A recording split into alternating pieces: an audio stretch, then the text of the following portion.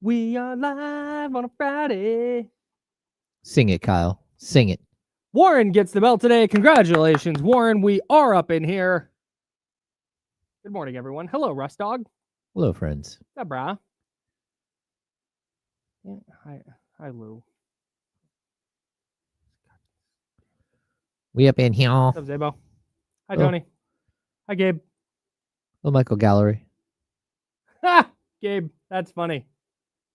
I hate you guys so much. Hi, David.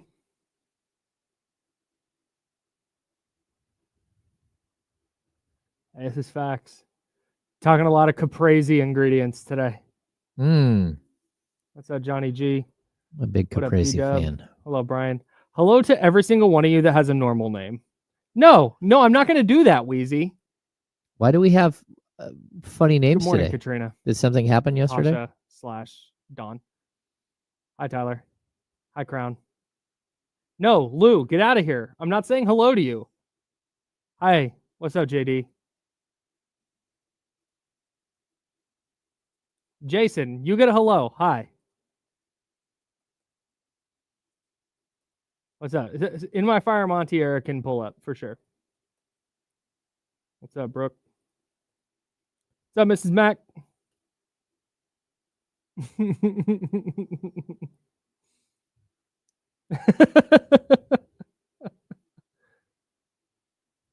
No, I will not. I don't even know what's happening here. Everybody subscribe to the Kings Beat podcast, wherever you get your podcast. Yeah, thanks for everybody. Thanks for showing up last night. Hi, John. We meandered for like a good 12 to 14 minutes before we actually got into Kings Talk last night. No better pods than that. What's up? Oh, here we go.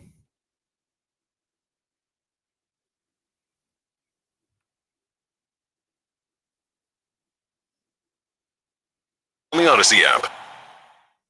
It's time now to go beyond the headlines, and for the next 2 hours, go where every sports fan wants to go. Behind the scenes and into the practice facilities, locker rooms, coaches' offices, and press boxes to get the info before anyone else. This is the ESPN 1320 Insiders. You're not going to make me do it, y'all. The Chatty House, the sophomore class, is trying to get us to say naughty things. Yeah, that's not happening. Not happening. Nope. We're too smart for you guys. He's James. I'm Kyle. We're the Insiders. It is Friday, February 28th, the last day of February. No Kings today, but there was a ton of hoop last night, and it was a ton of fun, and we will dive into that. Thank you, everybody listening on the radio, everybody on the free Odyssey app. Thank you. If you're listening to the James Ham and Kyle Madsen show, wherever you get your podcast, that's the podcast version of this show. Hello, and hope the future is going well. And everybody in the Chatty House, well, most people in the Chatty House at youtube.com/ESPN1320 and twitch.tv/ESPN1320. Appreciate y'all, most of y'all as well. I got off to the worst start that you can get to in a day. Today? My alarm went off at 5:15 a.m. Okay. It's Friday. My alarm went off at 5:15 a.m., which it normally does. It used to go off at 5, but I ended up pushing my out of bed, like feet on the floor time to 5:45 anyway, so I've just pushed back my alarms. Anyways, doesn't matter. And my first reaction was, oops, I forgot to turn my alarm off. It's Saturday. Oh, no. So I hit my alarm, and I get all cozy, and then I'm like, oh, wait. Is it Saturday? What did I do yesterday? Yesterday was Friday. And I tried talking myself into it being Saturday. In no world is it Saturday. And so I laid there for half an hour, begrudging the fact that it is not, in fact, Saturday, and I can't just go back to sleep. Luckily, I like my job very much, so it's not that hard to get out of bed and come to work. Plus, it's a coffee day. I picked up some Dutch Bros on the way in. That's always a fun little treat on a Friday. Okay. So it ended up being okay. Vibes are up, but man, worst way to start a Friday is thinking it's Saturday. I stopped knowing really what day of the week it was a couple of years ago. Like when you cover a basketball team, it doesn't matter what day of the week you think it is. It's either a day that you're going to a game, or today you're going to a practice or whatever. You just lose track of all days. Now, we clearly have a Monday through Friday job that we do here on the radio, but I just kind of know that I've got to get up, and there hasn't been 5 days in the week yet, so I got to keep going. And then sometimes I figure out what day of the week it is. Okay. Yeah. You don't just look at your phone? No.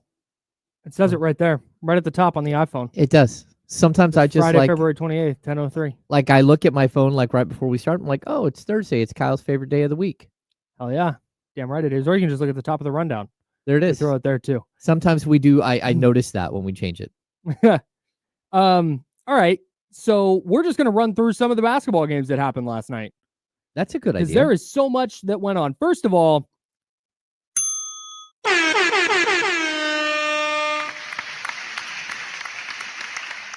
Steph Curry still got it, dog. 56 of Golden State's 121 points. He goes 16 of 25 from the field, 12 of 19 from three. His third career game with 12 made threes, which is just bonkers. I was going through this last night as he continued his flurry that dragged Golden State across the finish line against Orlando. They wanted to lose that game so bad. They did everything they could to lose that game, and Steph said, nope. That was crazy. He's one of those players that you just, when he's gone, we will miss him so much. Dude, 100%. When he is no longer playing, you're going to be like, oh, man. Because he just has these moments of just pure, like, greatness. Yes. And you just, it doesn't matter what team you're cheering for. You just sit back and go, I can't believe he just did that. I keep waiting for the last one. And I keep going, okay, well, all right, he had a huge game.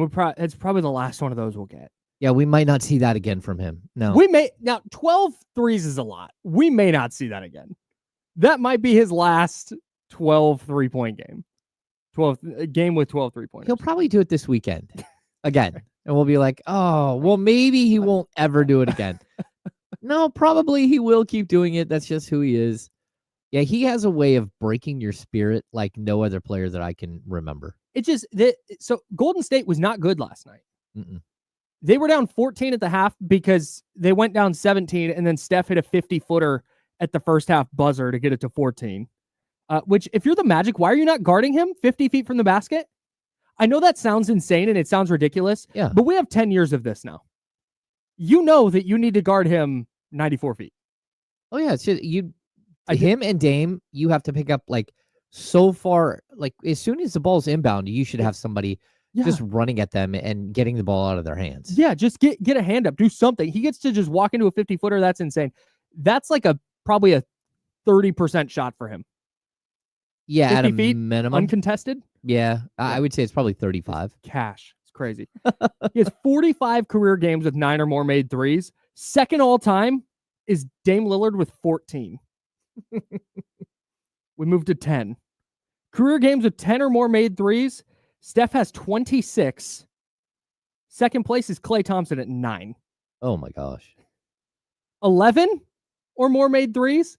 Steph has done that 14 times. Klay and Dame have each done it 4 times. Nobody else has done it more than twice.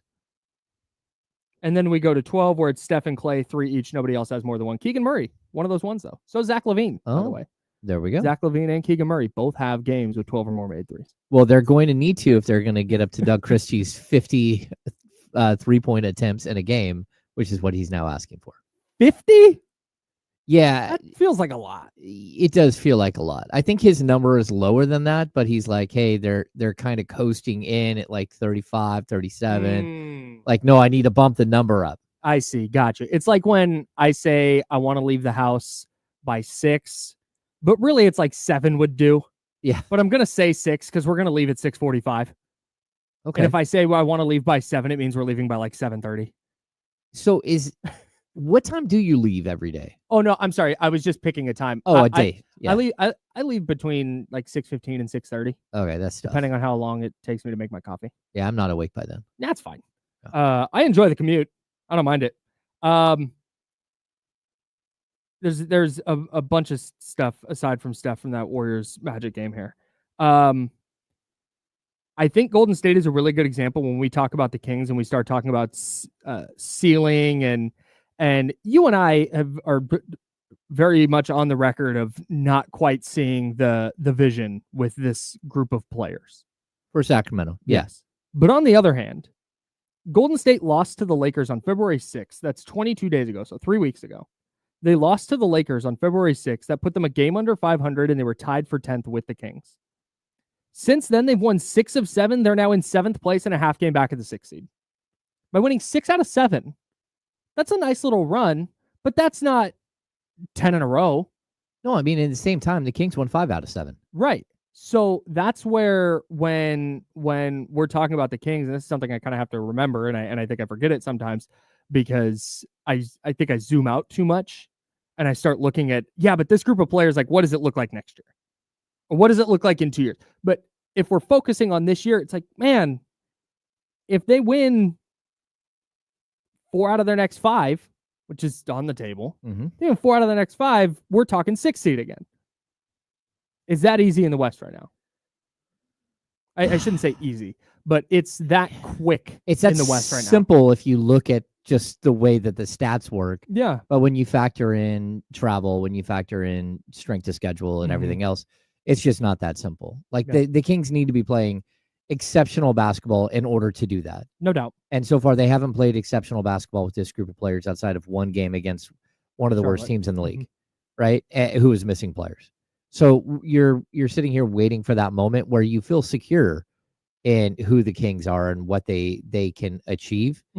Where I all of a sudden the Warriors have been able to do that, but again, like they're going to have to play teams. They're going to have to, for sure. Like, what do they look like against some of the upper echelon teams? And sometimes, like we've talked about this, I thought a couple of years ago that the Kings were going to fold in the second half of the season. I thought they might go 500 in the final 25 games. In the 22-23 year. Yeah. And instead they end up going like 20-4, 21 and 4, something like that. It was like something crazy after the break.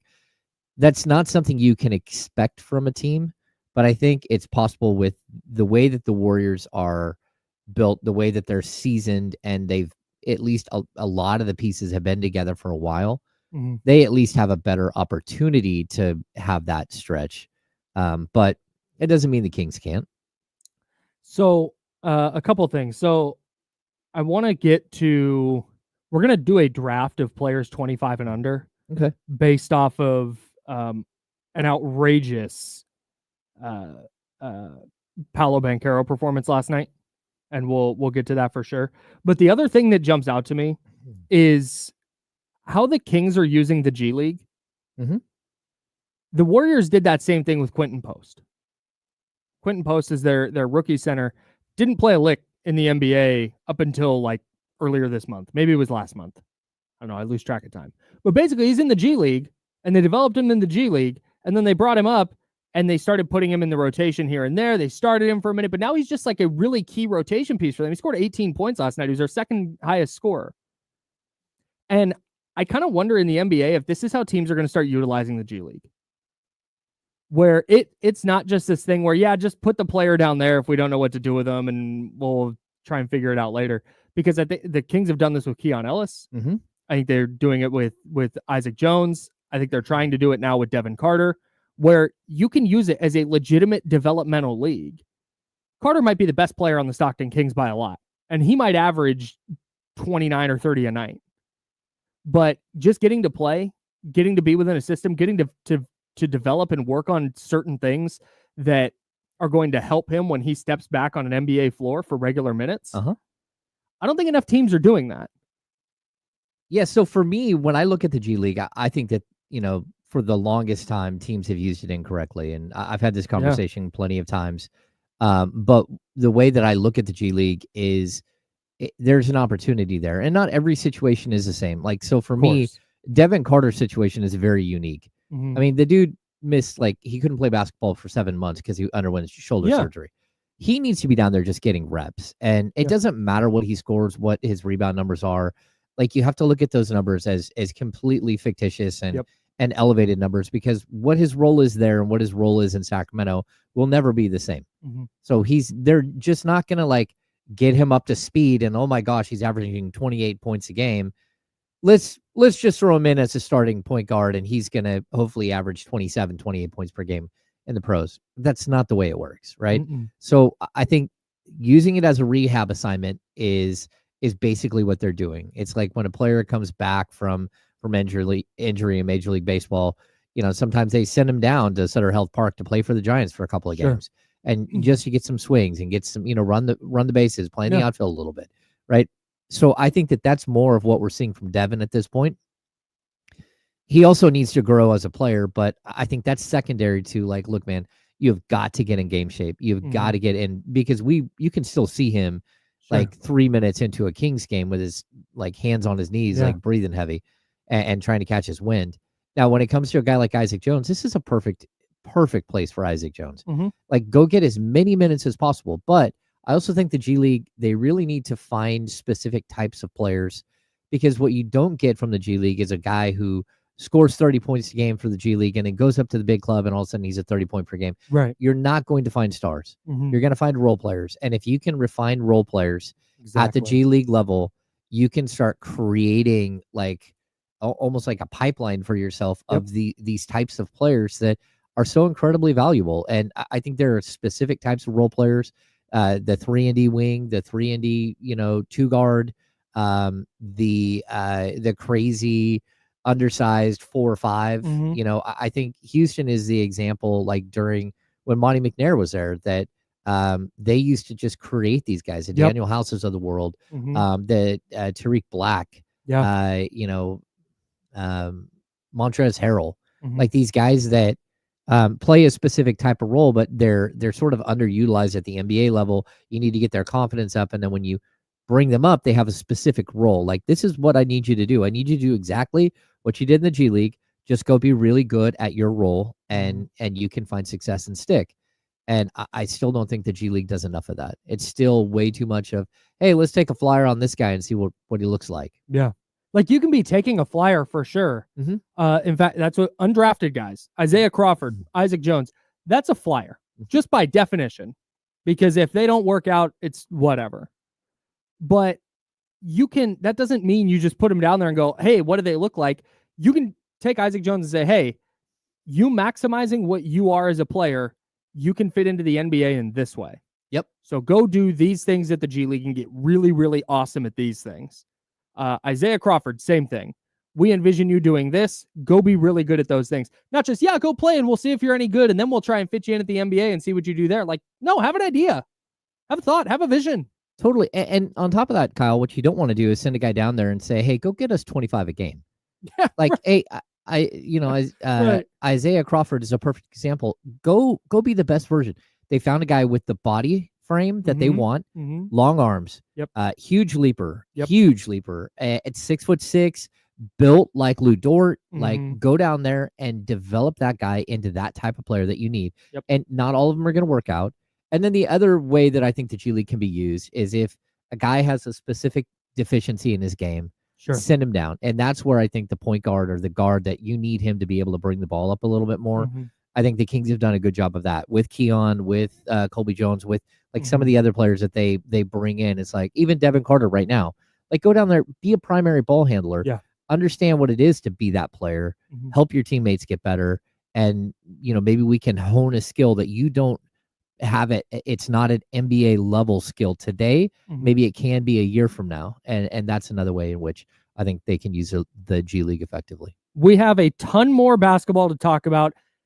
A's manager, Sacramento A's manager, we can't call him that while he's on here because that's like not what they want, but we're calling him the Sacramento A's manager, Mark Kotze. He's going to join us at 10:45. We'll find out what's happening down there in spring training. He's jumping on with us like an hour and 15 minutes before they play. So salute to Mark Kotze for squeezing us into his schedule. And then it sounds like the 49ers might be about to trade Deebo Samuel. We'll tell you the latest on that next. He's James Ham. I'm Kyle Madsen. We're the Insider, sponsored by Jiffy Lube. It's ESPN 1320, and that is Sacramento Sports Leader.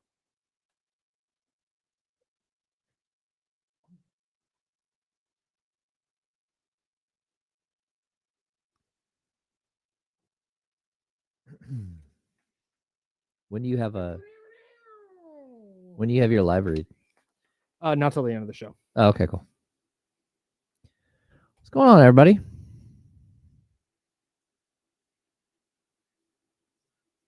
Hey, thanks, Spencer. We had a lively discussion last night on the King's Beat podcast. I'd say Sean and I disagreed on a couple of big points.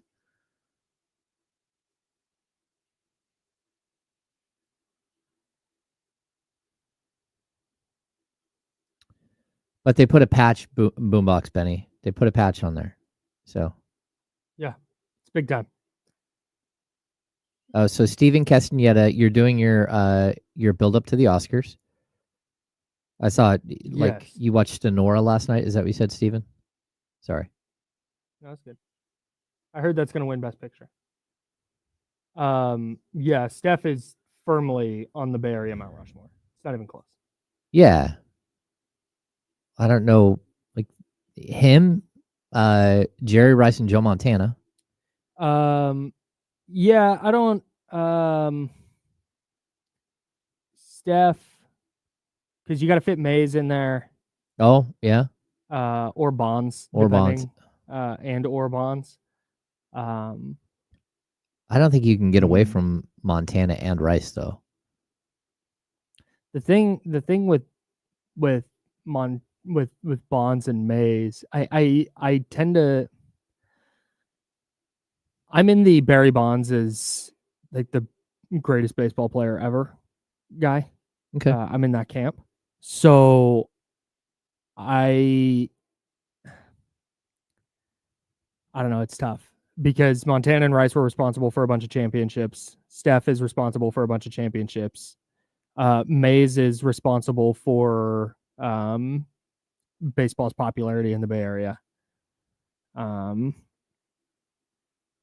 many years did Steph's on it though, for sure. Yeah.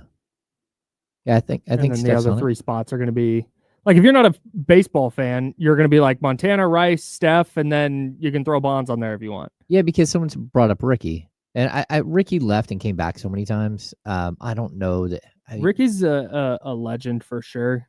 If he's on your personal one, I'm not gonna tell you you're wrong. Yeah. Yeah, I don't think a Raider makes it. Do you have to put Buster Posey in there?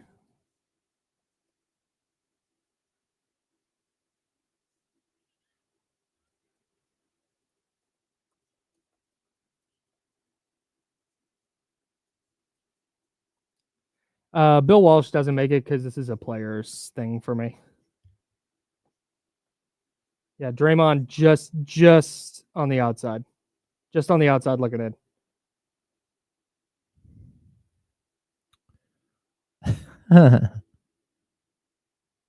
Yeah, there's no way Buster Posey's on the Mount Rushmore. He did, like Michael Gallery says, he won 3 titles. Yeah, but if you want to, I mean, there were other people on that team that won 3 titles, weren't there? Yeah, but Buster was that dude. Buster was the dude. Yeah.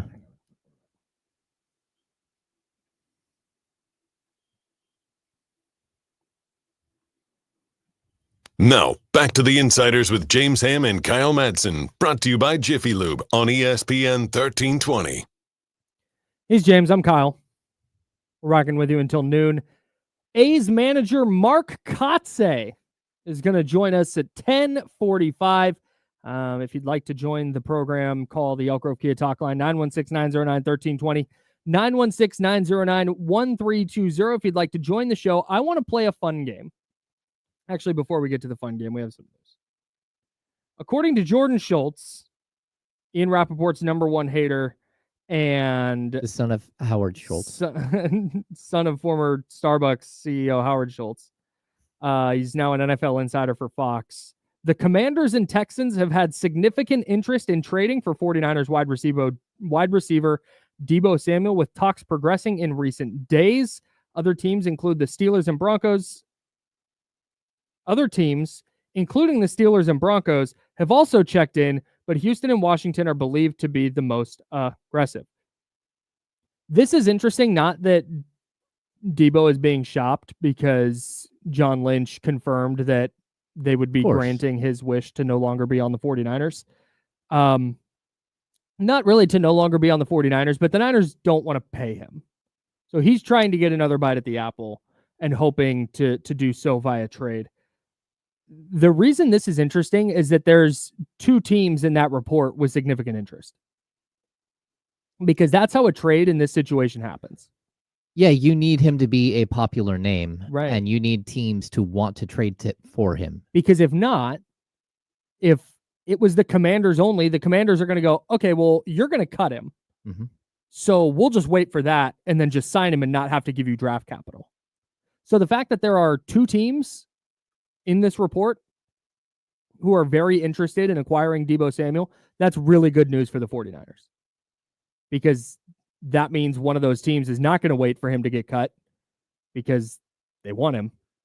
So they're going to give up draft capital to get him. Yeah, I mean, that's what you're hoping for. You're hoping that there's going to be some sort of draft capital that brings you something for him. We now have more breaking news. The Los Angeles Rams have reached an agreement with Matthew Stafford on a restructured deal that keeps him in Los Angeles. Oh, my. Yeah, that's per Adam Schefter. And actually, there might have been someone who beat him to that note, but yeah, that's a big deal as well.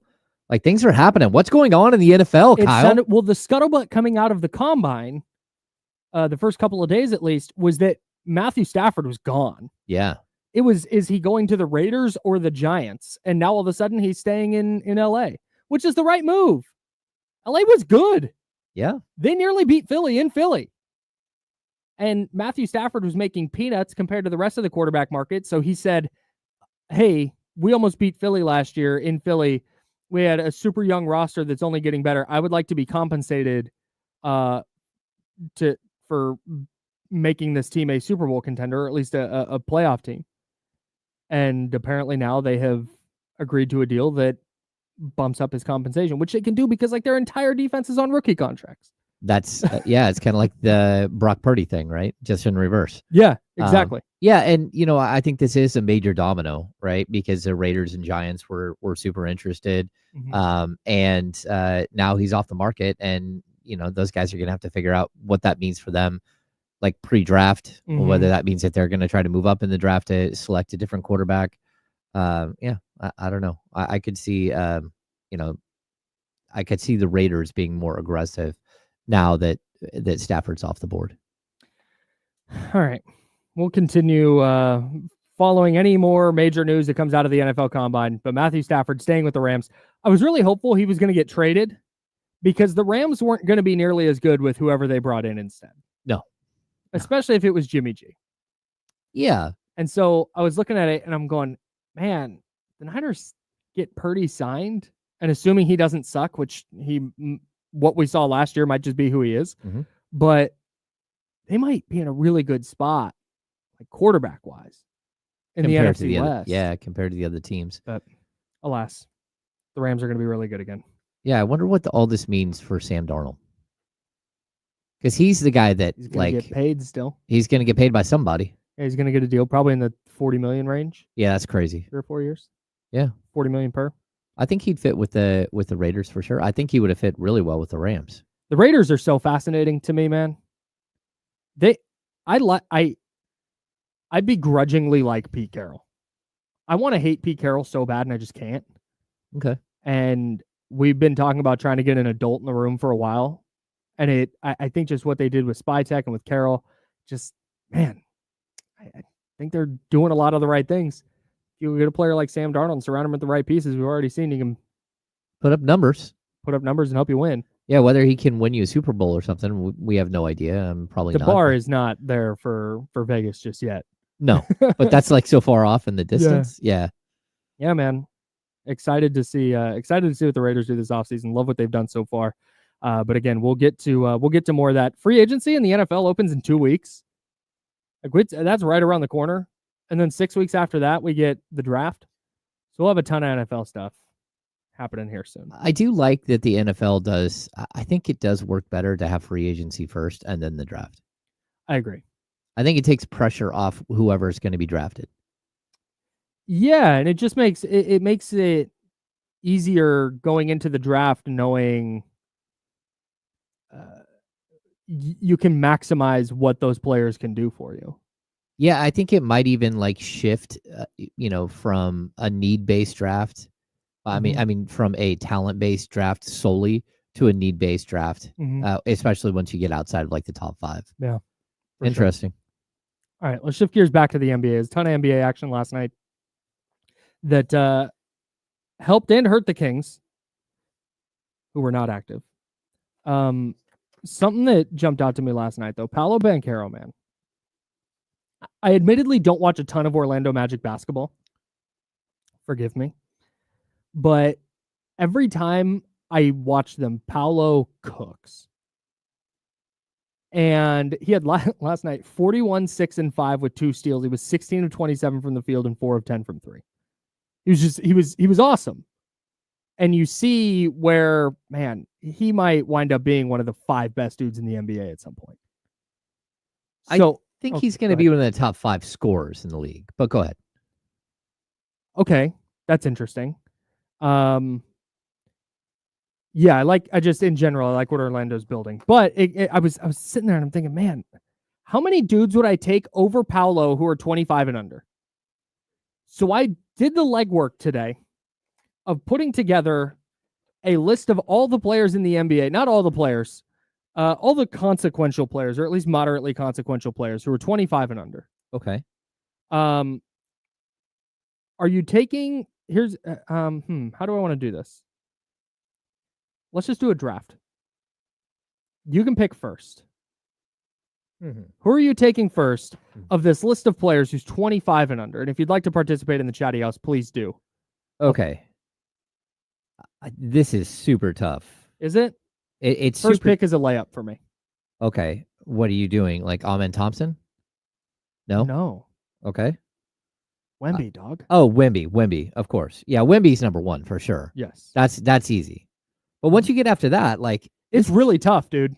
Yeah, because I mean, you can make here's okay, so it's my pick now. Okay. Here's all the players that you could I think make a case for. Just in the West, Chet Holmgren, I think you can make a case. Anthony Edwards, you can certainly make a case. In fact, he might wind up being my pick. Ja Morant is still 25, so he hits the threshold. Amen Thompson has looked incredible. Okay. Let's see who else is in here. Paolo Banchero in the East. Zion. Okay, if you want to throw Zion in there, that's fine. Scotty Barnes, face of the NBA. Yep. Tyrese Evan Maxey. Mobley. I love Tyrese Maxey. Tyrese Maxey. Yep. Cade Cunningham. Starting a team. Cade has looked outstanding for my Pistons this year. Yeah. It gets a lot more difficult when you remove Wemby out of the conversation. Yeah. So that's crazy. I don't know because I don't either. Yeah. If I'm building a team, it's Wemby for sure. 6 weeks ago, I wouldn't have even considered Amen Thompson. And now I feel like he needs to be the guy. It's because he's looked so freaking good over the last month and a half. Yeah, you're considering him to be like a player that could take one of those gigantic leaps. I think I might be going Paolo though. Okay. I think Ant-Man would probably be the best decision. But Paolo is probably like if you're just looking at pure upside. You're absolutely right. I'm going Anthony Edwards is my pick. You're absolutely right. Okay. If you're going Anthony Edwards, then I'm going Paolo. So Paolo's number 3 then, if we're doing it this way. Yep. Anthony Edwards and Victor Wembanyama are the 2 players that you would take over Paolo Banchero right now. Yes. 25 and under. Yes. Okay.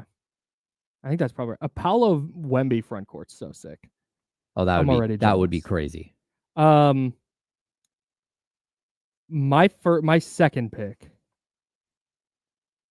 I need somebody who can take some of the playmaking onus off of Ant because Ant's not really a playmaker yet. Okay. I think I'm gonna go Cade. I think Cade's my second pick. Okay. I think Cade might be that guy. I would go in a world where the Pistons are finals contenders. Mm-hmm. Cade is an MVP candidate. Yeah, that's true. So that's the direction I'm going. At this pick, I would probably go with the third pick. I would go Amin Thompson. God, your team's so good. I'm already jealous. Yeah, I mean, like there are some very good options at this point, but But that's just such a good. it's that's the just- ceiling. Yeah. And, if you've already got guys that you know are going to be really good, then you can take a swing for a ceiling player. Yeah. Man. Do I want to just go with Sar Thompson and hope that he can just be Amin? So you've got Paolo, Wemby, and Amin Thompson. I've got Ant and Cade Cunningham. I think I'm going to go Chet 3. Okay. I'm a little worried about his injury history. Okay. It's not been great, but I think if you've got Chet running around, he doesn't need the ball a lot offensively. He's a stretch 5, and defensively, he is as good as anybody in the league not named Victor Wembanyama. So I'm going to go with Chet. Okay. My I would. third I mean, pick. that's a really good pick. Man, I'm trying to decide between two players, and I'm gonna go. You need a ball handler, dude. Yeah, I do. That's why I was thinking I'm gonna go Tyrese Maxey. That's the move.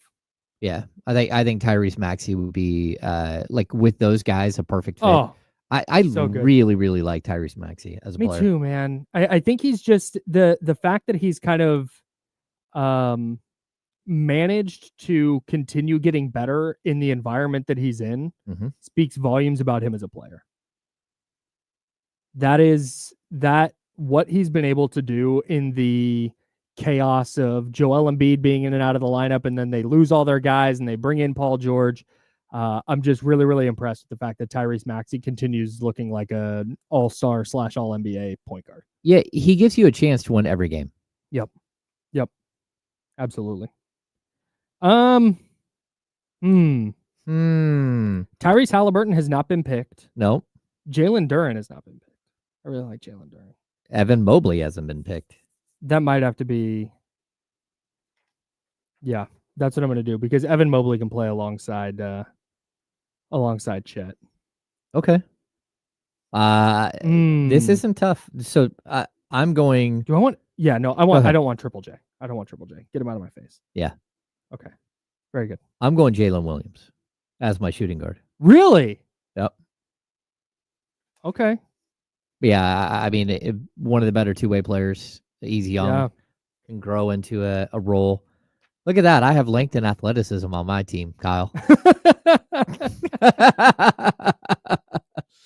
All right. So your backcourt is Jalen Williams and Tyrese Maxey with a front court of Paolo, Jalen Williams, and Wemby. No, I'm sorry. Paolo, Amin Thompson, and Wemby. And I've got Jalen Williams. Jalen Williams and Tyrese Maxey are your backcourt. Yep. Pretty good team.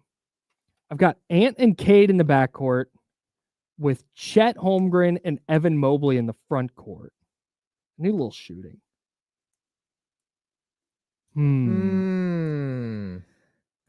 Man, this is tough. If I'm not even taking like the player I think is best now. I just need some shooting. Boy, not a lot of options here. Okay. I'm excited to see where you go here. So here's kind of what I'm thinking. I like Franz Wagner a lot. Franz Wagner is an outstanding player. At really good size, especially really good getting downhill. Not quite there as a shooter yet, but just a really effective NBA player. I'm looking at Brandon Miller. I really like Brandon Miller a lot. He's out for the year right now, but I like Brandon Miller quite a bit.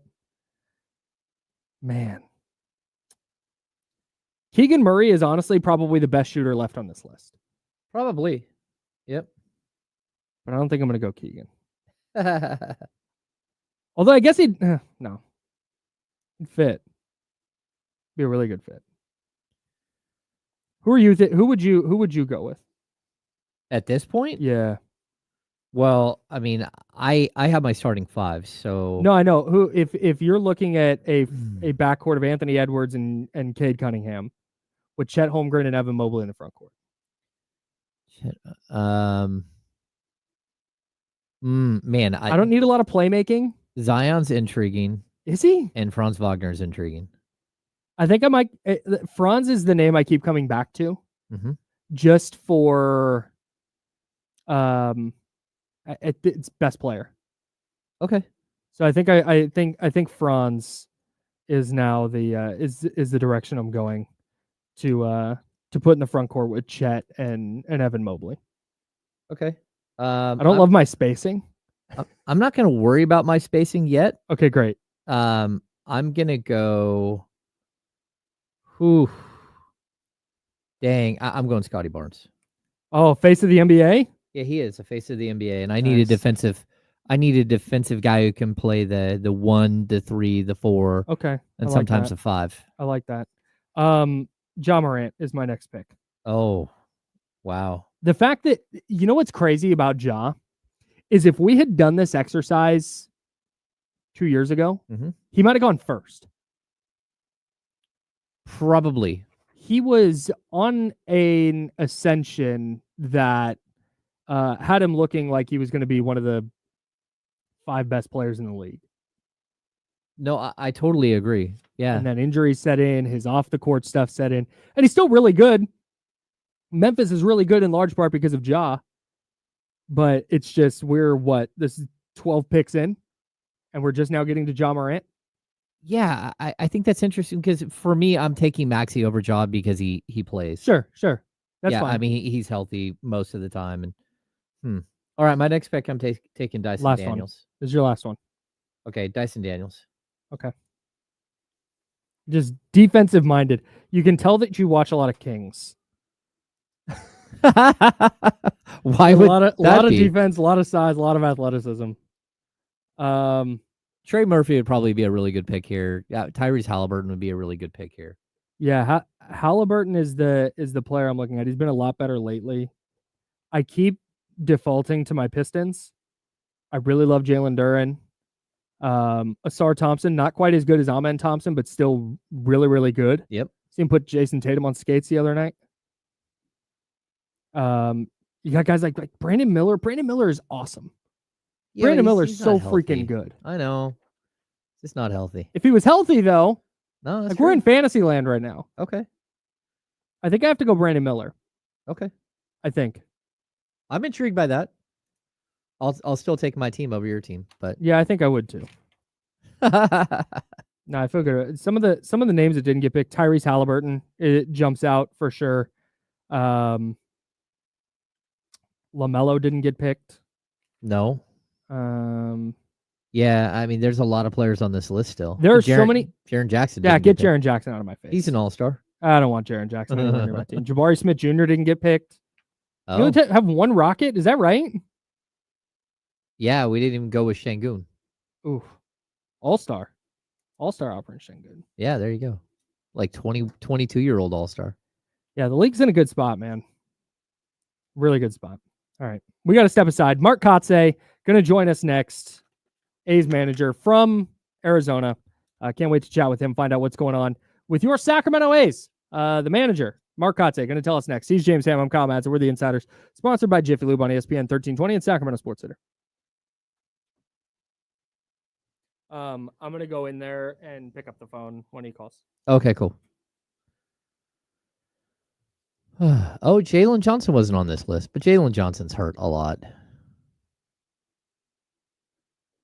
You guys don't like Scotty Barnes? Who?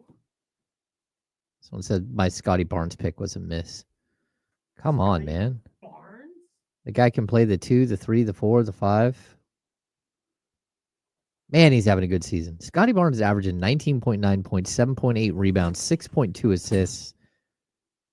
Not a good shooter, but he's also a defensive, he's a stud. Yeah. Let's see.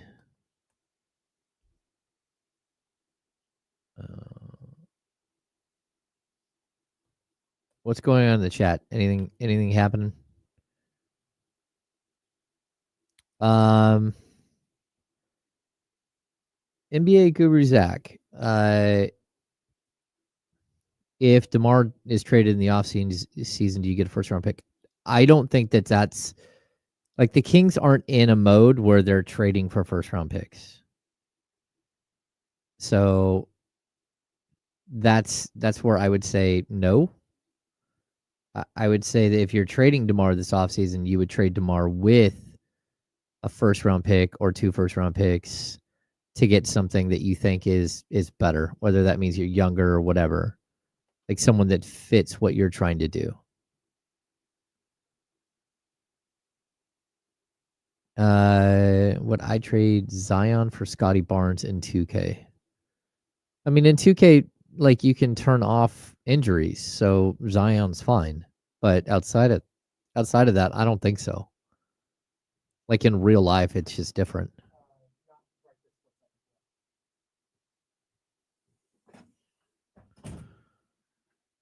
Why are people so obsessed with Jonathan Isaac? I mean, seriously. Thumbs down for me. I mean, I keep going to Jonathan Isaac's like basketball reference page to see if I'm missing something. But Can you do me a huge favor? Can you come do this here? And when this spot starts playing, can you give me a heads up? Like just direct digital. It's the last spot in the set. Okay. When that starts playing, I just need you to give me a 1 so I can come back in here. Oh, no, there it is. Perfect. You don't have to do this anymore. We're good. Go back. Yep. Okay, we're good. No, nothing. You know what panic though. Good. You're good. That's okay? Yeah. Okay. Thanks, dude.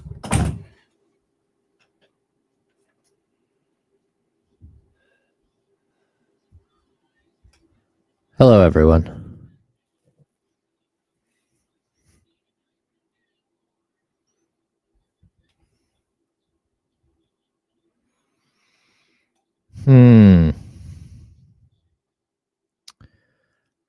Yeah, I just don't get the Jonathan Isaac love. Like, why are you trading for a dude who is averaging 16 minutes a game? Certainly not for DeMar.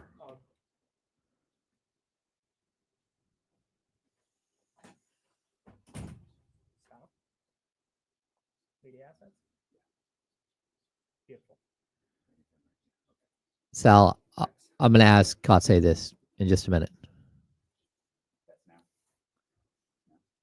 Yeah, it's right now.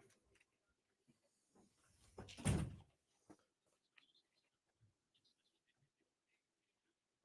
right, 1 minute. 1 minute. This is an interesting question. I think it really does depend on who's running the franchise. Like, that's kind of where I would be. Like, we have to know who's making these decisions. And like, what does Domas think? That's actually part of the equation as well.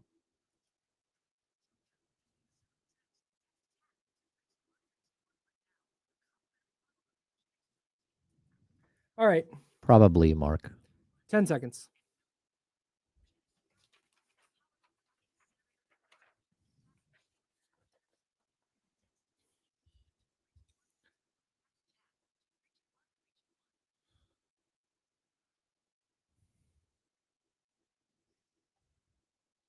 Now, back to the Insiders with James Ham and Kyle Madsen, brought to you by Jiffy Lube on ESPN 1320. And James Ham, Kyle Madsen, and manager of the Athletics, it's Mark Kotze joining us now from Arizona. Mark, thanks so much for hopping on, man. How you doing? I'm doing well. I'm actually just grabbing some lunch before our game. Just got off the field from pregame workout and, just hanging out with you guys now. Beautiful. What are we having for lunch?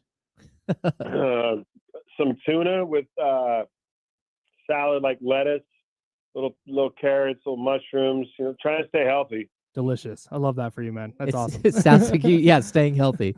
So you're down there in spring training. Congratulations on your extension. Going to keep you with the A's through at least the 2028 season.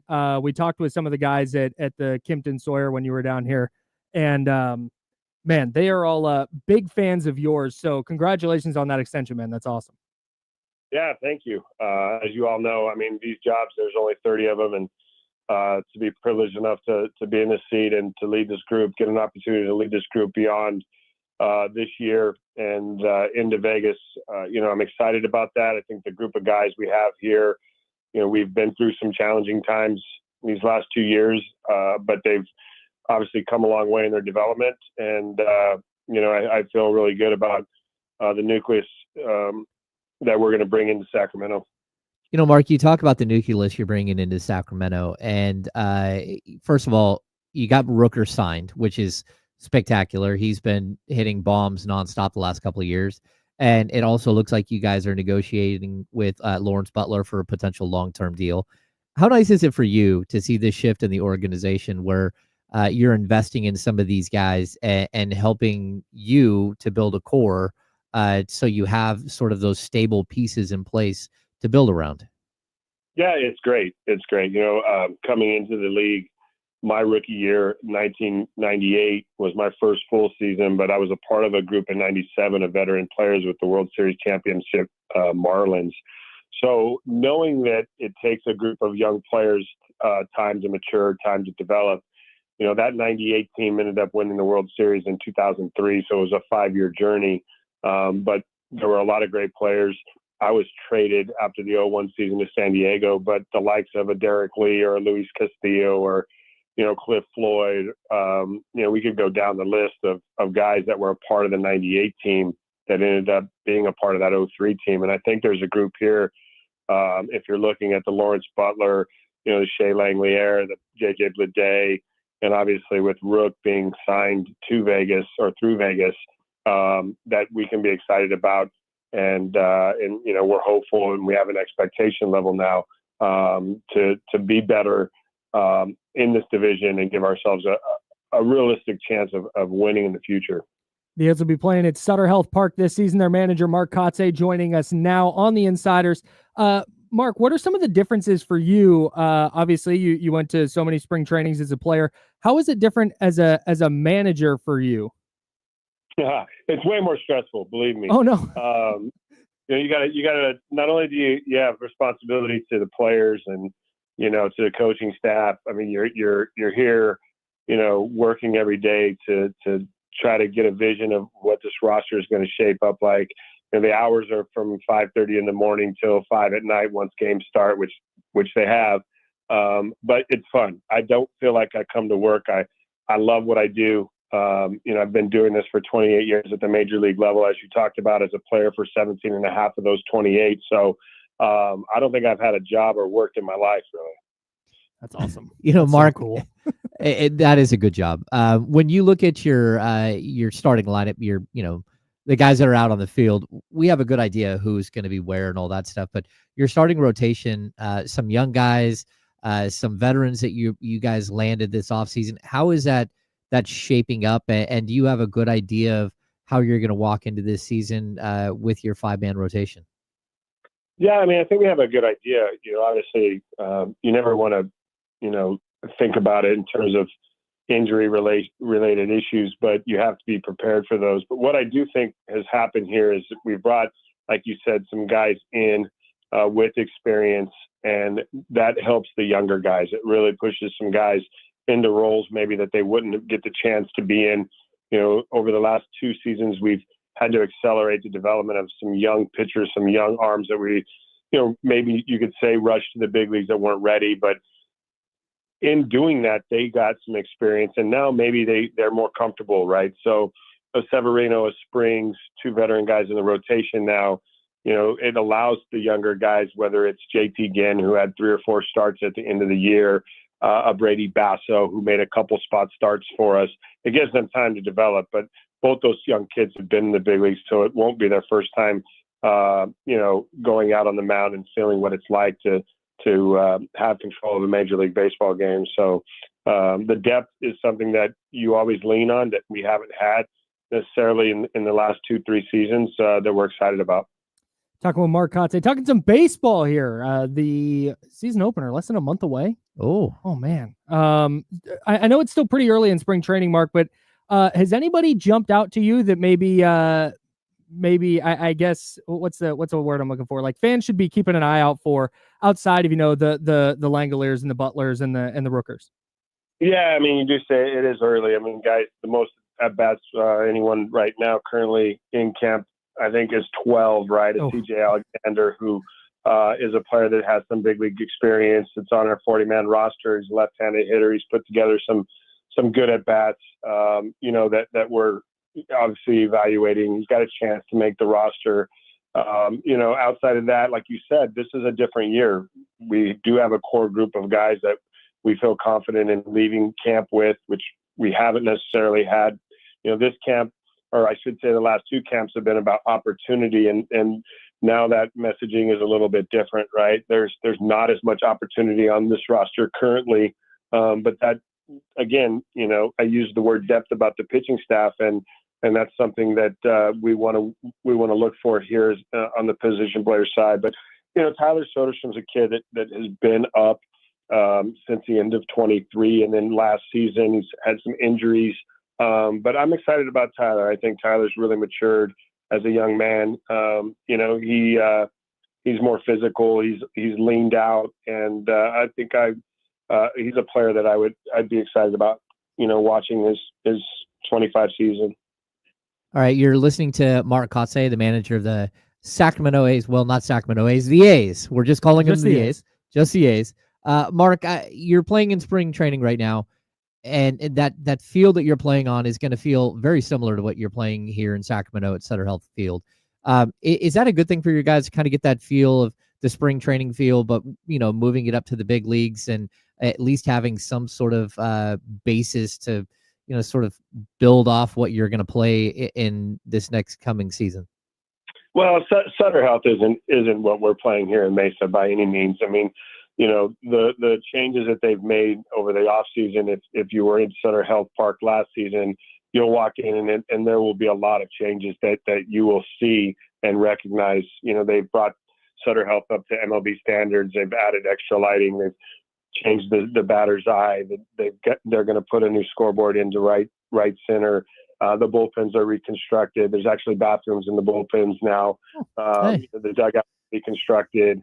The whole playing surface is brand new. They've dug it up down into the dirt, put new drainage. So, it'll be a different ballpark when you walk in. Now, the stands, the seating capacity, that will be the same. And so, there's 14,000, I think, available, opportunities to be in the ballpark, I guess, 14.5 maybe, which I know opening night sold out. And I think the season seats are sold out. And that's somewhere in the range of 7,000. So I think there's going to be a lot of energy. I love the excitement about the A's being in Sacramento, that Major League Baseball is coming to Sacramento. I think there's a lot of enthusiasm, a lot of energy and excitement about that. And, we are equally as excited to get there and to make this home for the next 3 seasons. Mark Kotze, manager of the Athletics. Mark, go get to that salad and enjoy the game today, all right? Thanks, guys. Thanks for having me. Appreciate you, man. Thanks, Mark. Mark Kotze, manager of the A's. I love that guy. I already told you my Mark Kotze story. No. I was going to, if we weren't up against it, I was going to relay this to him. But I'll tell you my Mark Kotze story next, because we've got to step aside right now, and then we'll dive back into some of the games that helped the Kings, some of the games that hurt the Kings last night, and what we're going to be watching for tonight. Well, the Kings are off once again. They don't play again until Saturday in Houston. He's James Ham. I'm Kyle Madsen. Second hour of the Insiders coming up next, sponsored by Jiffy Lube on ESPN 1320. It's Sacramento Sports Leader. Clear. My bad. It said Sacramento A's. I did not do that on purpose. What's going on, everybody? We're going to work on having A's players as much as possible this season. A's representation. They'll still be here in Sacramento.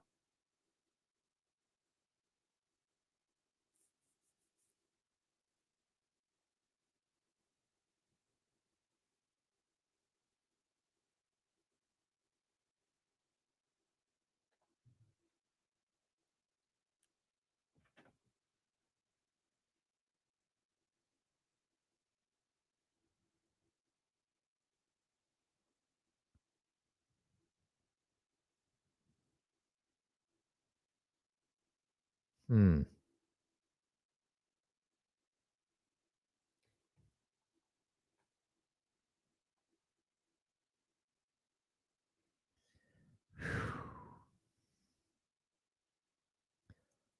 Hey, Will. What's going on? I'm not sure you're buying low on Jonathan Isaac, though. Yeah, he makes like $18 million a year. Yeah, I don't think he's just available. Yeah. Well, I mean, he actually makes, I believe it's, does he really make $25 million this year? Ooh. Yikes. He makes $25 million this year, but then he's under contract at 15, 14.5, 14.5, and 15 over the next 4 years. And we're talking about a player who has been in the league since the 2017 draft, right? He's the pick after De'Aaron Fox. He's played a total of 256 games. 256.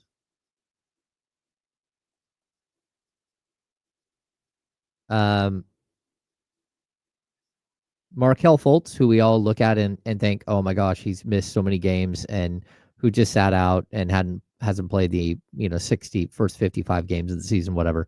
He's at 237. De'Aaron Fox, the player taken before. Hey, we're coming back. Sorry.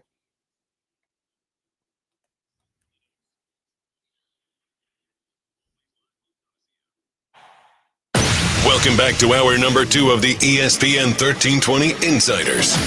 Get ready for the most up-to-date sports news and talk with the ESPN 1320 Insiders. Hour number 2. That's James Ham. I'm Kyle Madsen. We're rocking with you until noon. Then we'll hand it off to D-Lo and KC.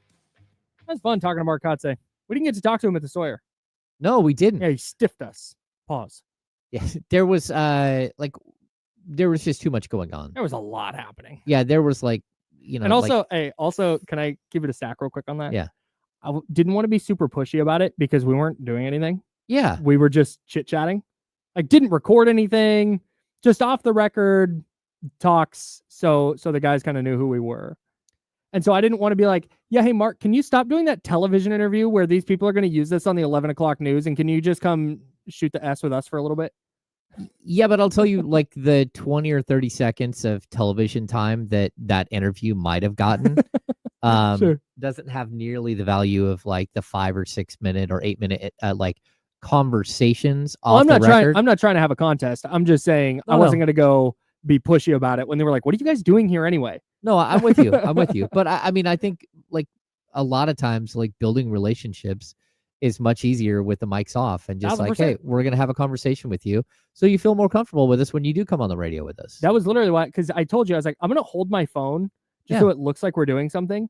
And then as soon as we started talking, Lawrence Butler was just looking at my phone. Oh, no, just and so I went, okay, we're done. We don't need this. Yeah, we don't need it.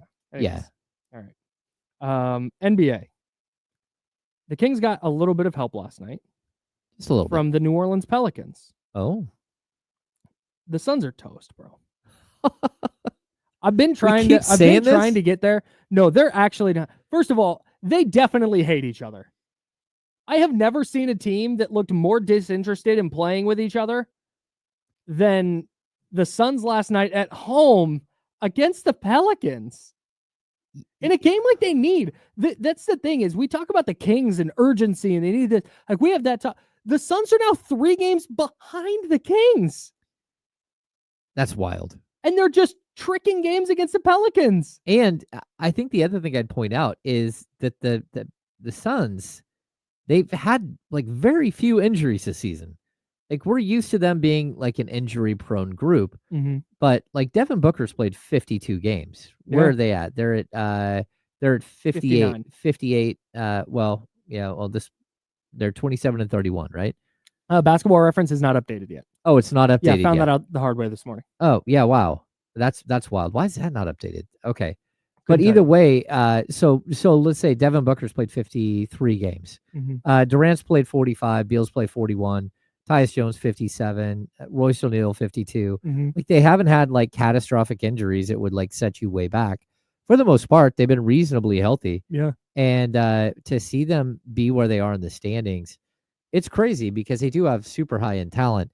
And the Bradley Beal situation, first of all, he has a no trade clause, Mhm. so they can't trade him without his approval. And it sounds like he's not given approval to get traded to multiple spots already. And like he's just not popular there. So everyone hates him, and he's like, "No, I'll stay." He's not popular at all. Like, but he's like, hey, I'd rather be here because I can go golf. The weather's better. Yeah. I don't want to go. Like, all right, man.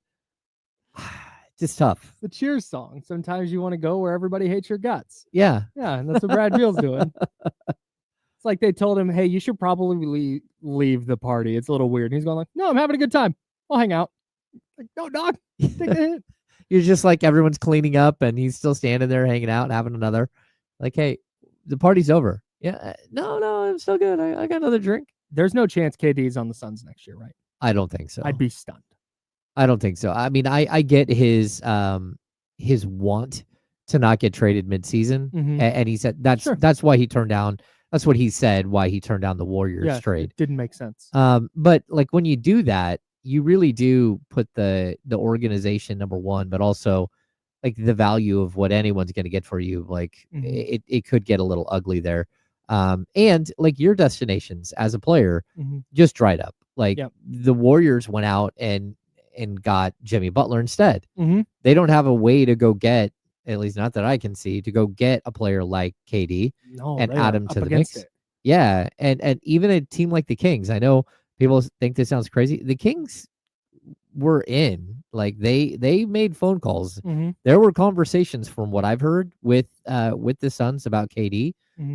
They went out and got Zach LaVine. Like there's but that's the problem though. Like unless you're going to trade Zach LaVine to Phoenix like this summer, I don't know that you're going to have some sort of option to go get a KD, and that certainly wouldn't save any money, like not a lot of money for Phoenix. So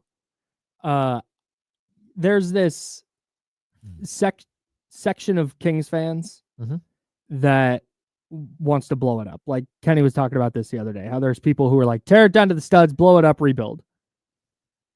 I think the Suns are where those people think the Kings are.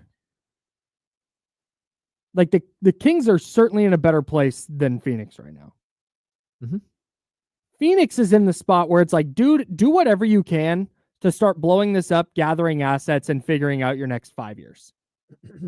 Or at least what path you're going to take for the next 5 years, because this isn't it. I don't think the Kings today, right now on February 28th, are at that point. Because we're still talking about like, man, you win 6 out of 7, you could be in the 6th seed. Yeah. I think the problem is it doesn't matter what fans want when it comes to the Kings. They're not going to do it. Like, so I tried to live in a world of reality when it comes to this stuff, right? Okay. Like, and I know a lot of fans are like, hey, what can you get for this player? What can you get for this player? I would trade everybody, all that stuff, right? That's not the world in which I live in, because I know that the Kings don't want to take that step back. They want to climb and not go all the way back to the beginning again. And it's partially because they've jacked ticket prices so high that they can't go back. Like if you're gonna be a 20-win team, that number one would be very difficult because of the contracts you already have. But also you can't charge those same prices. You'll have 7,000, 8,000 fans in the building. I've been through those days with the Sacramento Kings. Nobody there. Yeah, so that's going to be really, really difficult. When it comes to Phoenix, like not only are they up against a cap and like are they not winning and all this stuff, they also gave up all of their draft capital to go do this. That's it. They have nothing. Yes, it's very difficult to see a light at the end of the tunnel, and that's why you might be able to get Kevin Durant for, it's probably still going to cost you 3 first-round picks or 2 first-round picks.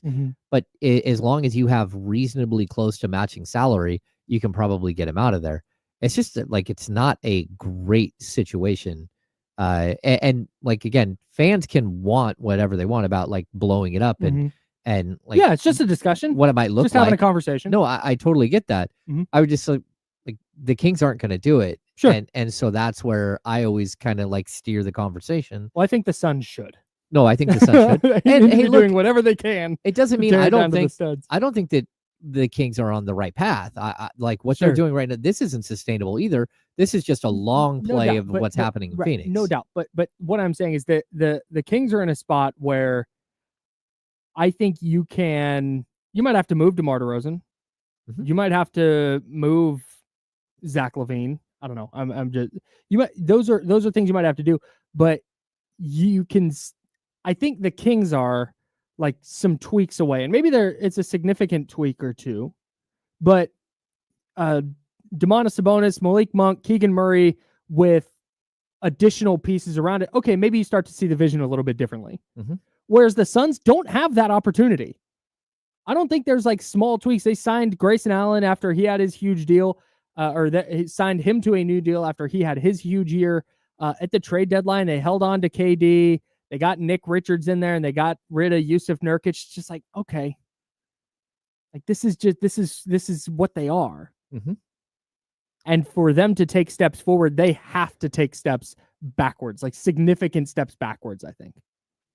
Whereas I think for the Kings to go forward, I don't think they have to first take those significant steps backwards.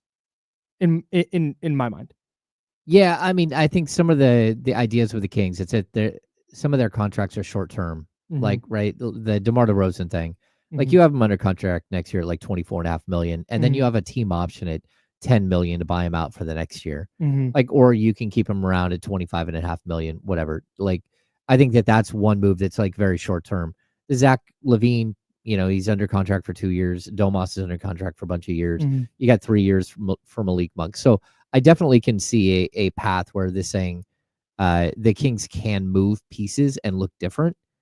But I also know that like there comes a point where you kind of cap who you can be. Mhm. And the Kings have got really close to that with this group of players, this specific Sure. group. And you took a step back, maybe not in talent, but certainly in age Mhm. when you did the De'Aaron Fox for Zach LaVine swap. Mhm. And so like, yeah, it's not gonna be easy to get to rebuild this thing like on the fly to be a winner, but I would rather probably be in the Kings situation with, again, we get to July 1st, the Kings will have 9 first-round picks to deal with, Mhm. including multiples in 27 and 31, which give them the ability to trade not only multiple years, but like back-to-back years because you have extra picks. So like they could go out and make a move that would be substantial. Maybe it's not, Kevin Durant, Sure. but there's a possibility that you can get younger, you can get better out of position, just because some other team might be looking at like expiring contracts or things that you have on your books. Well, if Zach LaVine goes and is healthy this year and continues cooking and has this great year, maybe there's value for him in the offseason. I don't know if the Kings would want to give him up, but yeah. Anyways, I'd way rather be where the Kings are than where the Suns are. That was the point. Charlotte couldn't hang on to beat Dallas. Kings needed Dallas to lose last night. The Mavericks win 103-96. Really tight game down the stretch, but eventually Dallas pulled away. Damian the other day made the case on his show that Kyrie Irving is the most underrated player in the NBA. And when I heard this, my initial knee-jerk reaction was a scoff, and I'm like, no chance. Everybody loves Kyrie. Mhm. But to his point, I don't think if we're listing the best players in the NBA, I think wherever Kyrie would go off the board in that just list, I think it's probably too low. And you saw it again last night, 25 points, 9 boards, just kind of dragged them across the finish line against Charlotte. And they won largely because of Kyrie. And I have a belief that the Mavericks can stay in the play-in largely because of Kyrie. Yeah, I mean, I think there's also because the Suns are the Suns. That's gonna help. That's gonna help Dallas. That's a good point. But the play-in chase for Dallas, I think Dallas is the easiest mark for the Kings to not be the 10th seed. Clearly, I mean, I think they can jump that team. I think there's possibility for Minnesota. There's possibility for the Clippers. There's possibility that the Warriors just come back down to earth. No doubt, right? But I don't know that I fully agree with Kyrie being the most underrated player. Yeah, it's always subjective, right? It is. There's not. It totally depends. There's somebody out there who thinks Kyrie Irving's the best player in the sport, in which case Kyrie Irving to that person, or in that person, in their estimate, Kyrie Irving's overrated. But I think I know for me personally, I just don't consider Kyrie when I think of like best guards in the sport. No. And I look at Dallas and I'm like, yeah, they're just kind of in shambles. But it might not matter because Kyrie is awesome. So I Yeah. get the point. I hate the take way less now than when I first heard it. I don't even know who I would pick as the most underrated player. I But was part of the I don't- discussion later in that day, Sure. and I know it sounds really weird, but I still believe that Nikola Jokic is probably one of the most underrated players. I don't care about the MVPs. The unanimous best player in the league? I would just say this: like he might be unanimous best player in the league with like people that are like covering the sport and stuff, but I don't think like league wide fan wise he's considered that. And I also this was a point that I made with these guys. Like, where do you put him in the hierarchy of all time greats in the NBA? You probably like right off the top of your head, you're not even thinking top 50. Really? Oh, Well, I think a lot of people. you're probably right. I went top 20 in my brain, but I believe you're probably right. Okay, but what if I told you like statistically, and the fact that he's got 3 MVPs probably puts him more like top 15, maybe even top 10. He might, if they win a title this year, he might be top 10. Yeah, I think he is as well, but the problem is like he's never getting the notoriety that because a lot of people, oh, he just doesn't love the sport. It's like he doesn't love the sport. Well, whatever he doesn't love about the sport, he's going out there and dominating it in a way Clearly that loves the sport. that no one has dominated since like Very clearly loves basketball. yes, I totally agree. Like I don't get why people think, oh, just he has other interests Sure. outside of the sport of basketball, but that doesn't mean he doesn't love the sport. Do you find yourself pulling for the Mavs at all? Like, or are you rooting against them? Or do you not care?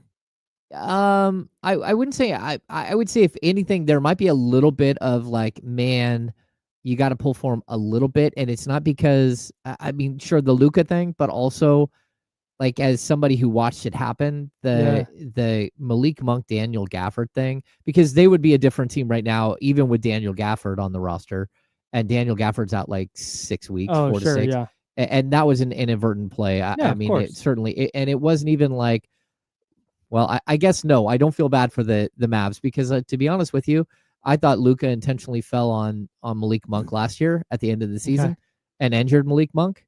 Okay. And so maybe you don't feel bad for him, but at the same time, that's a team that, you know, one of your players inadvertently hurt somebody else. And I haven't decided if I am trying.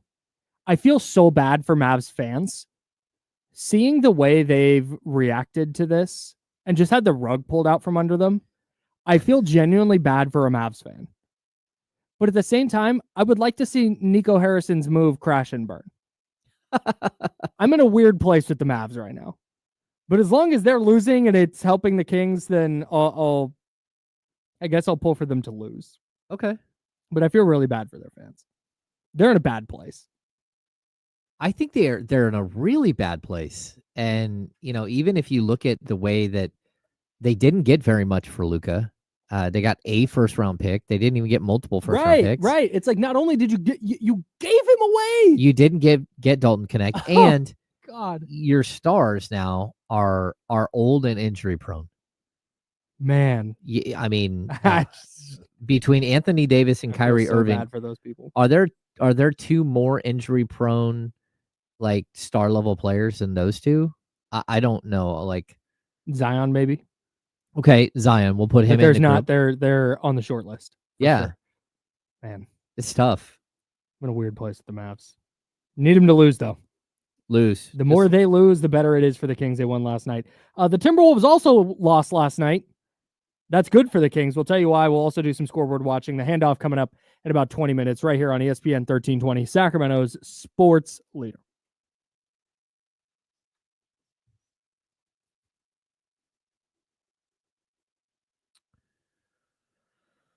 Let me see. Kyrie's 32. Oh yeah, and their other star is Clay, Oh, who just turned 35. Kyrie's almost 33, and Anthony Davis he'll be 32 in like a week and a half. I know it's funny. I saw Tyrese Halliburton just mention this online. But Tyrese Halliburton is a leap year baby.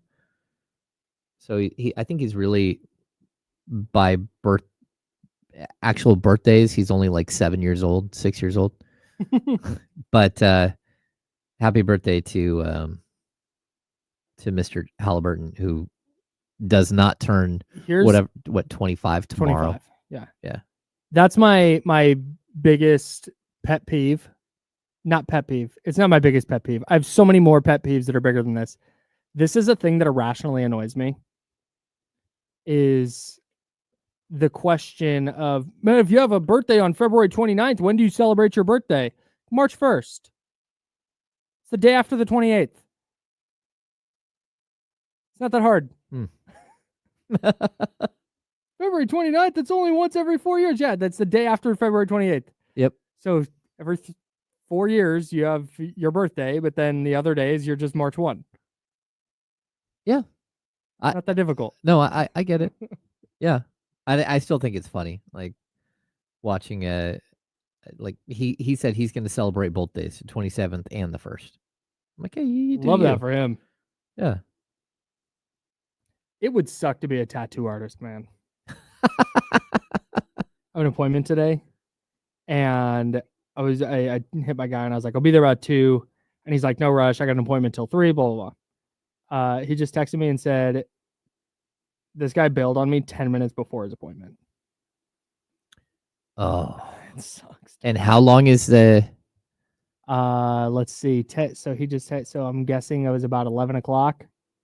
So that's 4 hours. It was a 4-hour appointment? Yeah. Oh, that's a lot of money down the drain. Yes. And there's just nothing you can do about it. Well, yeah, you have can no tell the guy recourse. that you're not... Well, you can take a deposit. Yeah, but... No, that's tough. And I wouldn't have the guy back. Yeah. Yeah. But then it's like, that's a client out the door. Yeah. Not something I would want to have to deal with. No. I'm also a terrible artist. I am a horrible artist. People who are good at art just blow my mind. Any kind of art, music, drawing, painting. The way artists view the world is just magnificent to me. Yeah, but you have your own art that you do. You write, you sure, go on the radio. Sure. And there's, yeah. I'm sure there's people who paint who see the way I put together an article or whatever, and they're like, wow, I could never. Like, sure, that's, but the ability to, like, when I tell him, this is my idea, just to envision that idea. Yeah. Is, man. I struggle to do anything artistic. Here we go. Like,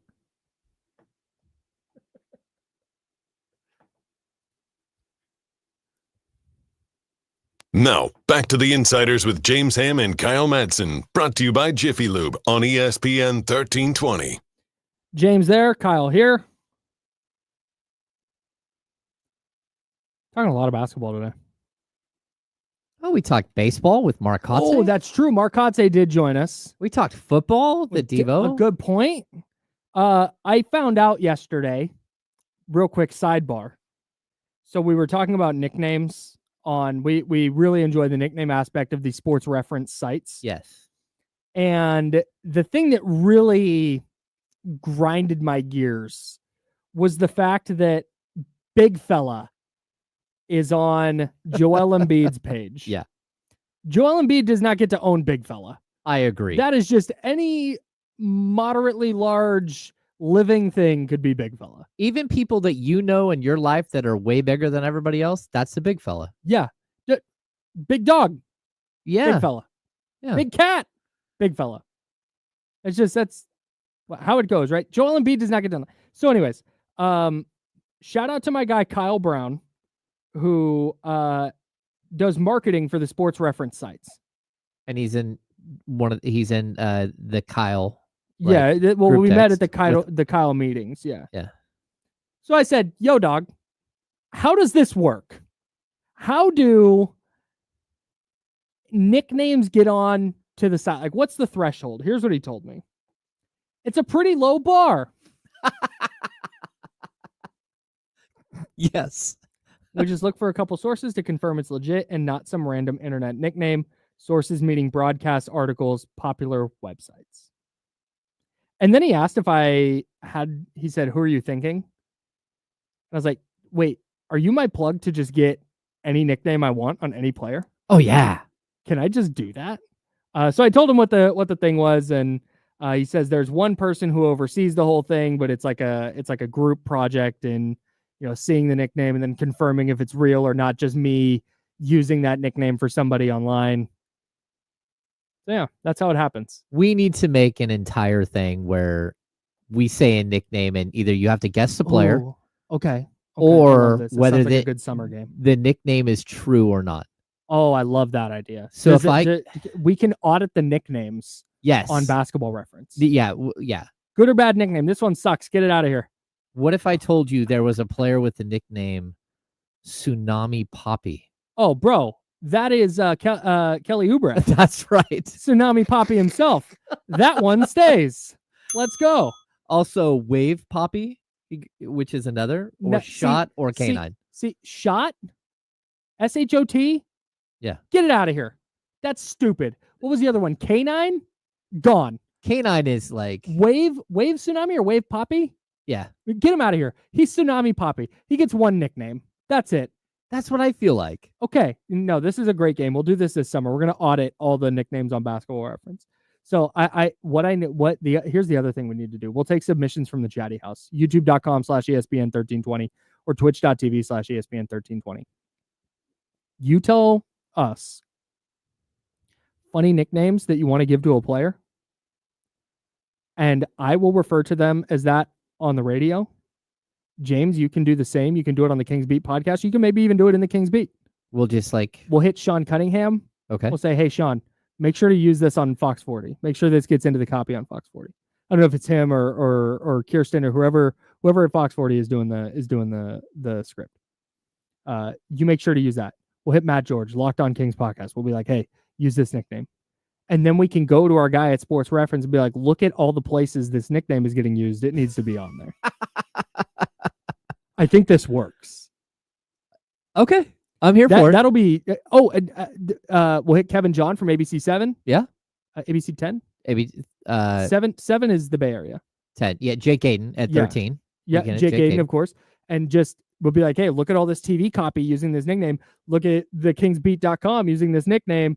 Look at the insiders look at D-Lo and KC. We will create nicknames for Basketball Reference. We'll hit Mark Jones. Oh, see, yeah. Mark, we need to use this nickname. That will legitimize. All right. I love this. I'm like, have you ever come up with a nickname for a player? Like Brian from NBC who came up with the Splash Brothers. No, I haven't, unfortunately. Okay. I'm really jealous of Brian Witt for getting to just claim that. For just he does. Like, I think he's got it tattooed somewhere. Like, I would too. The creator of Splash Brothers. Like, I'm jealous. I want part of me wants to be like, that's so dumb that he. But I would have Splash Brothers tattooed across my chest if I came up with that. Like, facts. That's just the thing that they're called, and you came up with it? I know. That's amazing. That's really cool. I've never, the Stifle Tower, like Rudy Gobert. An incredible nickname, by the way. But I also, I like the Gobstopper. That's what I call him. The Gobstopper. Gobert, defensive stopper, Gobstopper. Are you kidding me? That's perfect. Okay. We'll start using that. And then we'll hit Sports Reference. Whenever the Kings play the Wolves again, we'll make sure that it gets used. That's funny. Then we'll hit Basketball Reference. That's James. I'm Kyle. Jiffy Lube's the sponsor. We're the insiders right here on ESPN 1320, Sacramento Sports Leader. The Lakers beat the Timberwolves last night. We had some fun with Kenny about this. But the Kings needed the Lakers to win because Minnesota is now just a half game up on the Kings. They are a full game. They're full game up. Well, Basketball Reference hasn't updated, so I don't know. The Kings are a game back of Minnesota for 8th, a game back of Dallas for 9th. They're 1.5 back of Golden State for 7, and they're 2 back of the Clippers for 6. Okay, but they're tied in the loss column with Minnesota and Dallas. Yes. and only a That is game correct. behind Golden State in the loss column and 2 games Mhm. behind the Clippers in the Yes. loss column. Bunch of stuff from this game. One, Anthony Edwards got ejected. He got 2 technicals. He now has 16. He's out tonight against Utah. So Minnesota is playing on a back-to-back on the road, and they won't have Anthony Edwards in Utah. If I And were the Kings need Utah to win. They need Utah to beat the Wolves. your underdog lineup, you should probably do McDaniels. Jaden McDaniels? Yeah, anytime that Ant-Man is out, he's one of those dudes that, like, anytime the main scorers are Mhm. out in Minnesota, it's Okay. like he just goes off. You're like, hey, look at that. Okay. I good didn't to know you could do that. It's like 11 points per game to 25. You're like, huh. I have to build a lineup later. Yeah. So I'm very much going to do that. No, man, look, so unless Ant gets one of those texts rescinded, he's going to be out tonight. Threw the ball into the stands as he was leaving the court. Yeah, he's not getting anything rescinded. No. He had directed profanity at an official after he thought he got fouled. He was sitting on the ground, said something, got a tee. The second tee, he's tossed. Threw the ball into the stands. They're going to make sure he doesn't play tonight. Yeah. I mean, the LaMelo tech in Sacramento, to me, was one of the most disrespectful things I've ever seen. Yeah, it was crazy. Yeah, I mean, That was crazy. like walked all the way to the only male official on the court that was 50 feet away and tried to explain to him what happened while holding the ball, then finally gave it back. He didn't get a tech for that, which he should have got a tech and not just delay of game. Then they go down, he fouls somebody else, and he just looks over at the female official and just said like 3 magic words, and boom, tech. Yeah, there's like, so. I think like the last 2-minute report, they should tell us the words that were said. I guess that's. I want to really get down to the nitty gritty of making sure I dislike the right people. I think as the pool reporter, I could have at least asked for like, hey, what exactly happened there with LaMelo? Why the tech? So there was a pool report last night in LA, and they just said that he got a tech for directing profanity toward a game official. And I'm guessing that's the answer you would have gotten to. Yeah, that's all you get. Yeah. Like, they're not going to tell you the words. What profanity specifically? Yeah. So Ant not playing tonight. That's big for the Kings. They need Minnesota to lose. I think the Lakers are cooking with gas, dude. Their defense continues to look awesome. They have 2 of the best, maybe the 2 best wing passers in the sport, just being super creative and awesome. They're throwing out outlet passes to each other that are 84 feet. Yeah, they are figuring it out. And if the Lakers are healthy, they're going to be a damn problem, dude. I agree with you if they're healthy, but that's a big if. And I don't know if they're going to be a problem as in they're going to find a way to, to pass Memphis or Denver, although they're right there. Like, they're not going to catch OKC. No, but you get them into a playoff series. I'm not going to. There was a take that they might have gotten worse by losing Anthony Davis. Defensively, yeah, for sure. I could see that. But no doubt. And maybe this comes back to bite them in a 7-game series. Maybe they get into a 7-game series in the 4-5 and they're playing I don't even know who's the 5 right now. Houston. So maybe they play Houston in the first round and Houston just eventually dissects them over 7 games and their defense looks terrible. Maybe that happens. But this idea that LA got significantly worse in some way, like, oh, this is a move for the future. They're worse this year, but man, they're set up now. Like, no, man, I don't think they're worse this year. They are sick offensively, and Luka's not even playing particularly well yet. And defensively, since over the last 10 games, I think they have the 2nd highest defensive rating in the sport. They've been incredible. Yeah, it's really crazy that they've been able to get better defensively. And it's kind of like every man like stepping up and like, hey, we now have a weakness. We need to help him disguise it. Right? Yeah. And I still think you're going to get in trouble in a series. But sure. I think the NBA, the last thing they want to see is LA as a 4 seed. I would, if they can get them to the 3 or the 2 or the 3, they'd much prefer that, because I don't think in the second round you want to see OKC versus the Lakers. You want to see that later.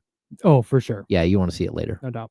The other thing that really stuck out to me last night, and this has stuck out all year, but just the more this season goes on, I kept kind of waiting for Minnesota to start gelling.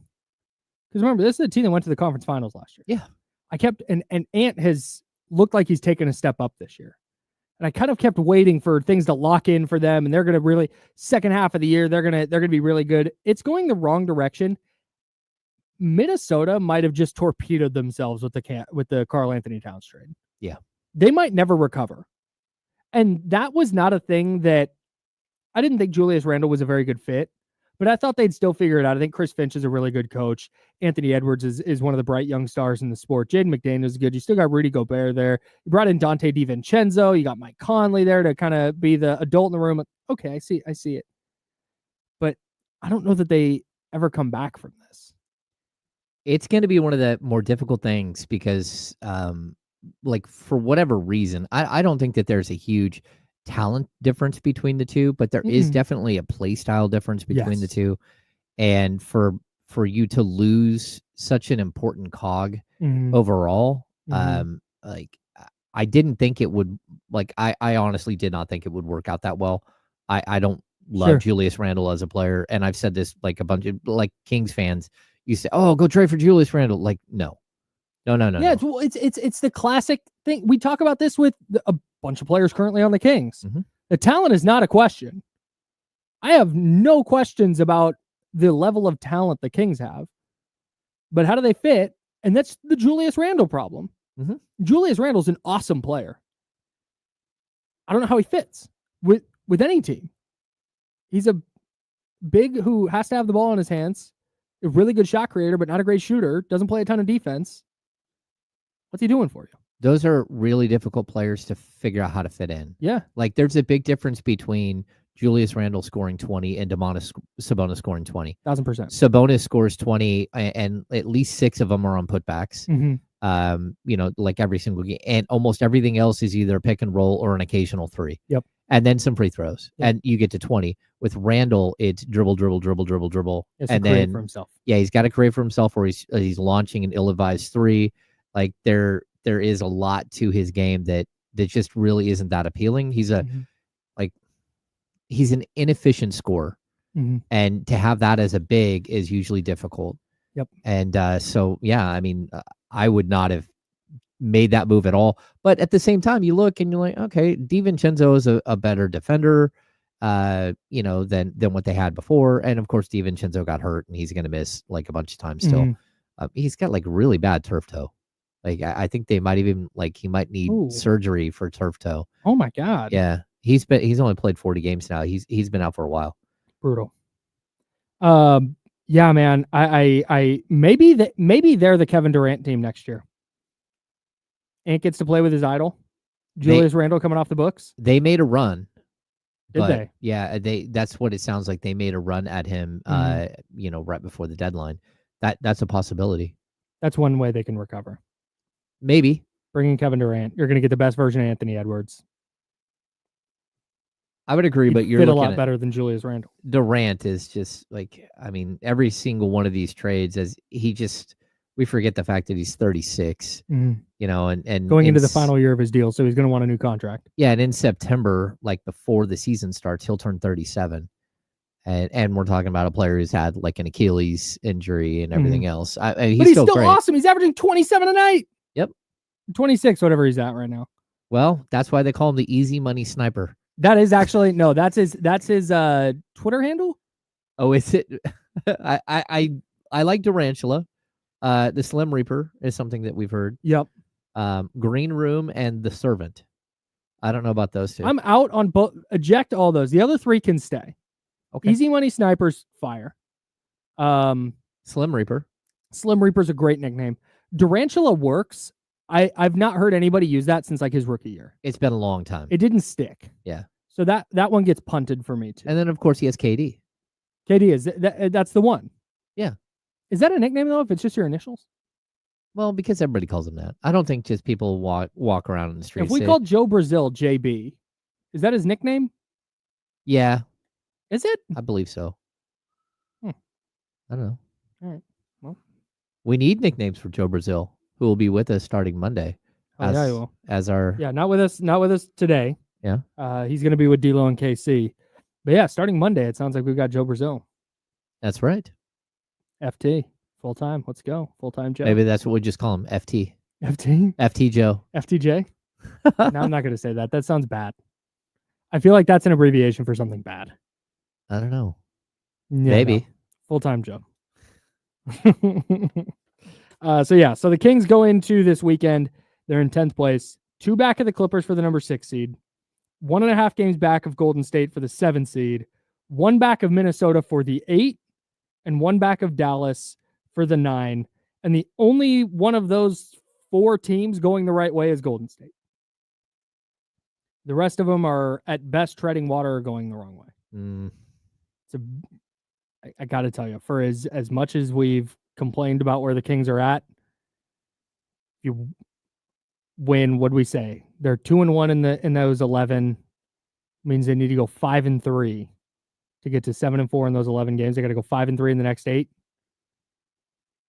If you do that, you're in a really, really good spot to be in the mix for 6 down the stretch. Yep, I would agree. Yep. All right. We'll tell you what games we're watching tonight, what games matter for the Kings, and possibly the handoff. TBD on that. He's James Ham. I'm Kyle Madsen. We're the Insiders. We're brought to you by Jiffy Lube on ESPN 1320, and it's Sacramento Sports Center.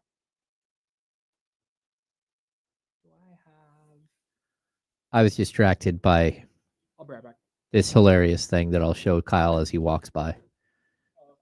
Chris Haynes decided to break something, but it's not really breaking news. It's just news. The Bismack Biombo. No, I love that. I do too. That's news. I do too. That's hilarious. Chris Haynes, according to Chris Haynes, San Antonio Spurs will sign center Bismack Biombo for the rest of the season following the conclusion of his second 10-day contract, league sources tell Chris Haynes. And then he has a graphic, and it's Bismack Biombo, and it just says news, Chris Haynes. Not breaking news. It's just not really breaking news. It's just news. It's funny.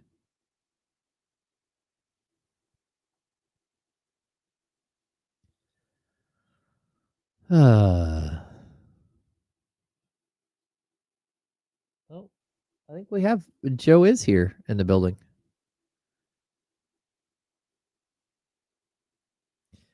The Toronto Raptors have waived PJ Tucker. That happened during the show today. Malachi Flynn got a 10-day contract by from the Charlotte Hornets.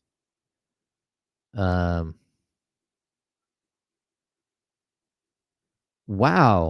I missed this whole thing. Weeks ago, Suns coach Mike Budenholzer called a meeting with Devin Booker, imploring he tone it down vocally, leading the star shocked. Inside that meeting, which provides context to Booker's post-game remarks on communicating. Interesting. That's per Chris Haynes.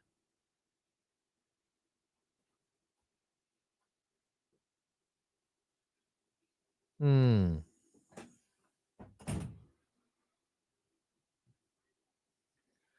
One minute.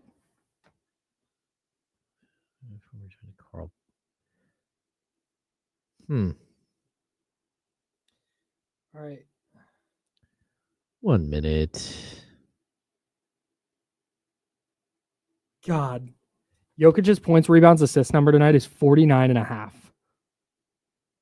Didn't he have a 77 against the Kings? It was something insane. Him Uh, or Giannis that did that? Giannis had a ridiculous number too. I don't know what exactly Booker's been saying on the court. There is a possibility that Devin Booker has not been saying positive things on the court, and then his communication on the court is negative, and the coach had to step in and say, "Whoa, whoa, whoa, let's tone it back." Like screaming, "I hate you, Bradley Beal," in the middle of a game, that might not be appropriate. 10 seconds.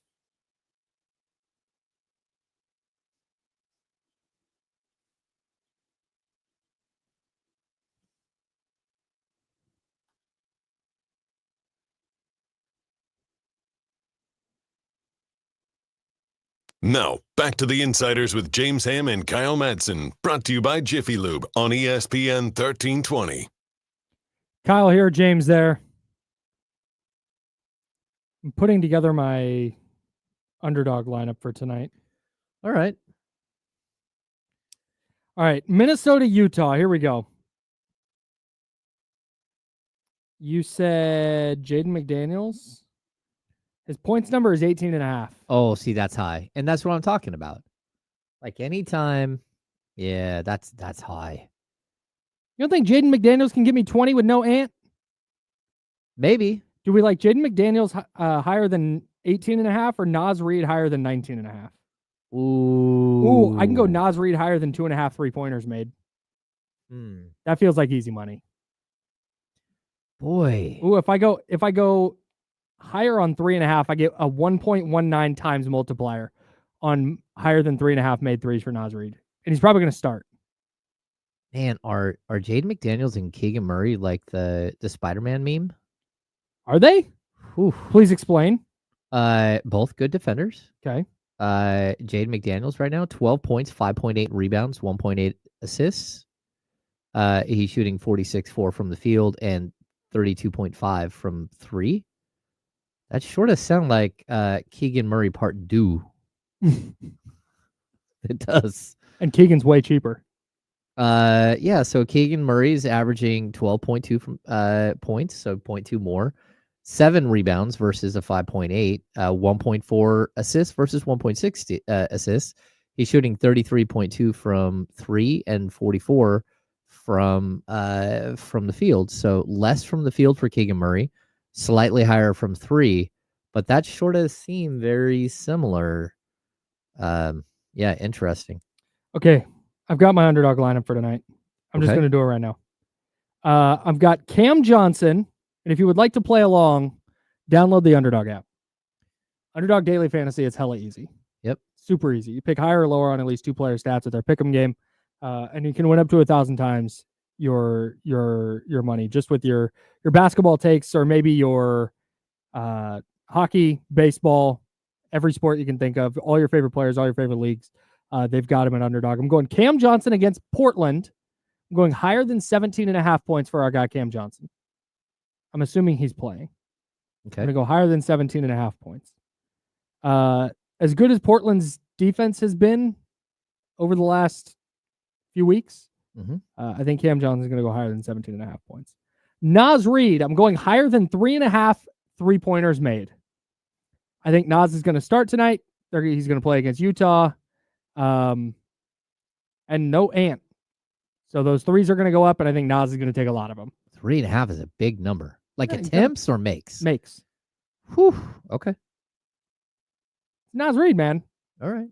If he gets up 9 attempts, I really like his chances to make 4 of them, especially against Utah. Not a great defensive team. And then Jaden McDaniels, I'm going lower than 1.5 3-pointers made. Okay. I don't think we're going to see a lot of Jaden McDaniels 3-pointers tonight. All right. Boy, you're out there. You're out there with this one. Just vibing, dude. Yeah. You think Jaden's going to make more than 1 3? I don't know. I mean, he's going to have opportunities to shoot them. That's very true. Yeah. Oh, Kenny's here. Kenny's here. Kenny.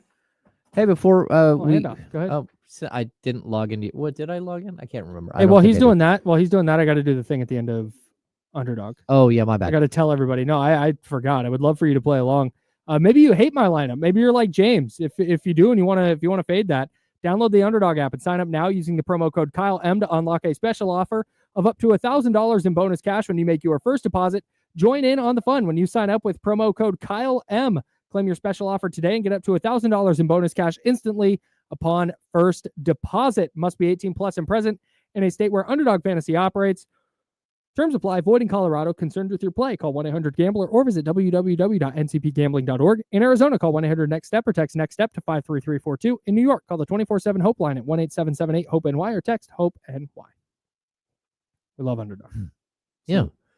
We also have to do our Jiffy Lube Fast Break Player Oh, of the game yeah. From yesterday. We forgot. Tell the people what we're giving away. If you go right now to the ESPN1320.com website, click on the Jiffy Lube logo, and we have a code word that will enter you into a drawing to win a $50 gift certificate from Jiffy Lube, as well as the incredible Insiders hoodie that Kyle is wearing right now. No, this is last year's. You're wearing last year's? Yeah, this is last year's. It'll be a edition. variation of that. Yeah. But they are like the nicest hoodies ever. What is our code word today?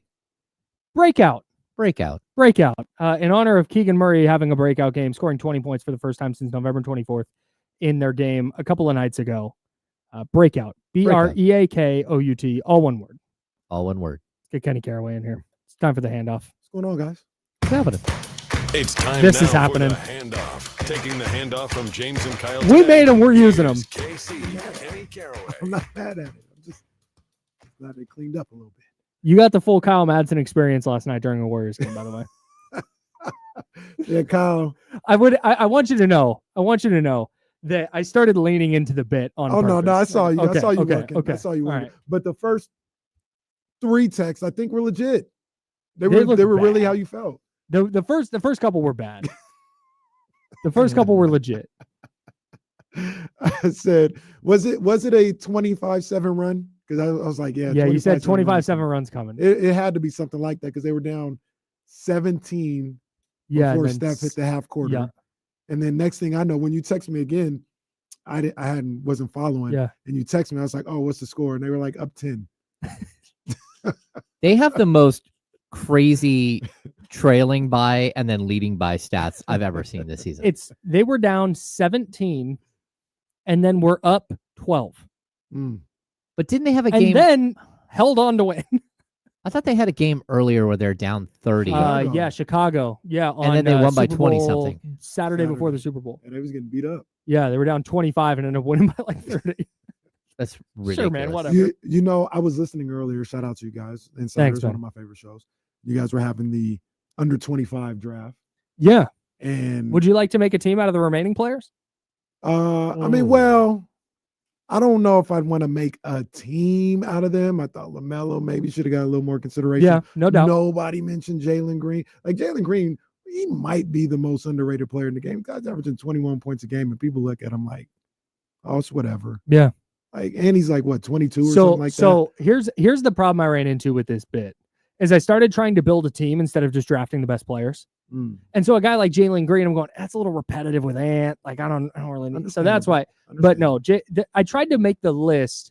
Here's what I just went through East and West and just found kind of the guys I thought would be at least a little bit in consideration because it's a big list of dudes That's here. some good ball players. So here's some guys like Christian Brown, didn't get taken. Jaden McDaniel, Scoot Henderson, Shaden Sharp,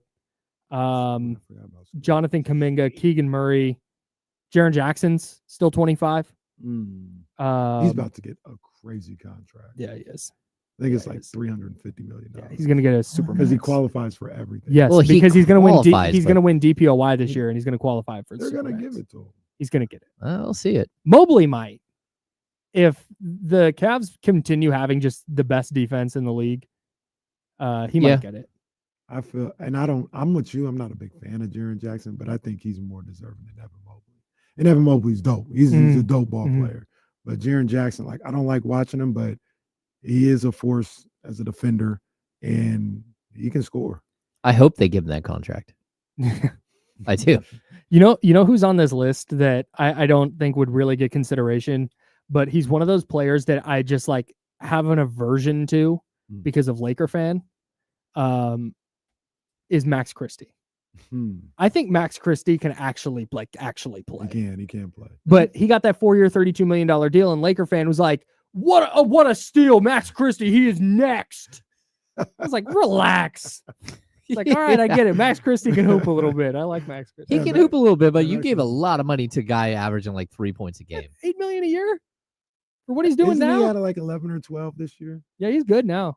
He's 17 the other he's night. perfectly fine. Yeah, he hit the Kings for. I'd take for a bunch Max of points. Christie on the Kings. Hey, facts. But you guys did a great job. I had no qualms about it. I was just gonna reiterate. Sure. I think Amen is right behind Wemby and Ant. Really? Amen.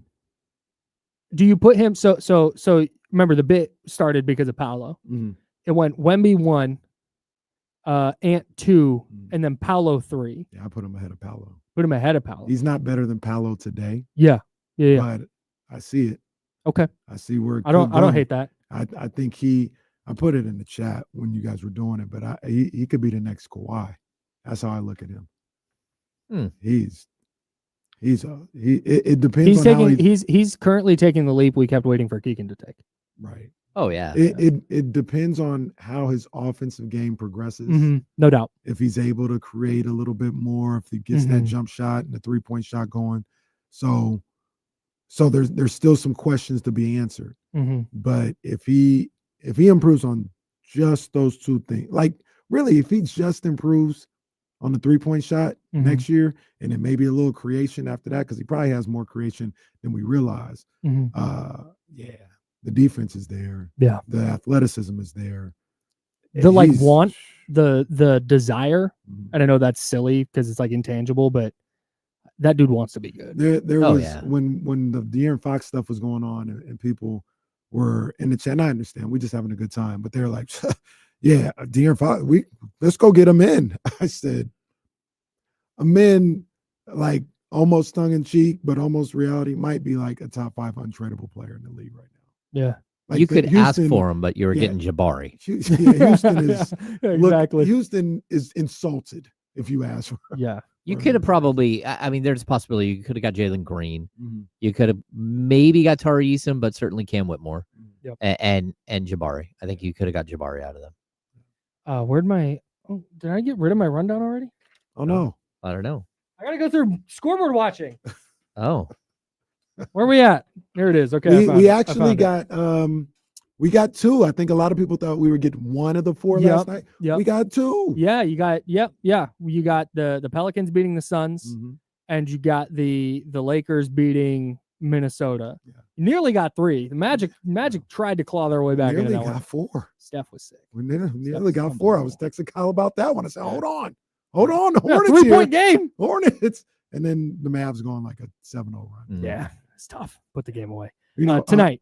Oh, go ahead. I'll let you finish. We got Blazers Nets. Just keeping the Blazers back there. Yeah. You want them to lose. Them to lose a couple. Yeah, you want them to lose. Just keep them at arm's length. You don't ignore them yet. Pels at Suns. Still got to watch the Suns. No Zion just in game. case. Yeah. The Suns are cooked. Finished. They're done. But still, got to keep them back there. Wolves at Jazz. No Ant for the Wolves tonight. Looks like John Collins playing for the Jazz. Shout out to my boy Isaiah Collier. Big also, Isaiah Collier, guys. It looks like a lot of the Jazz players are questionable, not out. Like Markkanen and Sexton are both questionable. They don't have them sitting 2 straight games. What are we doing out here? That'd be crazy. And then need the Clippers to lose. Well, all right. I don't have any headphones, but I know what the guys do. Okay. I know. Lake Show. I mean, look, what have we been doing all week? What are we just hanging out on Figueroa right now? Are we taking pictures at the Chick Hearn statue all week? Is this what we're doing? It's the 3rd time this week we've had to go for the Lakers. What the hell's going on? It's not good. Yeah, need the Lakers to beat the Clippers tonight. The Kings. Saturday's a big one, man. How many do you think we get, real quick? What did I say? I think you said 4 games. I think we get. I don't think we get the Blazers. No, you might get the Pels. Pels might be the same. They give us a 1. Okay, and Zion's very good. Playing. That's fine. You might just get 1. Might just be Clippers. Yeah, Clippers over Lakers. I'll take it though. I'll take it. Yeah, me too. All right. D-Lo and KC coming up next. James and I are done for the week. We will talk to you on Monday at 10 a.m. We're the Insider, sponsored by Jiffy Lube. Until Monday at 10, drink water, be nice to people. Woo! Hey, appreciate you guys. Have a great weekend. Thanks, Shady House. Bye, friends.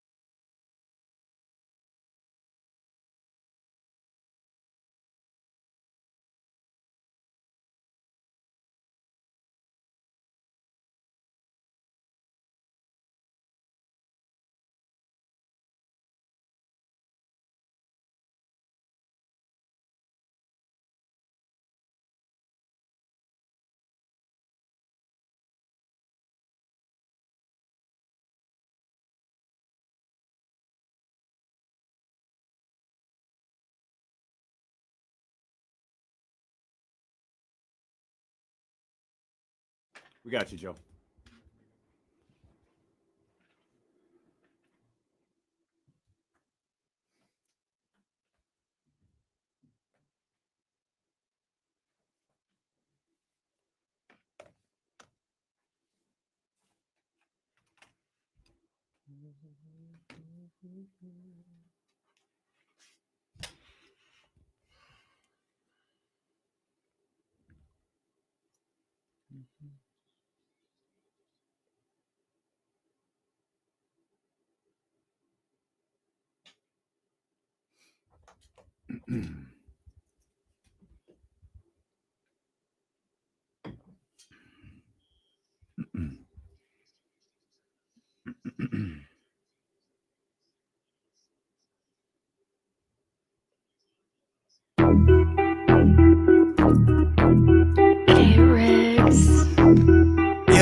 Yeah. We got them screaming D-Lo, KC, D-Lo, KC, D-Lo, KC, D-Lo. We got them screaming D-Lo, KC, D-Lo, KC, D-Lo, D-Lo. We your number one spot. We your number one spot for some sports, huh? Got the city going crazy when we work, huh? We top 2, but we ain't 2, we in first, huh? And when you need the real, we is who you search, huh? D-Lo, KC, D-Lo, KC, D-Lo, KC, D-Lo. We your number one spot. One time for Friday. One time for payday. Hey, let's go. Y'all know what it is. Hey, man, why not? I mean. Shout out to my boy who wrote it. He let us know he wrote it. It's the last day of February. It's payday, baby. Y'all know what it is. It's D-Lo and KC. We starting off with some flashback Friday vibes. We about to get up. Everybody got paid today. At least I hope y'all did. Some of y'all 2-income houses, y'all got paid twice today. Woo! Hey. Y'all living the life this weekend. Y'all enjoy this for a minute. Come on, man. Flashback Friday. Let's go. Just got paid. It's Friday night. Party hunter. Feeling right. Body shaking.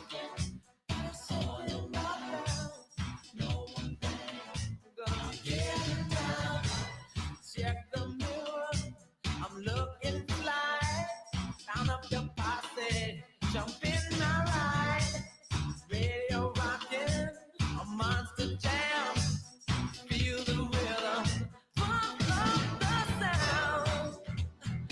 Feeling so good, don't you know I'm just grooving to the beat. I'm grooving, grooving. Just got paid. Friday. Party hunting, this is right. Feeling alright. All around, baby. Man, we can hit a couple classics. Nah, let them ride. Hey.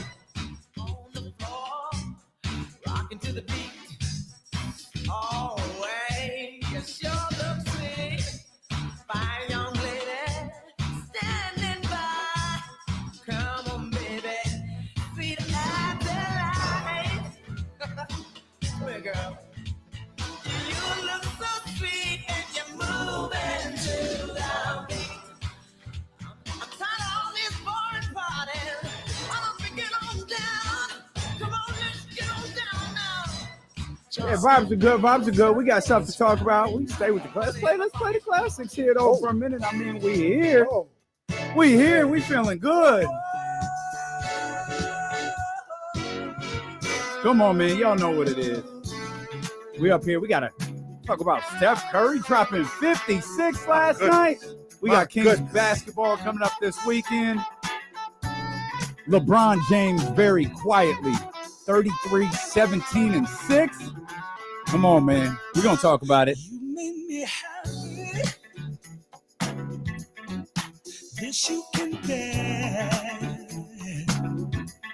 You stood right beside me, yeah. And I won't forget.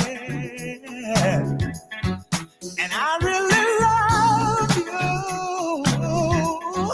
you. You should know. I wanna make sure I'm right.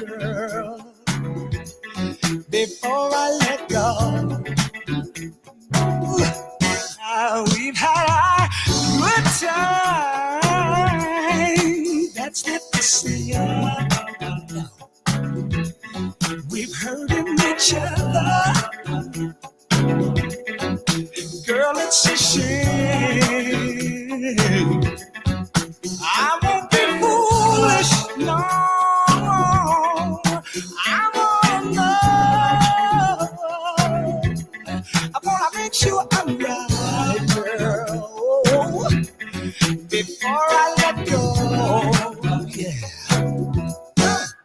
You know I thank the sun rises and shines on you. You know there's nothing I would not do. Oh, no. That's it. Before I let you go.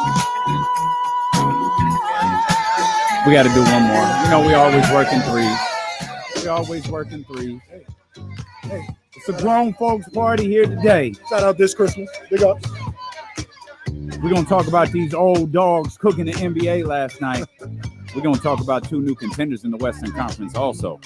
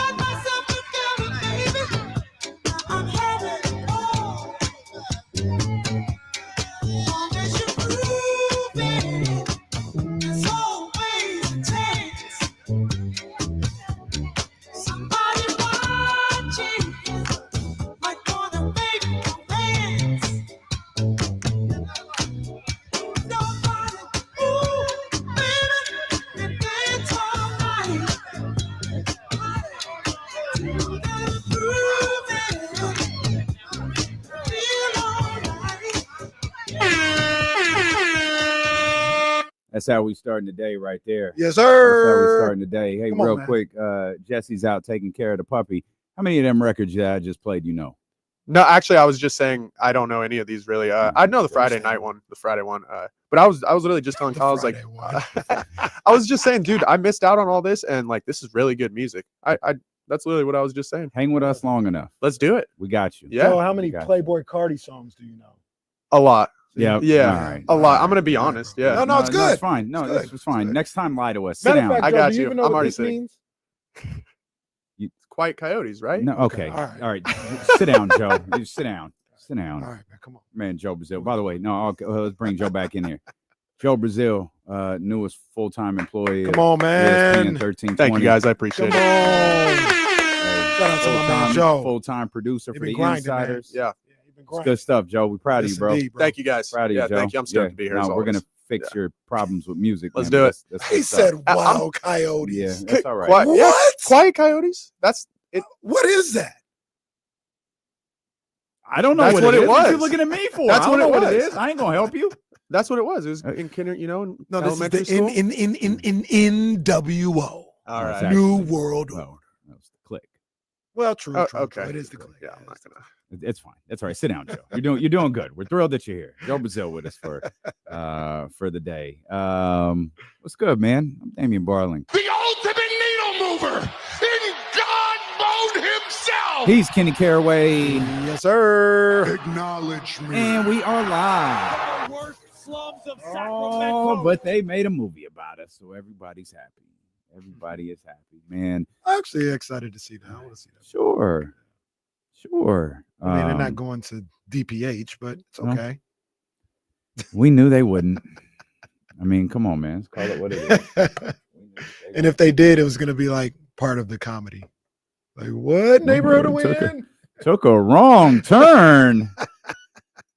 Oh dear! And at that, they'd shoot it on Del Paso Road instead of Del Paso Boulevard.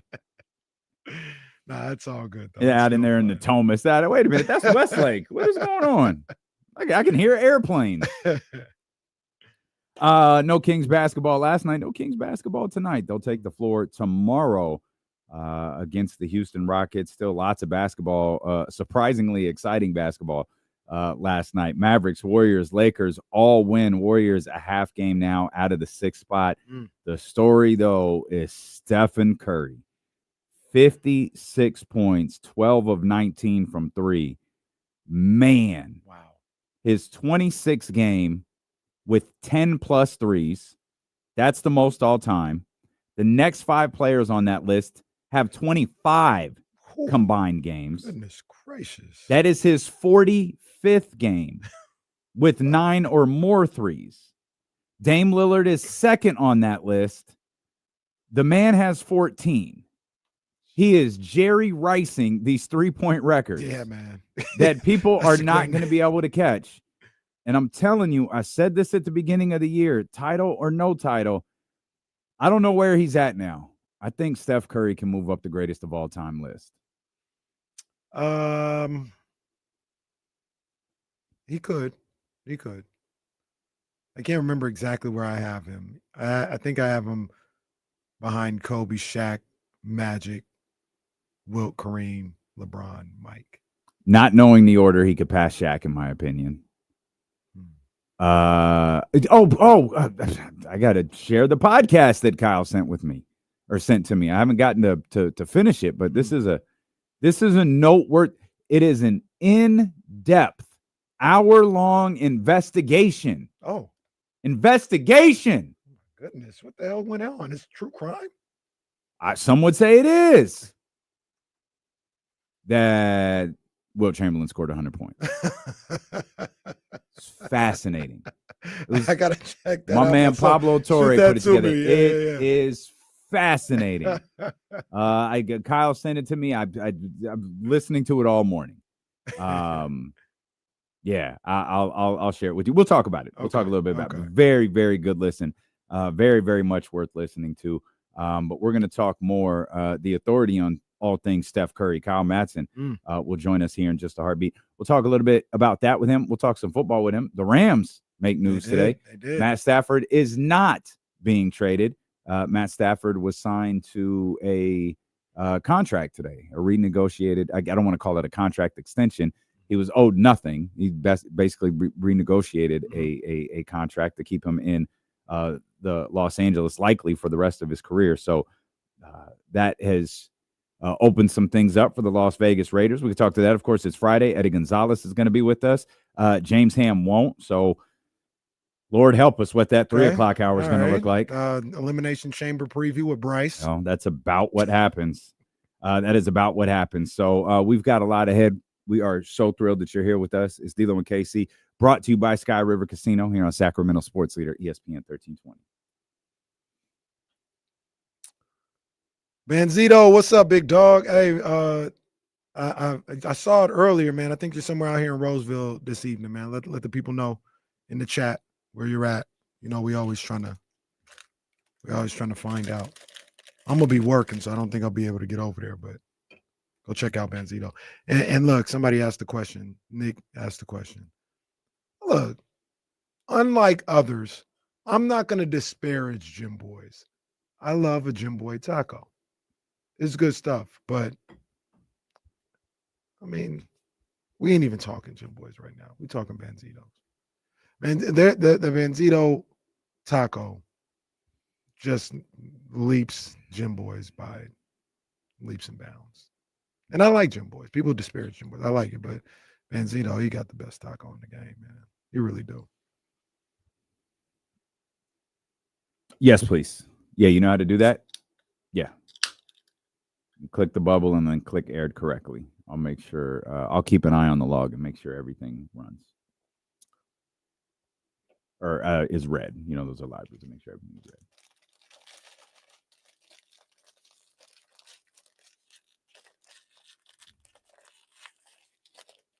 My dog. Appreciate you, big dog. Appreciate you. Nah, man, we gonna get to that because that was an unbelievable finish last night at the Golden One Center. Unbelievable finish. Wow.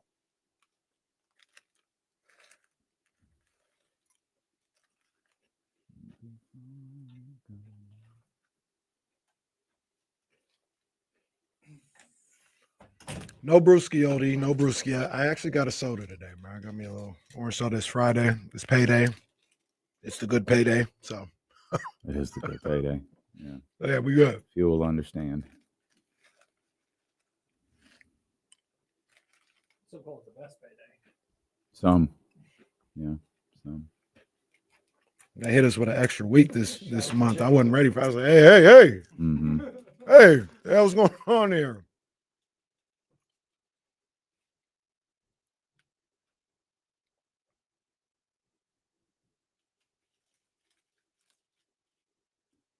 Kyle Madsen.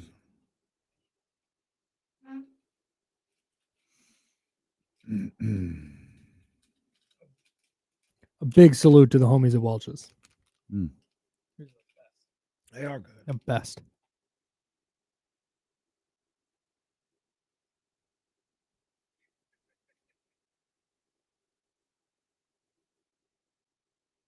Oh, that's interesting. Wendy reveals what needs to happen for Cavs to win the title. Okay, that's what I like to hear. That's interesting. I want to hear that.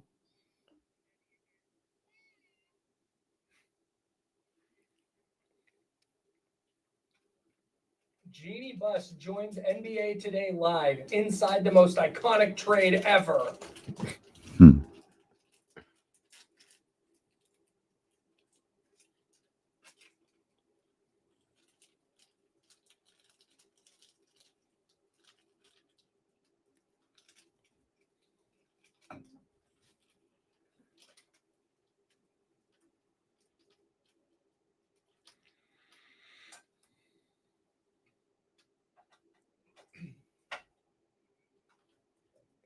One of my all-time favorite lines from 30 Rock, which is a great show, is Tracy Jordan saying to Kenneth, "Dress every day like you're going to be murdered in those clothes." Damn. I think that's a great line. Did you see Eddie Murphy doing Tracy Morgan? Pause. Well, oh, come on.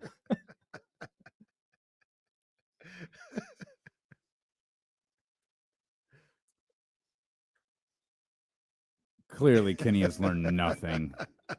Just absolutely nothing. My goodness. Impersonating. To answer your question, no, I didn't. Was that on the SNL 50 joint? Yeah, he did. Yeah, Eddie's the GOAT. He is the GOAT. Nah, Eddie's definitely my GOAT for sure. Back in here, appreciate you for being with us. Kyle Madsen of the Insiders with us here on D-Lo and KC as he is every Friday at 12:15. Man, your boy, Steph Curry. That was amazing. Woo, that was so cool. He is, and he just keeps doing it. Like, he is the absolute greatest shooter we've ever seen. I told James this today. I keep waiting for the last one. Every great, and not, oh man, he had 30 and went 6 of 11 from 3. No, I'm talking like this. Like, he backpacked them to a win because Orlando just outplayed them yesterday. And Steph just wasn't going to let them lose. And so 12 threes and 56 points. Every time he does it, I'm like, all right, well, that's probably going to be the last time we see that. And nope, just does it one more time. One more time. He probably got one more coming this month. So if they're going to be as good as I think they are, he's probably going to have to. He's unbelievable, man. Well, and that's so the thing is this was always, I don't want to say like the running joke, and this is, people are going to hate this, but sorry. When the Warriors were in their heyday, Steph would be having these huge games, but it's like, man, they're up 30 after 3. He's not going to play the 4th. Yeah. So he finishes with 8 made threes or whatever. They're in a space now where they need him for 4 quarters. So you're right. Maybe we see another one of these coming down the line where he's just hot and they need all 56 of his points to hold off a team like the Magic. Steph Curry had 56 last night. 56.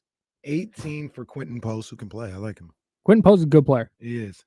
18 for Post, 10 for Moses Moody, 12 for Draymond. Thank you. That's it. That's it. That's crazy. They scored 121. Yeah. That's it. 56. And then you got those are like middling double figure numbers. It's not like somebody had 22. We talking 10, 12, and 18. And that's it. That is the epitome of putting the team on your back. That's crazy. When I did he tell you about getting the full Kyle Madsen experience during a Warriors game? It happened last night. Yeah, he got the text last night. Oh, during the KC game. did. Yeah. Oh, Yeah. well, I'm insulted, but okay. There was because we had talked on the handoff about could the Magic are one of the teams that could win last night to help the Kings. Yeah. And the Magic come out, they're shooting like 85% in the first quarter. Mm-hmm. Golden State can't hit anything. Steph's just, I think Steph was 4 of 5, 4 of 6 to start the game, and the rest of the team was a combined like 3 of 18. Mm-hmm. It was just gross. It was not going well. They're down 15 in the first quarter or whatever insane thing it was. I was like, these dudes might lose by 30 tonight. No, you did not say that. 40? Golden State Warriors might lose by 40 tonight. 40. It was at 4:42 p.m. Yeah, game started about 4:18. Yeah, that's the Kyle. But no, Madsen but here's experience. a so 40 was an obvious exaggeration. Yeah. But it's like I'm watching Paolo start 7 for 7 and not even like contested shots. Mhm. Like he's just getting to the rim at will. They're not missing from 3, and it's like, oh, I've seen a game where Orlando doesn't miss from 3, and they're really hard to beat. Like it's just that happens sometimes.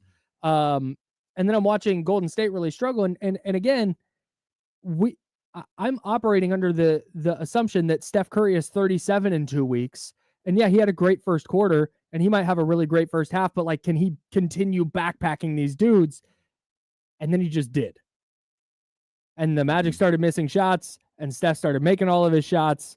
And all of a sudden they're down 17. Oh, no, 14 because he hit a 50-footer. And now they're opening the third quarter up 22 points in the third quarter. And now they're up by 7. That was a little they were able to win, obviously, because Steph is Steph and the Magic are going through some things. But that is the concern I have for them once they get to the playoffs. Orlando or just the Warriors in general. Like you go up against a LeBron and you got to deal with him attacking the basket. Right. You go up against Houston with Sengun or Memphis and what they do. And just other teams' ability to get to the paint and score. Yep.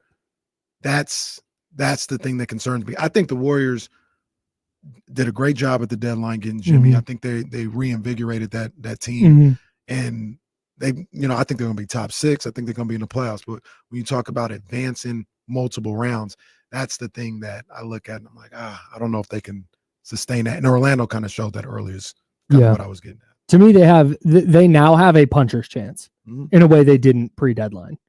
But I think they have more than that. Really? I think they have more than a puncher's chance. I don't think I'm higher on them than I am the Lakers right now. The Lakers, I'm starting to watch. Like, I think this team can. The Lakers are contend. sick. They can go. I feel like they can contend for the title. Like, we start talking about one of the Final Four teams, talking about a conference championship attending team.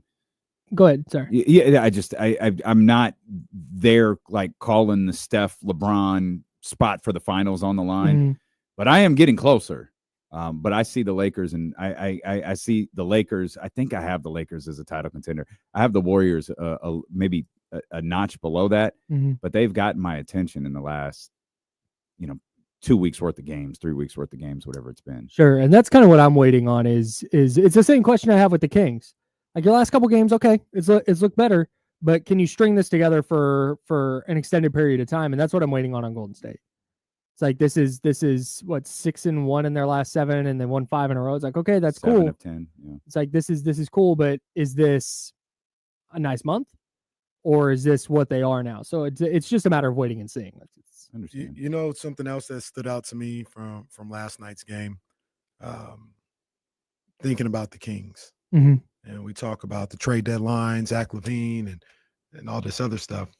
Jimmy Butler had 5 points last night. 1 of 7 from the field, 0 of 3 from beyond the arc. 1 of 15, I think, from 3 as a Warrior. Oh, jeez. Yeah. That's going to be a concern too. But Steph Curry saves them and does what he does, and post and pods and play good. Zach LaVine can't have that game, and the Kings win. Zach LaVine had the Butler game. Yeah, Zach LaVine had that game on Friday, and they lost by 20 plus. Or it was like almost a 30-point game. And that's the difference, I think, between like judging the two trades. Interesting. People talk about like, oh, Warriors got Jimmy. They just took off. Well, they're not asking Jimmy to score 25. The Kings said, or Kings fans or whoever said, Zach, get here. Hey, to hell with what you've been going through. I need that 25. I need that 40% from 3. I need that. Yeah. I need all that now. Yeah, you're the 1A now. Yeah, and if you don't give us that, then you need to go to the bench. Like, well, wait a minute. You know what I mean? And it's not an indictment on Jimmy or Zach. It's more so the team and really one player around. There's no Steph on the Kings. That if Jimmy's having a rough night or Zach LaVine's having a rough night, they can say, "Don't worry about it. I got a big dog." And You don't think that's DeMar? Maybe. I mean, DeMar can maybe, yeah. Okay.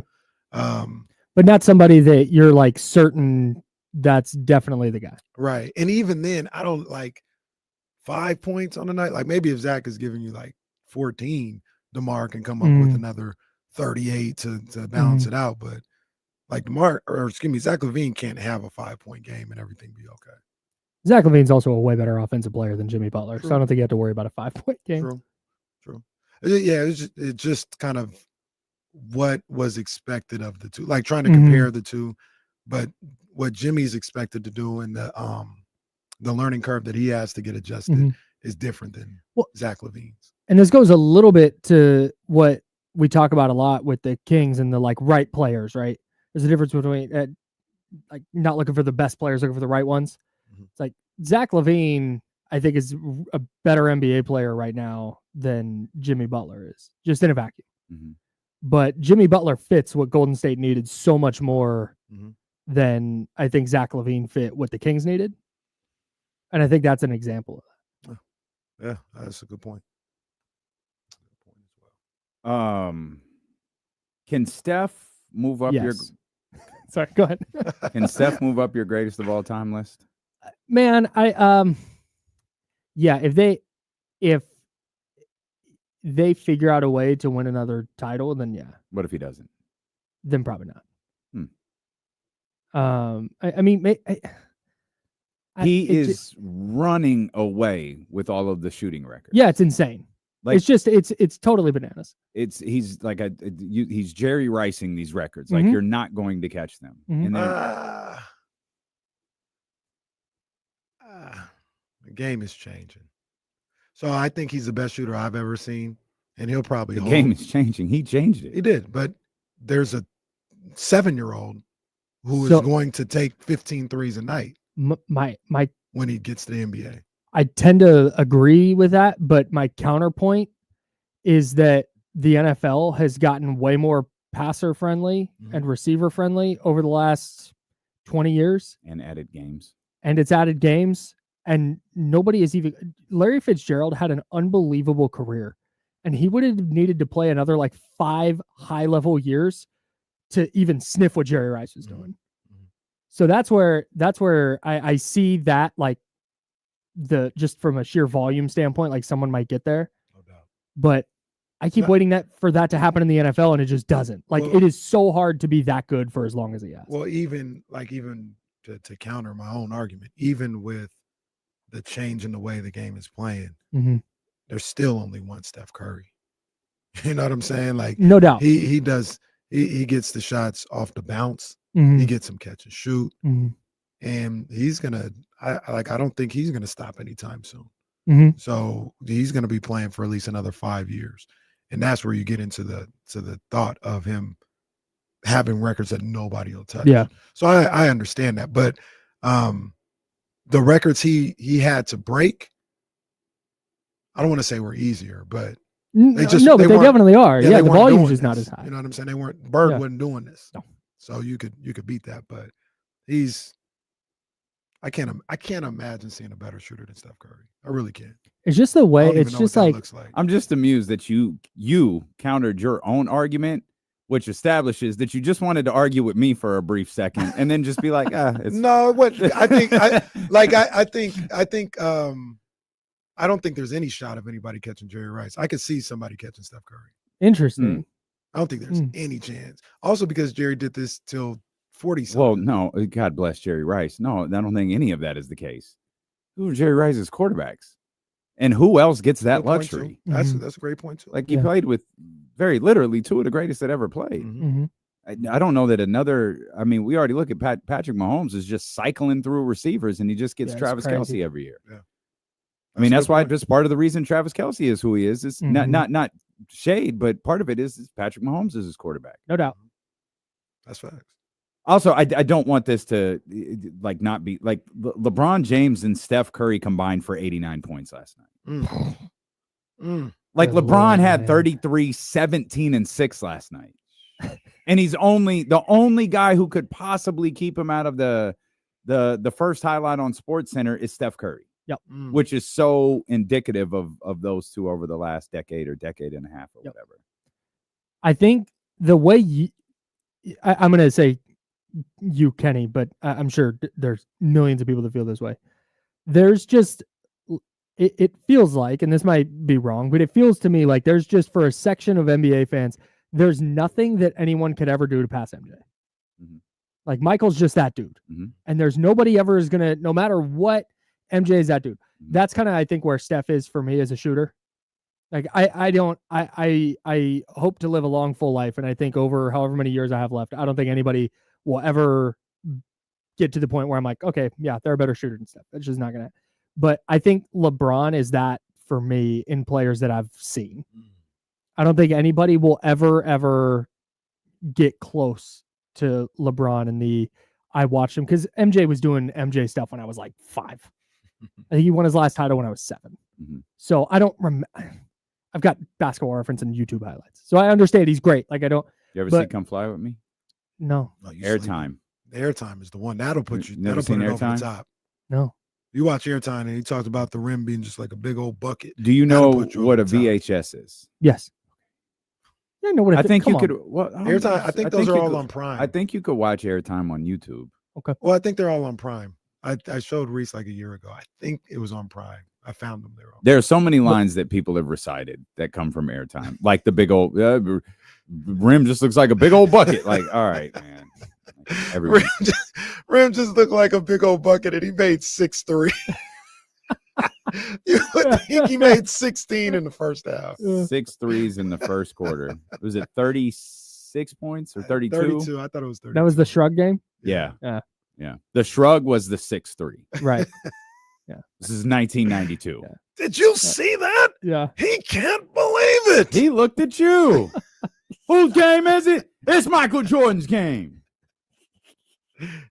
But yeah, I just don't like. Meanwhile, it's a slow quarter for Steph Curry. Yeah. 6 1/4. It's just like, all right. It's Step the your game 47th time he's done that. Steph a little slow today. Yeah. Step your game up. Steph. But I can't fathom ever watching a player again, this is players that I've like watched and being like, oh yeah, that guy's better than LeBron. Mm-hmm. It's just not going to be a thing that happens for me. Yeah. He's 40 by like a lot. Yeah. And we're talking about the Lakers as a title contender because they have a 40-year-old. Mm-hmm. That's insane. That's outrageous. It's just I think Tom Brady like diminished our sense for what an aging player can do because he played until he was 45 or whatever and was good until he was 45. 40 years old and going for, what'd you say, 33 what and what? 33, 17, and 6, I think it was. Yep. 33, 17, and 6?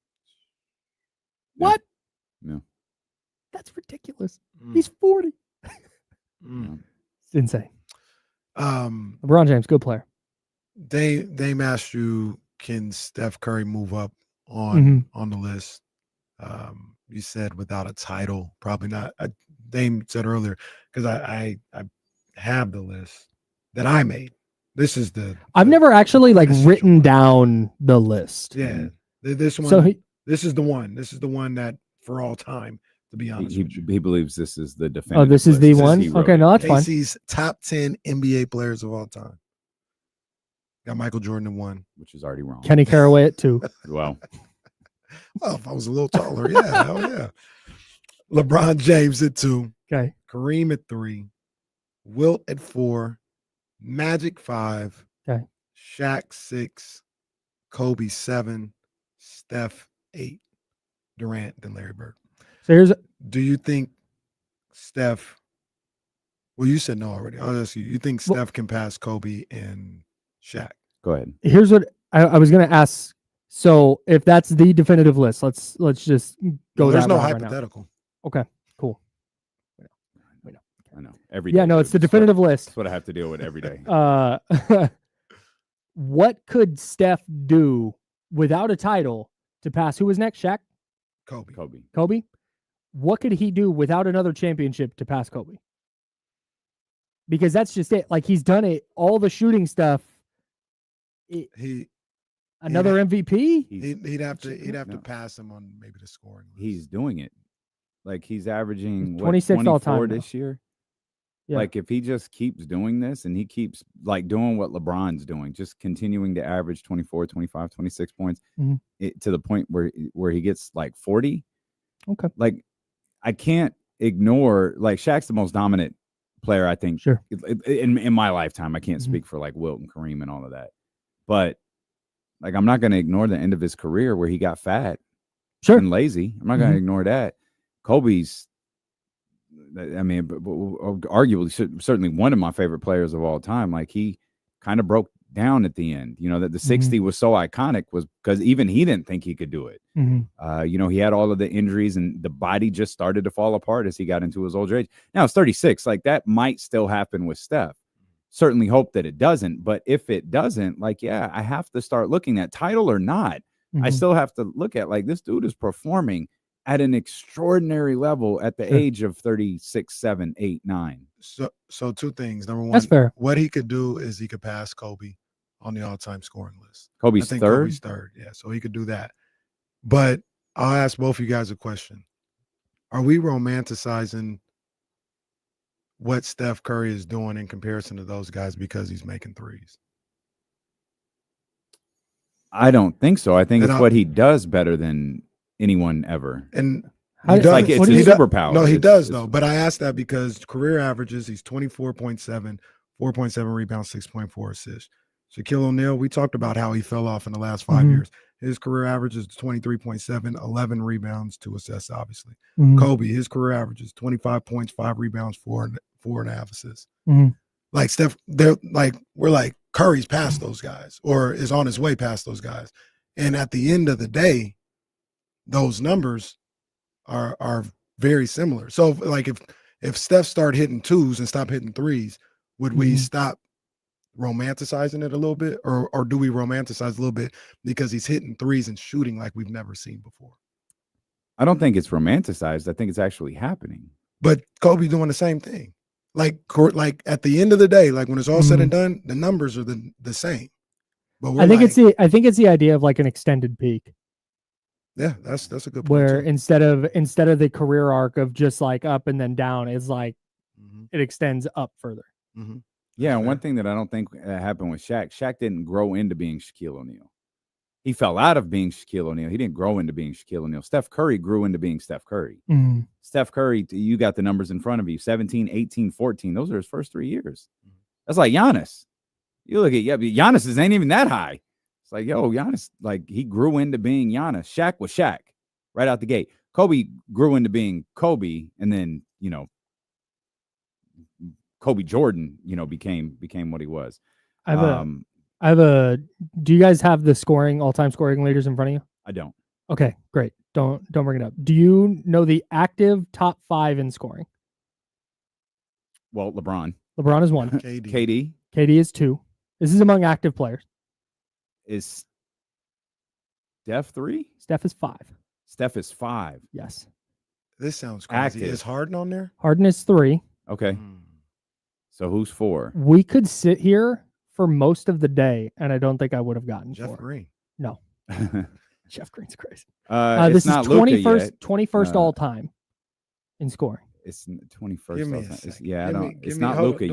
Nope. Say it yet. It's not Luka. It's not Give me a Harden. second. It's not Russ. Don't get. I'm not. get I away just from want to the see the computer. teams. I just want to see the teams. Oh, sure. This is It's not helping me. and I don't want to I'm trying to vamp without putting ideas in your guys' head. It's not. Yeah, I don't know. I don't want to say it's not Dame, is it? It's not Dame. Who is it? It is Russell Westbrook. I said Westbrook. Oh, did you? No, yeah, I just didn't think it was him. Oh, I didn't hear you say Westbrook. Well, it's because I was just like, it's not Russ. I was thinking. Oh, I didn't hear that at all. Yeah, I didn't think it was Russ.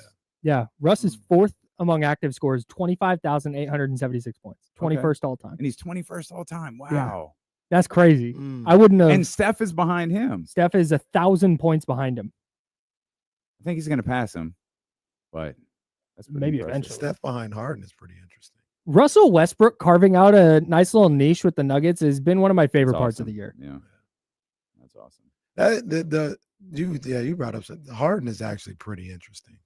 So you saw the interesting. stats going around last night, like most 30-point game or 50-point games after turning 30 or whatever, and James Harden has 5.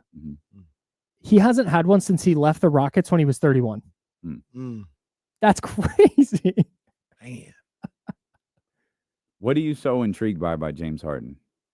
Because there's no conversation where James Harden is referenced as one of the greatest players of all time. Which is pretty interesting. That's interesting. Like this is one of Maybe this is one of the great scorers the league has that ever seen. Scores. Maybe one of the greatest scorers of all time. Chris Paul's hamstring did so much to damage James Harden's legacy. Well, James Harden did a good job of damaging. No doubt, But I no also doubt. think- But if Chris Paul stays healthy in the 17 conference finals, Yeah. Not 17 or 18, whatever year it was. 19. No. That was the one. That No, was a 'cause different 19 one. 19 was the year Kevin Durant got hurt. But no, the one they were up That's right. It's 3-2. 18. It's 18. It's 18. They were up 3-2 on the Kevin Durant Warriors. They're up 3-2. Chris Paul gets hurt, and they wind up losing the last 2 games. If Chris Paul is healthy, I don't think the Warriors win that series, and I think the Rockets probably go on to win the finals. We're looking at James Harden a lot different. Yeah, I mean, even you're 100% correct. Even without that, though, people just don't like James Harden. That's facts. This man I can't stand him. is. I'm not crazy about him, but number 3, act like we just 13th all time. We waxed poetically for 28 minutes about Steph Curry, and this guy's ahead of him. But he's not one of the greatest players of all time. Would He's you one dra- of the greatest scorers? There's a Steph Curry's resume is very way clear better than difference. It is, but yeah, it is. I'm just saying, like he's Trista would be screaming unethical basketball Facts. if she was a part of this conversation. I mean, James Harden's going to get to 30,000 points. He's at 27,084 right now.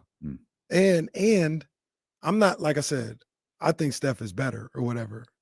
James played 2 years with or maybe 3, maybe whenever he got traded with Russ and KD. Mm-hmm. And did he ever play with anybody that good again? Did he ever play Prime with Chris Klay Paul. Thompson? He played with Russ and he played with Chris Paul. They're not. I don't think. Dwight I don't Howard. think those guys. Dwight Howard is one of the greats too. Mhm. But I don't think. I don't think those guys are Klay and Kevin Durant in his prime. No.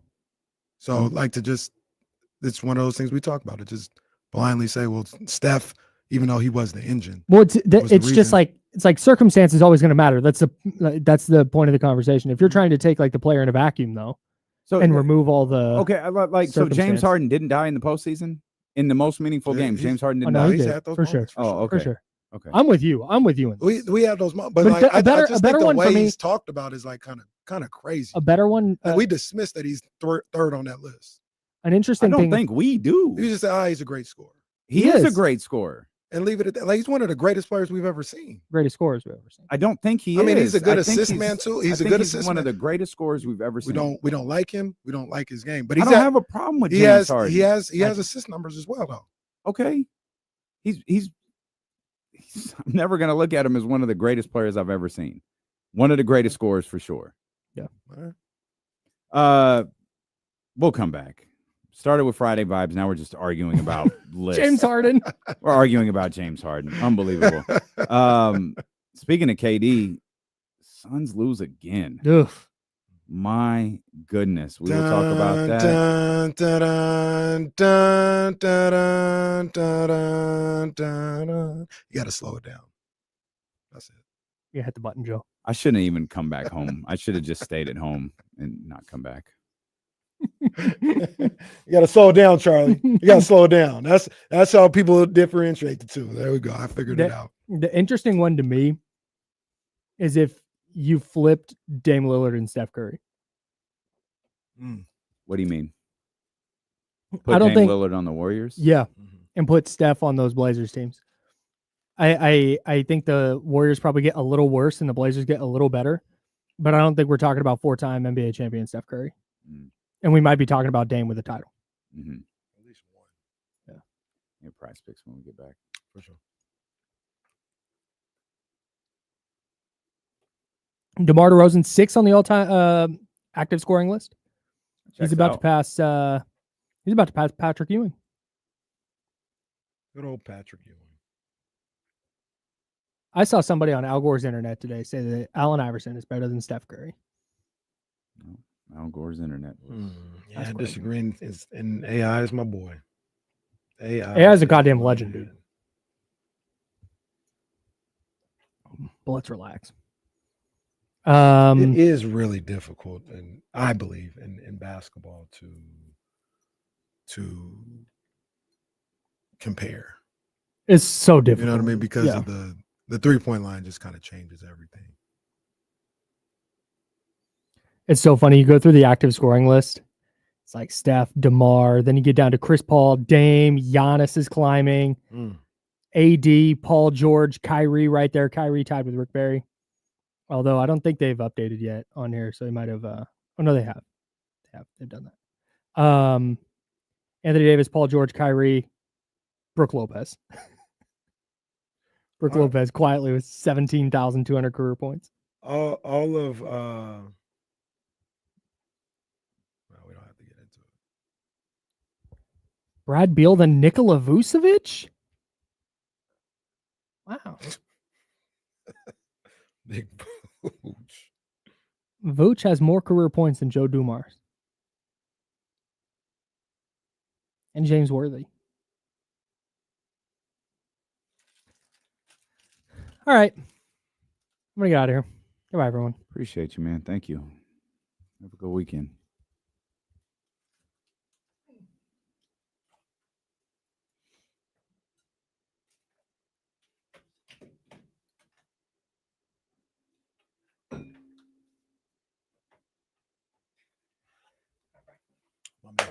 Have a good weekend.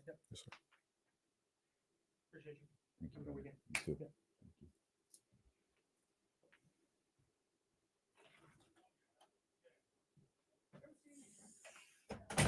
His highlight reel is pretty ridiculous. It's crazy, bro. It is crazy. What I really like from him as well is the crowd reactions, home and away. Yeah. People just mesmerized by him. Most career attempt 3-point games 26. Clay 9.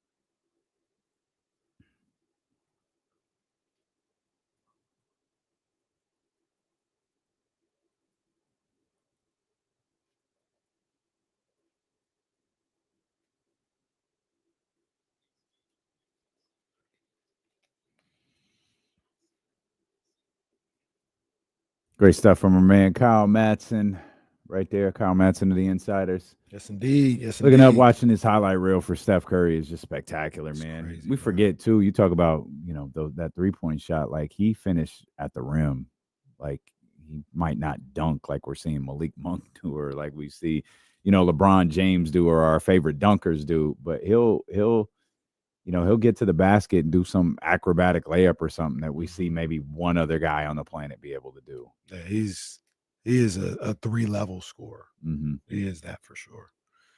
Real quick before we get into it, I want to talk about Prize Picks because it alerted me to something that I guess maybe I just wasn't paying attention to before. Okay. We got a little game tonight, man. We got a little game tonight between Boston and Cleveland. Oh, okay. And that's where a lot of my lineup is coming from right now. So I got Jason Tatum. They got the Goblin on there. I try to, either go for the Demon or no Goblin, but I went with the Goblin because they got Jason Tatum at 19.5 points. Okay. I think my boy's going off for like 25 at least. So I got him in the lineup. Darius Garland, 2.5 3-pointers made. I went more. So I went on that one. I'm looking at Donovan Mitchell right now at 37.5 points, rebounds, and assists. I think I'm gonna go with more in that. I'm gonna lock in on that. Okay. And then going away from this game, this is kind of crazy. It's kind of crazy right now. Tyrese Halliburton. Okay. 19 points. I'm going more. Whoa. Indiana versus who? Versus Miami. Okay. I'm Okay. going more. This may be the first time this NBA season we have gone more, at least I have gone more on Tyrese Halliburton points. He had a Okay. 33 and like 13 game or something the other day. He's playing really well. He is. He's playing really Yeah. well. So I'm going more on Tyrese. Not coincidentally, so are the Pacers. Yeah, absolutely, man. So if you want to have that same lineup, I'm gonna post it on my social medias. If you want your own lineup, what you need to do is go to download the app, the Prize Picks app, put in the promo code KIFM to get $50 instantly with your first $5 lineup. You don't have to win or nothing like that. You just put in the promo code KIFM. You get $50 instantly with your first $5 lineup.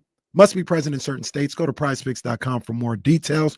Prize Picks, run your game. Okay. Thanks for that. Suns lost again. It's over for them boys. It is over.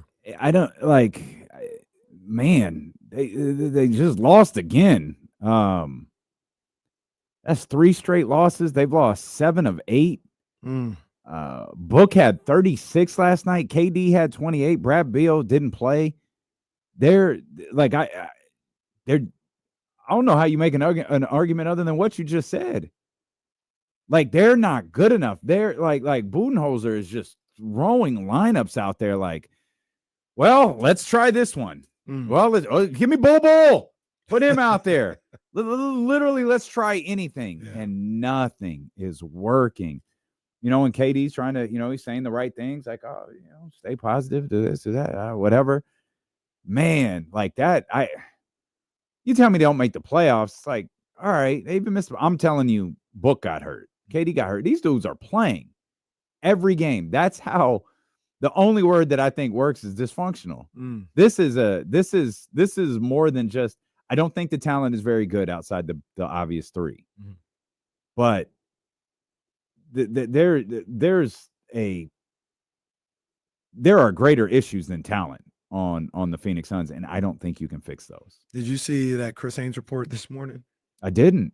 Chris Haynes had a report that Budenholzer, Coach Bud, he told Devin Booker to calm it down a little bit because Devin was being too vocal. Give me that one more time. He told Devin Booker. Mike Budenholzer told Devin Booker to calm it down a little bit because he was being too vocal. Well, okay. Before I respond, what do you think about that?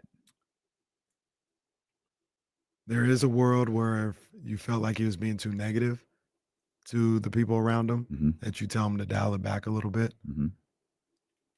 And I'm gonna show Coach Bud, the respect to assume that that's what was going on. I can't imagine a world where Booker is being encouraging and like trying to lift guys up or maybe even hold them accountable sometimes or something like that. And Coach Bud was like, nah, stop that. So I'm going to assume, and this is just an assumption, and this is me taking the optimistic approach to Coach Bud and giving him a pass. I'm going to assume he felt like Book was being too negative with how vocal he was. And that's what he asked him to stop with. But that's crazy if it's anything other than that. Absolutely insane. I don't know a lot about Book and how he interacts, I guess. I don't know if that's the right word, as a teammate. I don't really know what kind of teammate Book is. But I thought Budenholzer was probably part of the problem.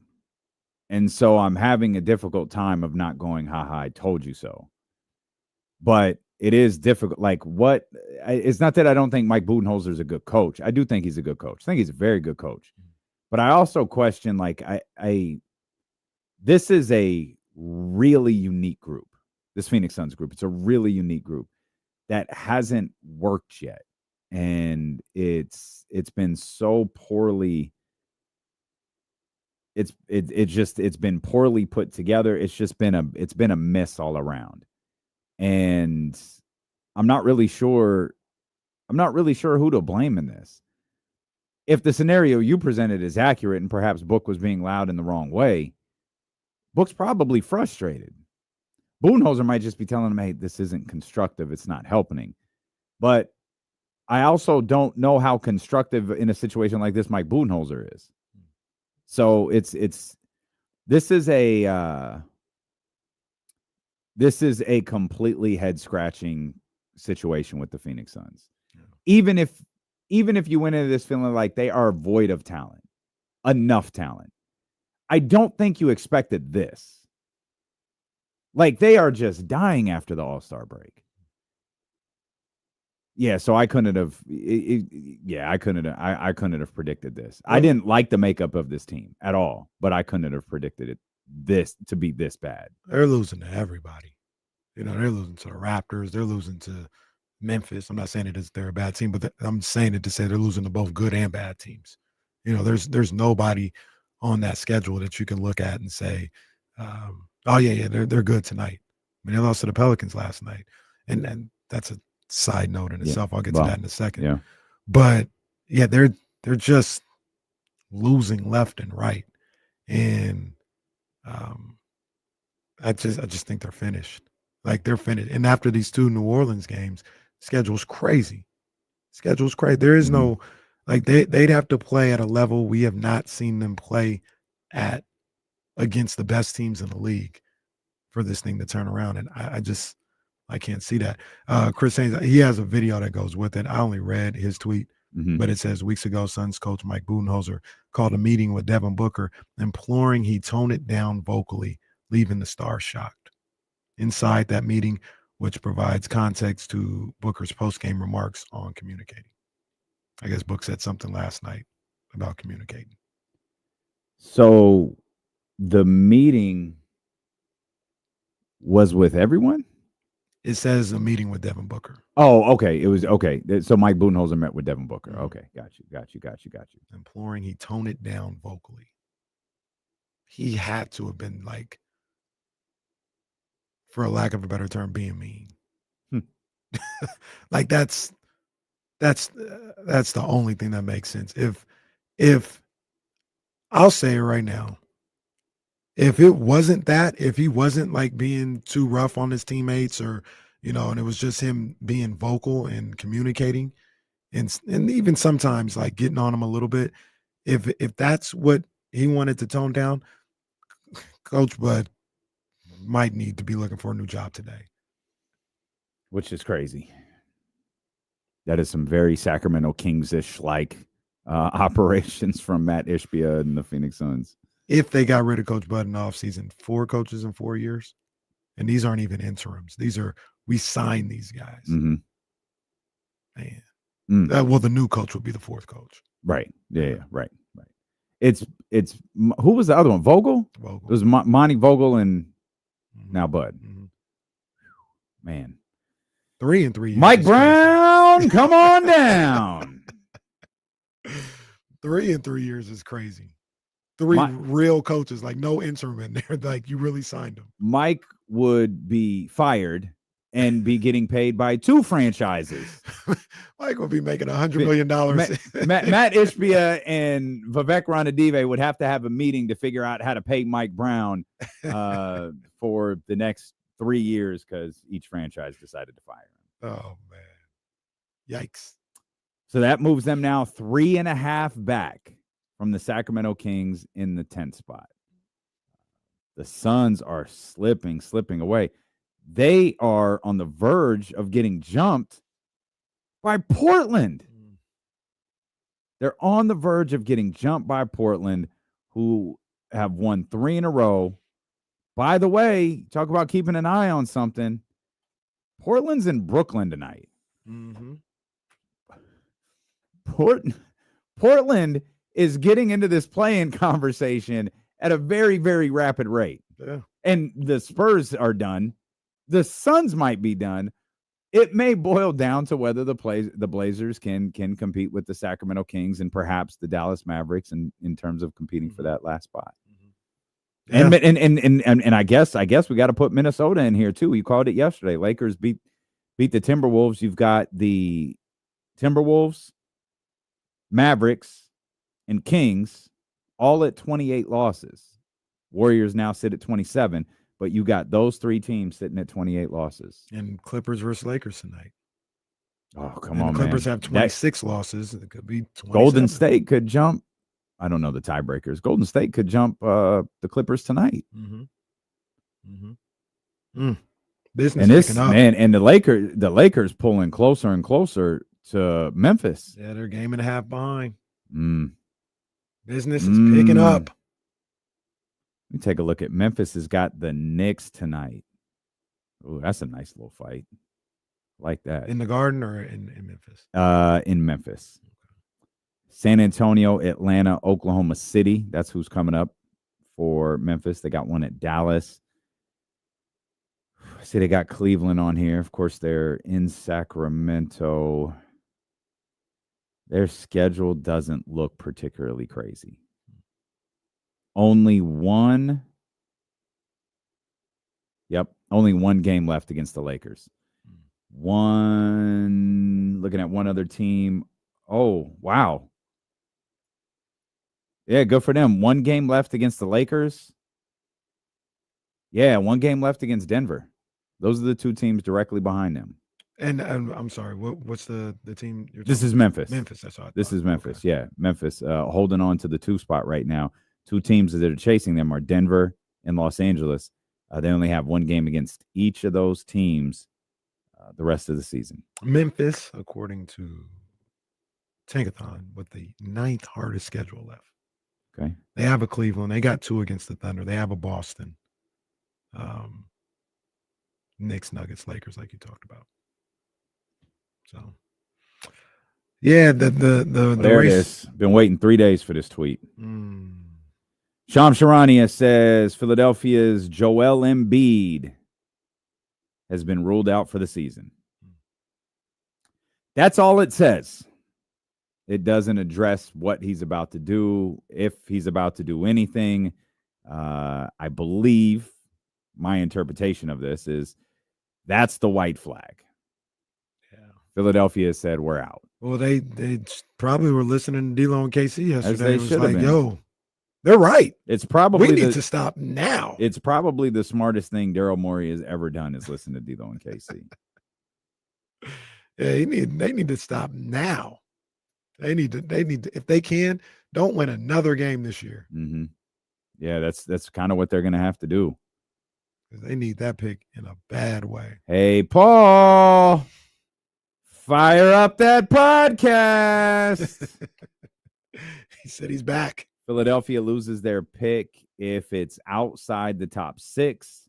They currently have, we did this yesterday, I think the 6th worst record in the NBA. The good news for them is, nope, Brooklyn. Oh, boy. Yep. Don't win another game.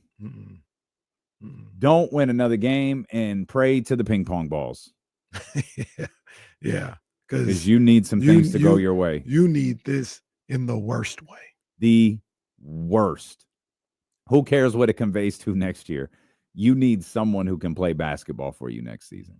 And the idea of going into this offseason with the ability to add nothing to your team because you have an untradeable player who makes $220 some odd million. I don't know if Paul is untradeable.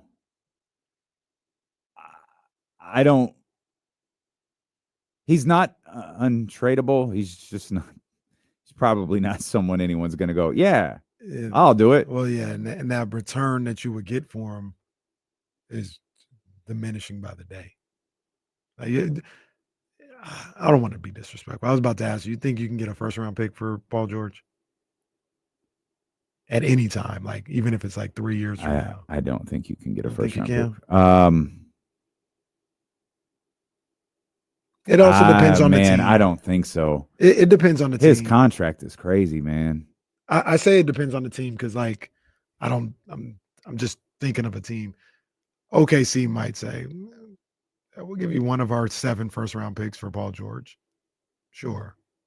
Like that may be the scenario where you get a first-round pick. The Suns may not. No, we only have 1 first-round pick over the next 3 years. We're not giving you that. Houston might give you a first-round pick or one of the first-round picks they have for a Paul George. So it depends on the team. Yeah, I mean, I guess you're right. You're right. If you have multiple first-round picks and literally to burn, That's sure. the only way. Yeah, though. no, like that's the only way. you're right. Yeah, you're right. If you're valuing like if you got one, no, you're not trading for Paul right. George. Yeah. No, you're right. You're right. I was thinking, is Philadelphia attaching picks to trade him? Like, I don't think it's that. I don't think it's that. Like Paul's biggest issue is his contract now. Like, it's not. He can't perform up to that contract. Maybe he can't perform to that contract in Philadelphia. Maybe you can get him to Golden State and it makes more sense. Maybe you can get him somewhere where he doesn't have to be a top guy, because this was, however many months ago, this was Embiid, Paul George, and Maxey. Now it's Maxey and whoever else can put on a uniform. And now it's clear. There was a question, whose team is, who's the guy moving forward? It was clear almost immediately. Well, it's Tyrese. This is Tyrese's squad. Joel's done. And it was so obvious, like so quickly. This offseason did nothing for Joel Embiid. He shouldn't have been at the Olympics, at least as it relates to the Philadelphia 76ers. He shouldn't have been at the Olympics. And, man, I hope my brother can get healthy, or whatever healthy means to him. Yeah. I hope that can happen. But the Philadelphia 76ers will be a fascinating team to watch this season. They really will.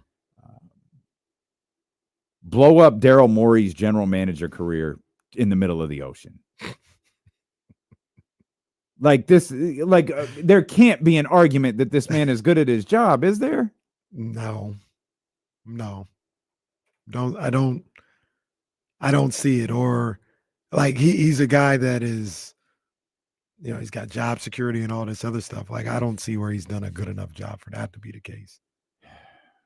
I don't either. He's got to go. If I'm Philly's owner or whoever's running things there. Josh Harris. Josh Harris owns the Commanders, right? Yeah. Is that right? Yeah.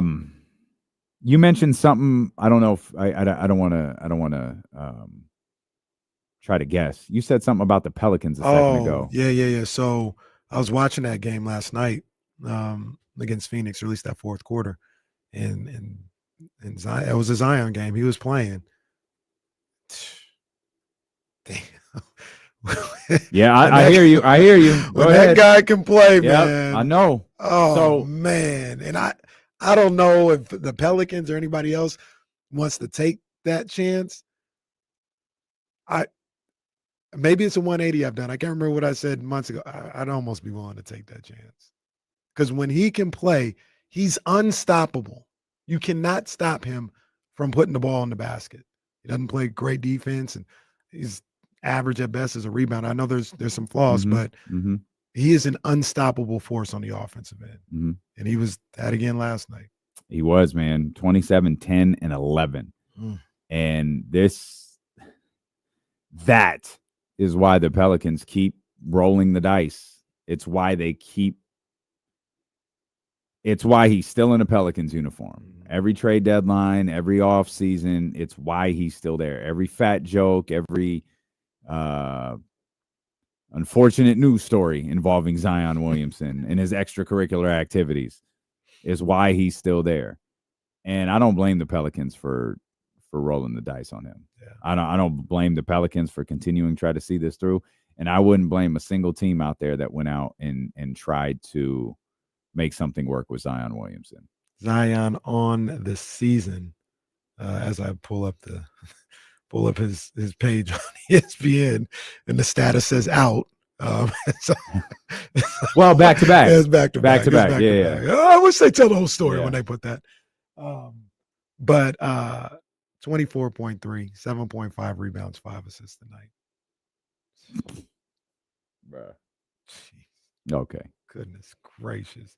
He's shooting 56% from the field. Obviously, he doesn't have his 3-point shot going on.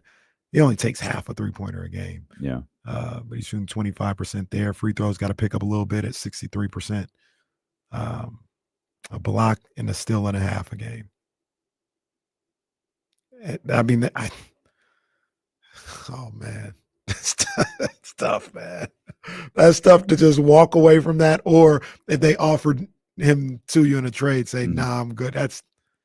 You think he's really been on the trade market? You think there have been real legitimate conversations, like real conversations about trading Zion Williamson? I don't think so. I don't think the Pelicans have put him out there like that. I think teams might have inquired. I don't think the Pelicans have fully engaged in any I don't think so either. Trade conversations yet. I don't think so either. Hell, what was happening last year in the play-in? Didn't he have like 41 before he got hurt? Right. Yeah. Like he was dominating that game. It came to my mind again last night, watching him play. Like, this guy's crazy. I'll take a chance on him. I'll take a chance on him. If somehow it came out that I don't know what you'd have to give up or whatever, but the Kings trade for Zion Williamson, I'm like, all right, let's see what happens. I'll take a chance. Because he is nasty. And it's why all of these reactionary conversations when he's out for a week or 2 weeks. Now, granted, he does miss time, and that's the tough part. Is it's a cost benefit analysis with Zion Williamson. The cost versus the overall benefit. We just talked about Zion Williamson and what he does. But what are the Pelicans? Right. And that's the tough part, right? It's not having an electric player. It's not having an electrifying player for 40 to 50 games a year. It's fielding a team that can win basketball games. And that's the question you have to ask yourself with Zion Williamson. Yeah. We'll come back.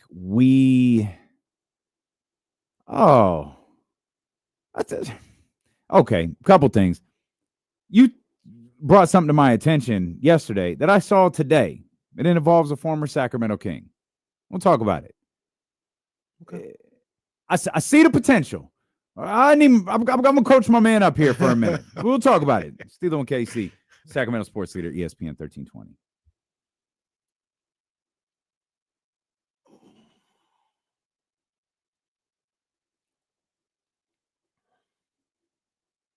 I'll play. Hold on. I didn't see it. If you put the answer, I didn't see it yet.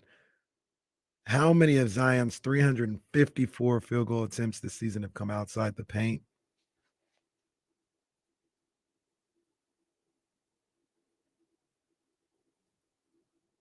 $29 is my guess.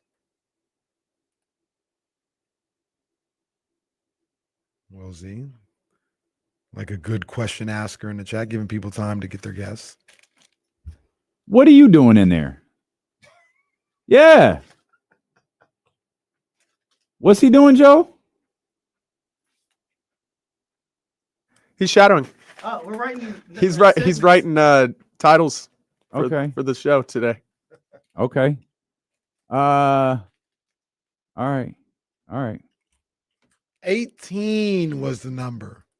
I'll ask him to leave. No. I'm gonna have your ass come in here. Yeah. 18. You want him right now? Yeah. I'll send him back. Yeah, no, you're totally fine. Yeah, you need help.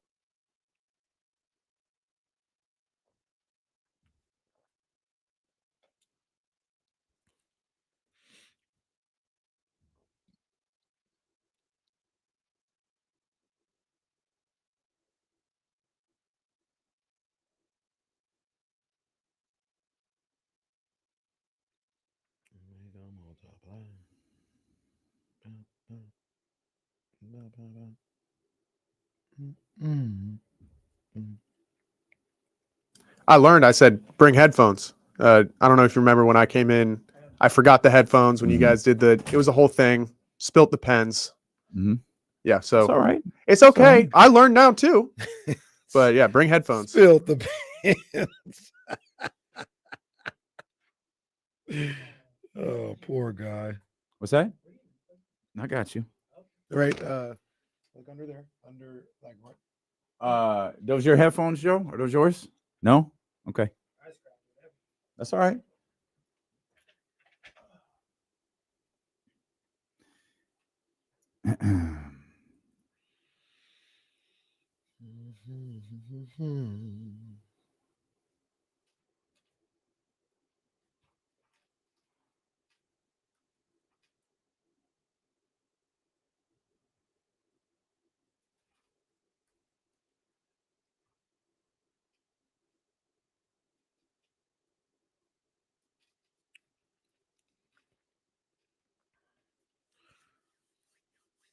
I can't live without my radio.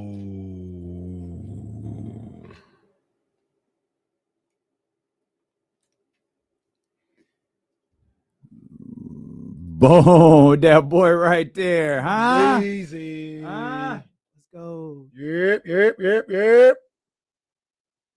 What's up?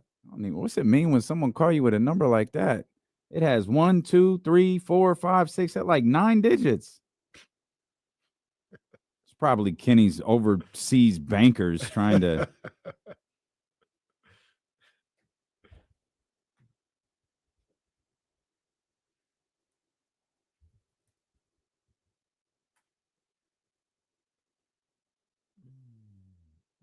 About 30 seconds or so.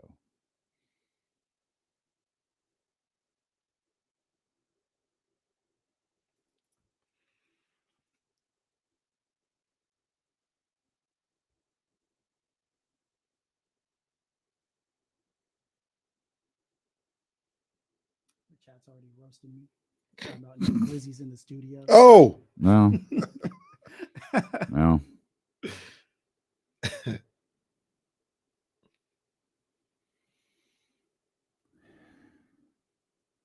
No, let him know, Joe. Man, Yeah, yeah, let him know. man. Yeah, rookie.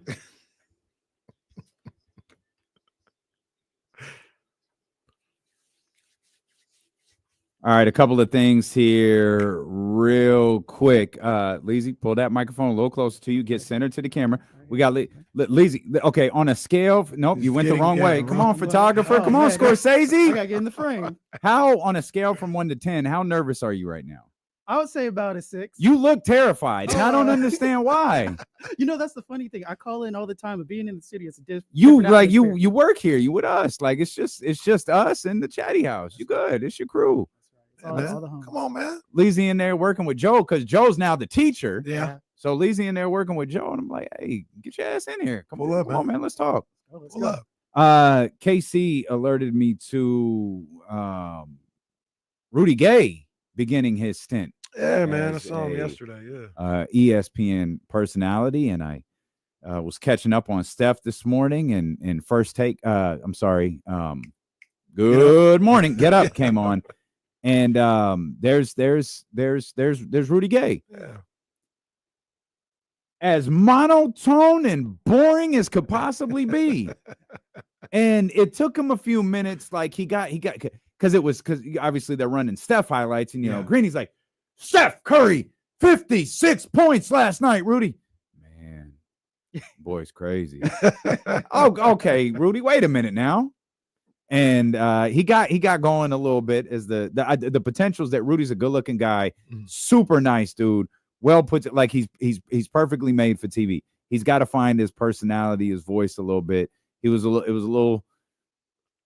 little too dead at 5 a.m. Like you're gonna have to give me a little life. You don't have to match Greeny, right? But you got to give me a little bit of life. And he started to get there as the morning went along. I could imagine somebody like Rudy Gay trying to figure out, like, all right, I'm on ESPN right now. How can I talk?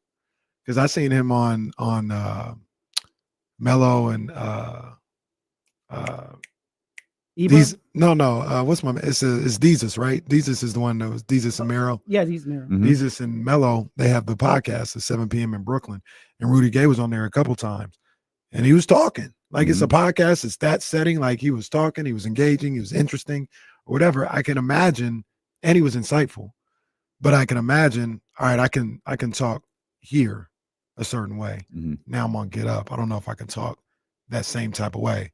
Obviously not 100%, but how much of that can I talk on get up and first take and stuff like that? Well, it's like Leezy being on the phone versus being in person.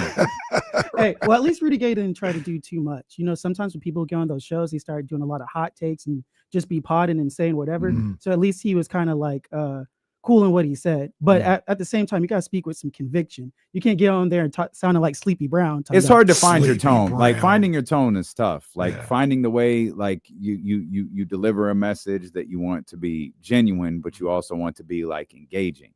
You know, there's a time I think when, you know, the hardest thing to do is to start a conversation or to end a conversation.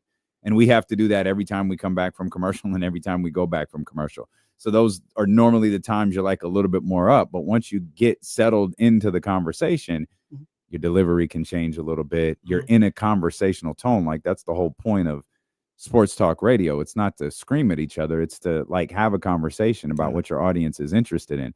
And it's going to take time, Rudy. It's going to take Rudy time to find that. But the roots are like, oh, they're there. Like Rudy could be really, really good at this. Yeah. He can, man. And shout out to the chat. It was Mero that does the podcast with Carmelo. But, you know, I applaud, you know, guys like Rudy Gay or DeMarcus Cousins or any of these guys who are trying to, Parsons and Lou Williams, like who are trying to get into this arena of being broadcasters and some guys are built for it, like Podcast P. Paul George is really good. I love Paul George as a podcaster. I like his podcast game more than his actual game. Sometimes he's really good at it. Jeff Teague, people love hearing Jeff Teague stories. He's always great. Jeff Teague is great. I think I like Lou Will. Like I look at Lou Will, and he takes it seriously. Yeah, like he's not on there just, oh, I'm an athlete, so I'm gonna just talk. Like, no, he gives his thoughts. Does he need to be polished a little bit? Sure, but he's taking it seriously. Like this is a real profession that he's trying to do, as opposed to, oh, I'm gonna just get out here and start talking because I was in the NBA and I'm podding, like you said, or whatever. And I think Rudy Gay falls into that category as well. Like he's really trying to do it. So this morning he was talking about your guy. He was getting on LaMelo, talking about leadership and things like that. I saw that. And it's kind of wild. I saw Tristan Chris, she put it out like Lou Will's talking about leadership. But you know, it's tough. That's the tough thing about being a former athlete too, with baggage, right? Like you have a career to reflect on, and then you want to get into media and you start talking about things. It's like, yeah, it's the Nas line. I know you ain't talking about me. You Nick Stauskas. Yeah, like I know you like, ain't talking. Nick. I know, like Nick, how you gonna go at a young brother like Kessler Edwards just out here playing ball and you questioning how is he on an NBA roster? How are you ever on an NBA roster? Well, Nick, I can't think of one Nick Stauskas memory. Nick was just a dweeb. He was just a dweeb for that. Well, but like even somebody like Lou talking about like, yo, leadership, LaMelo's got to be different. I mean, just because Lou didn't exhibit that in his career doesn't mean he can't speak on it. That doesn't mean that he can't say, you know, you could ask him in a real moment, like, hey, I didn't do that as an NBA player. Yeah. And I realize now that I'm older and now that I'm out the league, if I would have handled things differently, maybe I could have been on that level. And I'm trying to let LaMelo know, like, yo, this is what's expected of you. Yeah, Lou Williams, like, you could say, oh, Lou was never a leader, but he's seen what leadership looks like. He played with Kobe, played with a lot of greats. So he can know what it looks like and speak on that. So I definitely agree there. For sure. Yeah. Leezy in the studio with us, man. Like if you're brilliant photographer and filmer and you're a master of social media, like what do you want to do? Like you've been trying to get on at Odyssey. That's why I love you and Joe so much. You guys have both wanted to like work here and you have busted your ass for nothing to get to the points where you can start working here. Yeah. But like, what do you want to do? That's a good question, D'Lo. I'll be honest, D'Lo. I've been listening to you for years, so I've always been a big fan of your work. And if people may or may not know, I had a little YouTube channel. I was trying to talk sports as well, just like KC and everybody else. So I love talking about sports. I love the game. I tune in all the time. I'm rocking the insiders, listening to them, listening to you guys. So I definitely love the sport. Definitely you want to get in front of the camera and do more content and talk myself. So putting myself out there a little bit more. So there you go, man. Stay at it, man. Yeah, I Stay at appreciate it. Well, we need to get you in here more regularly because you're here Fridays, right? You're in the building every Friday. Fridays I show up. I'm gonna tell you right now. We're gonna work around the promotion schedule so we don't interfere with anything. Because I know you, Casey, and Kevin got something going on tomorrow. At Sky River Casino. Yeah. Shout out. I'm gonna tell you right now though, you ain't getting on this air without no pizza coming to this to these stores. Hey, I'm a pizza guy like Malik Monk. I can come through with it. Well, yeah. Next time you come through those doors, there better be some pizza in your hand. Yes, sir. Yes, sir. Hey, Not true. Pineapple okay on pizza, Casey? Nope. Be quiet. I do like pineapple on the pizza. That's not my preferred topping, but I don't turn it away. I don't turn it away. No, I'm just messing with you. Yeah, no, I don't mind. Hey, I got to pay my dues. I'll come through with the pizza, the wings. What's up? Whatever we got to do to make it happen. I'm okay with that. The way you pay your dues is you get in here and you work hard.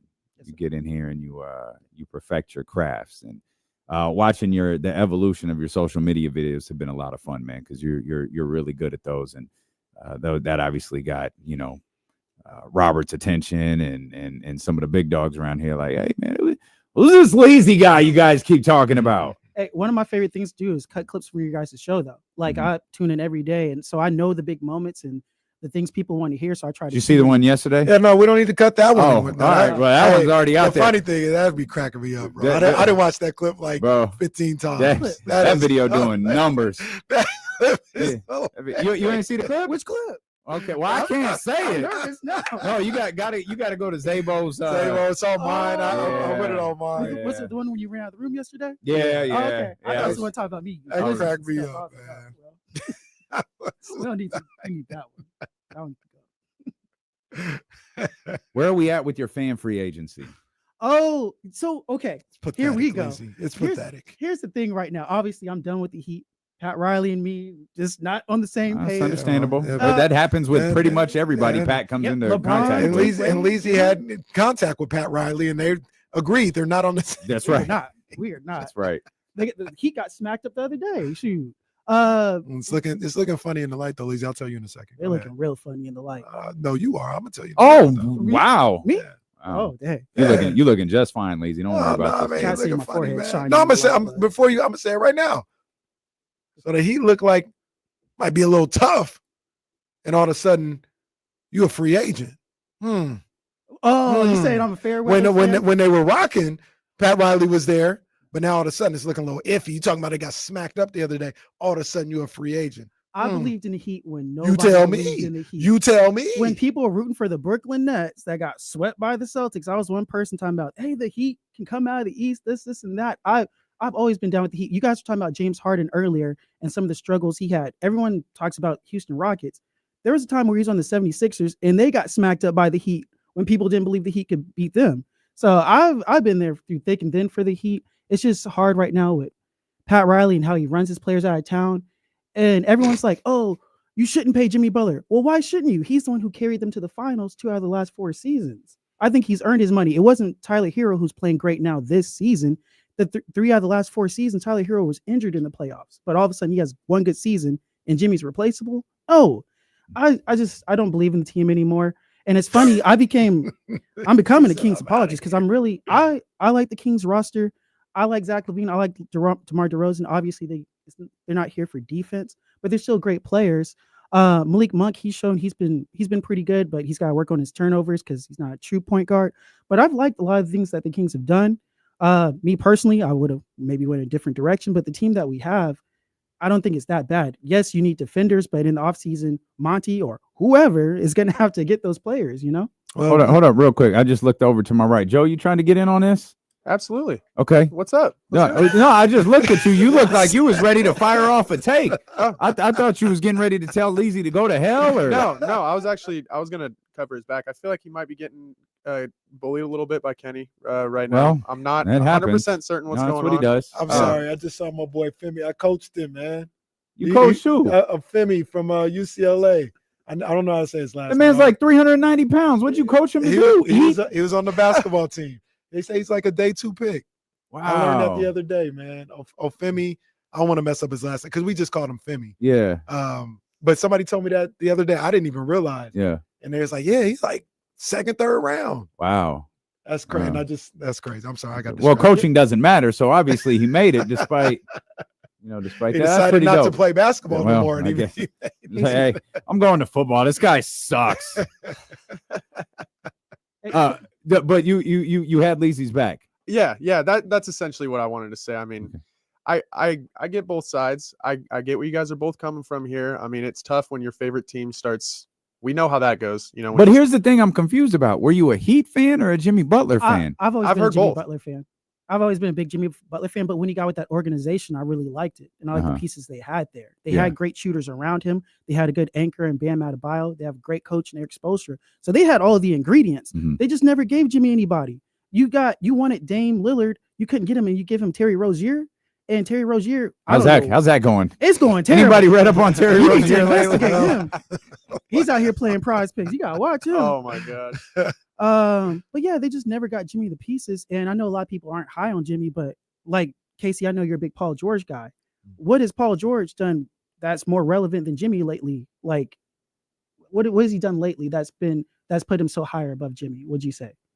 I don't think he's done anything that puts him higher above Jimmy. Yeah. But the question wasn't whether or not, or the situation wasn't whether or not Jimmy should be on the Heat right now. Yeah. It's, will you pay him $60 million a year for the next 2-3 years? And I wouldn't. Yeah. I wouldn't. Like, I don't disagree with Pat Riley on that one. Yeah. $60 million a year for Jimmy Butler at this point in his career to lead you. Yeah. Is I mean, but check this out. That's asking a lot. I'm not a Warriors fan, but they're playing pretty great. I was right going now. to say, when do you think the Lakeup and Dunleavy and that crew regret the contract? Not this year. Well, it's a 2-year deal, right? It's the 2 Starting years after next this year. one. Yeah, right. It's the 2 years after this year. So do you think next year they start to regret it? Do you think in the final year they start to regret Maybe it? in the Do they final not? year. Maybe in Okay. the final year. And like I said, you're also asking him for two different roles. Like, he's part of Steph Curry and possibly Kuminga and all those guys, and adding to them. He's not the first So option. yeah. So is that worth 60? It's all relative, right? Like, if Steph Curry is still there and he's happy and everything else like that, then yeah, maybe the contract works. But you're talking about $60 million to build around that guy at that point in his career. That's not something that I'd be doing. He fits better in this Warrior situation. I get that, because on the Heat, it's kind of like that Klay Thompson situation. Klay wanted to get paid for what he did. Jimmy wanted to get paid for what he did. Pat didn't want to pay him going forward. So it's whatever, but I like him on the Warriors. But you would have paid him. Yeah, you got to take care of your guys. Yeah, you got to pay him. Even He's if earned that it. means you're like a playing team at best. If you take Jimmy Butler off those Heat teams, do they make the finals? No. Exactly. He earned his money. Okay, but that's kind of irrelevant. If you're okay with paying $60 million a year for a playing team at best, then that's cool. But let's not romanticize it and say if they would have gave him $60 million, they're all of a sudden bolted into the top 4 of the East. I don't think anybody believes that. And you're paying him $60 million, so your opportunity or your ability to go get players to add to him now shrinks. Pat Riley wasn't getting him nobody. Pat Riley wasn't getting him nobody. Tell me this. Besides Bam Adebayo, who, and I guess Tyler, who's really on that team that made them great during those runs? Like Caleb Martin, that was about it. And nobody expected Caleb Martin to be that great. I just don't think Pat Riley got Jimmy the pieces that he really needed. But we're still talking about the past. I'm talking about the future. If he's making $60 million a year and Hero's making what he's nearing, and Bam is up for his extension, if you're okay, and that's all I ever say with all this stuff is like, just TC, be real with yourself. $60 million for Jimmy and everything else that's going on probably makes it where you can't go get somebody, probably makes it where you're a playoff playing team, maybe a 6 seed at best at that point. You're okay with that? Yeah, because they made it to the finals as an 8 seed, as a playing team. So yeah, maybe you can't afford to go get whoever you think is out there, but with Jimmy, you've proven that you can get there. As long as people are healthy around him, he can get you there. I think he's going to do great on the Warriors because now, like you said, he's going to be with Curry. The game slows down in the playoffs. He's going to do great in half court and all that, and he has Curry to rely on. I think the Warriors are looking scary. I think they're going to be pretty good. They're okay. They're no, I'm not even saying that as shade. I think the shooting has been an issue. Kyle brought up earlier, he's 1 of 15 from beyond the arc since he's been over here. And their size in the paint is an issue, and it's going to be an issue against these playoff teams. So that's what keeps me from thinking they're a true title contender. They might be able to win a round, maybe 2, but I think that's just my opinion. I think they can. I think they can get to the second round for sure. Like I think they can do that. Yeah. Was Jimmy a apron move? We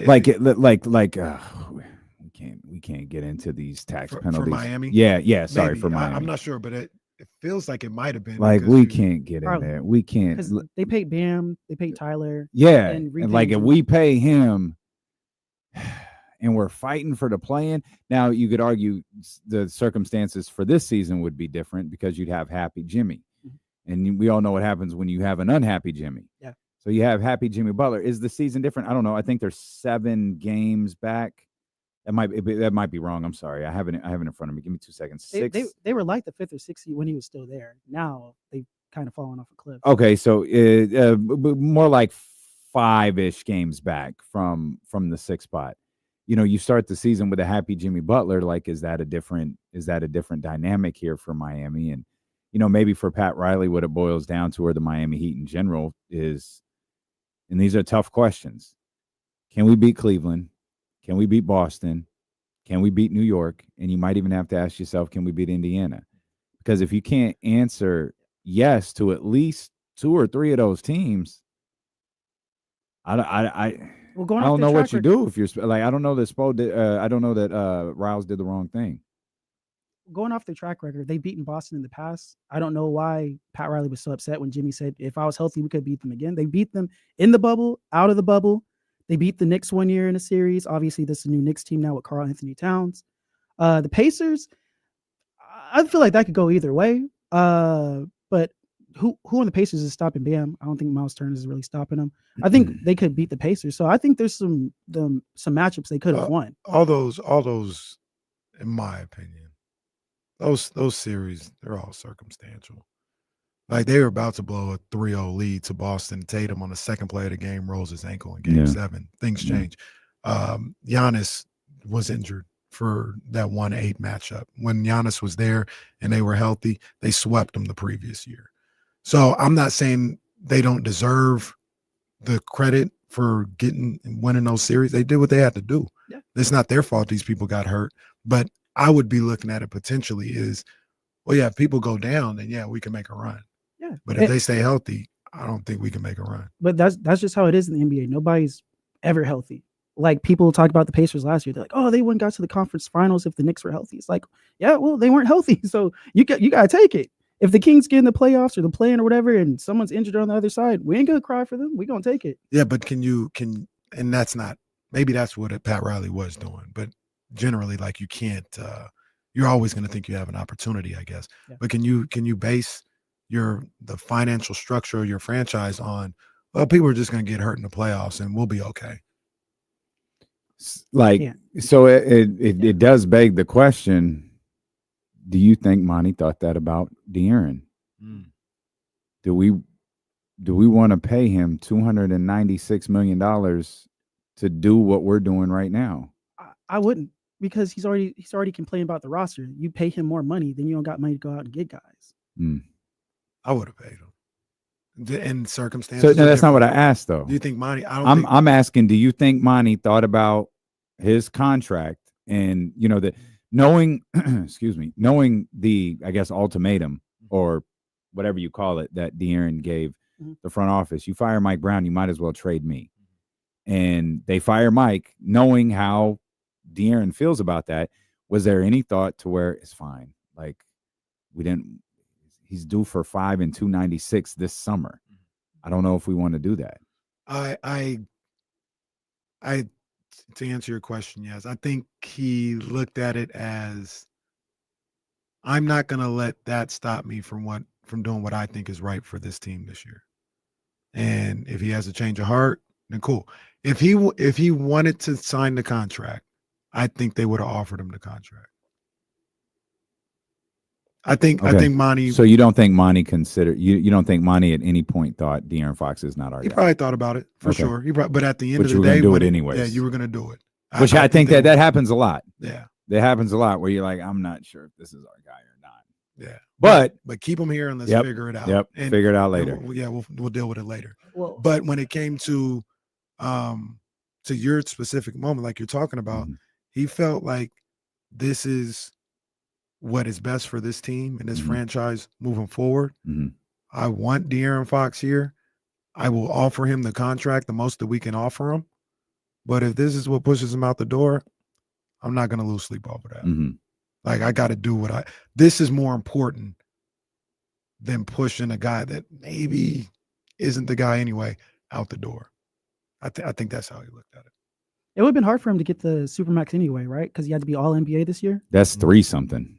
Yeah, just so there's 2 max. He would have had the Sacramento Kings max, yeah, and then which is also the San Antonio Spurs max, and then he wasn't going to get the $300-something million. 296 might not be the right number. It's just the number I always remember. I think it's that. It's either 270, 280, or 290. Okay, so you know which one I'm talking about, the Sacramento Kings max. Like, did they at all, think like maybe this isn't the move for us because we've got? I think they did. I absolutely think they did. I just think they would have ran that red light. They would have ran that. It would have been like, I'm not sure about this, but we're gonna do it anyway. Do you think Monty is really committed to Fox based on his draft picks and just some of the choices he's made? It just hasn't looked. He keeps drafting point guards. If you really were built around Fox and all this stuff, why didn't you ever go draft a big wing? Why don't you ever get a defender? Because you can't. He can't seem to make trades. He can't seem to make big signings. You have to draft the right players, and his draft record is just terrible when you look at it. Yeah, Davion and Devin Carter are baffling. He went out and got Keegan Murray instead of getting another guard, instead of getting Jaden Ivey like everyone said he should. So there's been plenty of players out there that he missed on. Even we talked about this year. We could have had Jalen Wells. Well, I'm just talking about those 2 drafts. Those 2 drafts. He's essentially 500. 1 year he didn't have a draft pick. 2 years he drafted Davion and Devin. The other 2 were Keegan and Tyrese. Everyone's gone but Keegan. Or did he inherit Tyrese? No, he drafted Tyrese. Was his first one. Okay. Yeah, he drafted Tyrese. Hey, great job. Hey, thank you. Get back in there and learn with Joe. All right. And order that damn pizza. Thank you, guys. Why did you turn into Stone Cold Steve Austin all of a sudden? I don't understand. Stilo and KC here on Sacramento Sports Leader, ESPN 1320. Yeah, good job, Lazy. Good job. I feel like KC. Dude, he killed it. He sounds like a natural. Great job. Yeah, no, that was awesome. He also left his headphones in there. Yeah.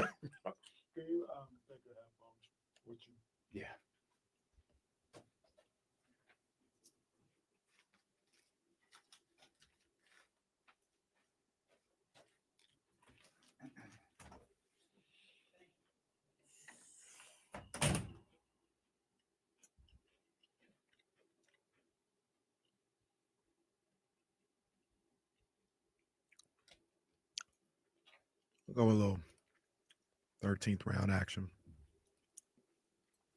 13th round with your main man, Kenny Caraway. Big ups to the dope ones. Big ups to Jordan Brand. We connected. You know the vibes. Tank Davis fighting tomorrow night in Houston against Lamont Roach Jr. They've had the press conferences. They've had the face-off and all this other stuff. And I'm excited to see. I talked earlier this week about, the frustrations with Tank, but as we get closer, I'm excited to see him fight. It's always a good time when he fights. I just wish he was here, or I felt he was going to be here for the long haul, and that doesn't seem to be the case. But, Tank Davis is the best show in boxing. I've been saying that for years. He hasn't disappointed me, not once yet. He is the best show in boxing. He ends with fireworks damn near every time. And I don't think this Saturday is going to be any different. I think he's going to knock out Lamont Roach. And he said after this year, he's going to retire. That leaves the door open for one more fight potentially. And I hope if he really believes he's going to retire, then this is the last year. I hope he goes out with a bang. I hope he goes out fighting a Shakur Stevenson, fighting a Devin Haney, fighting a Telefimo Lopez, as I like to call him. I hope if this is it, I hope he goes out with a bang. So we'll see what happens Saturday and for the rest of this year. That's the 13th round.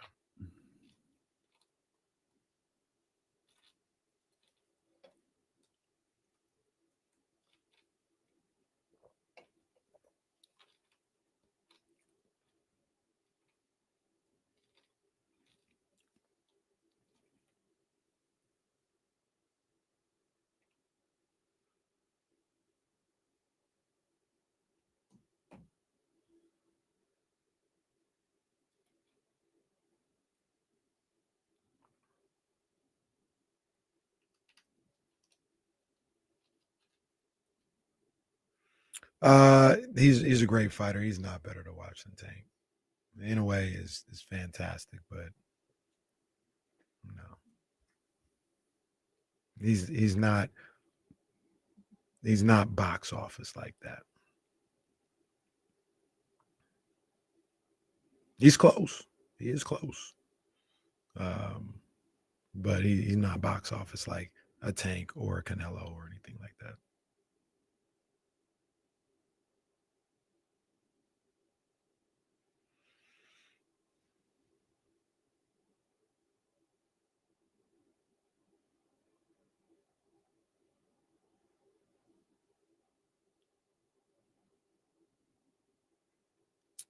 Yeah, I'm not. I saw that. To be honest with you, I hadn't seen it confirmed yet, so that's why I hadn't really talked about it. If they do, that's amazing. If they can get that one locked down, maybe you know better than I do, but if they can. If that's confirmed, that's an amazing card. What's the Times Square card? They're fighting. I think he meant they're gonna Madison fight. Square. Oh.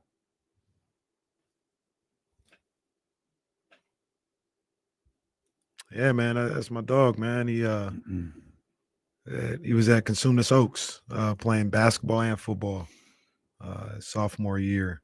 Coached him for a little bit, man. Great kid, man. Great kid, man. And I knew he was doing this thing at Cal. I knew he went to UCLA, but I didn't know his draft prospects were as high as they were, man. So salute to him, man.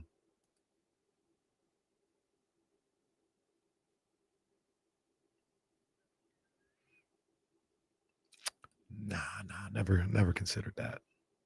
Nah.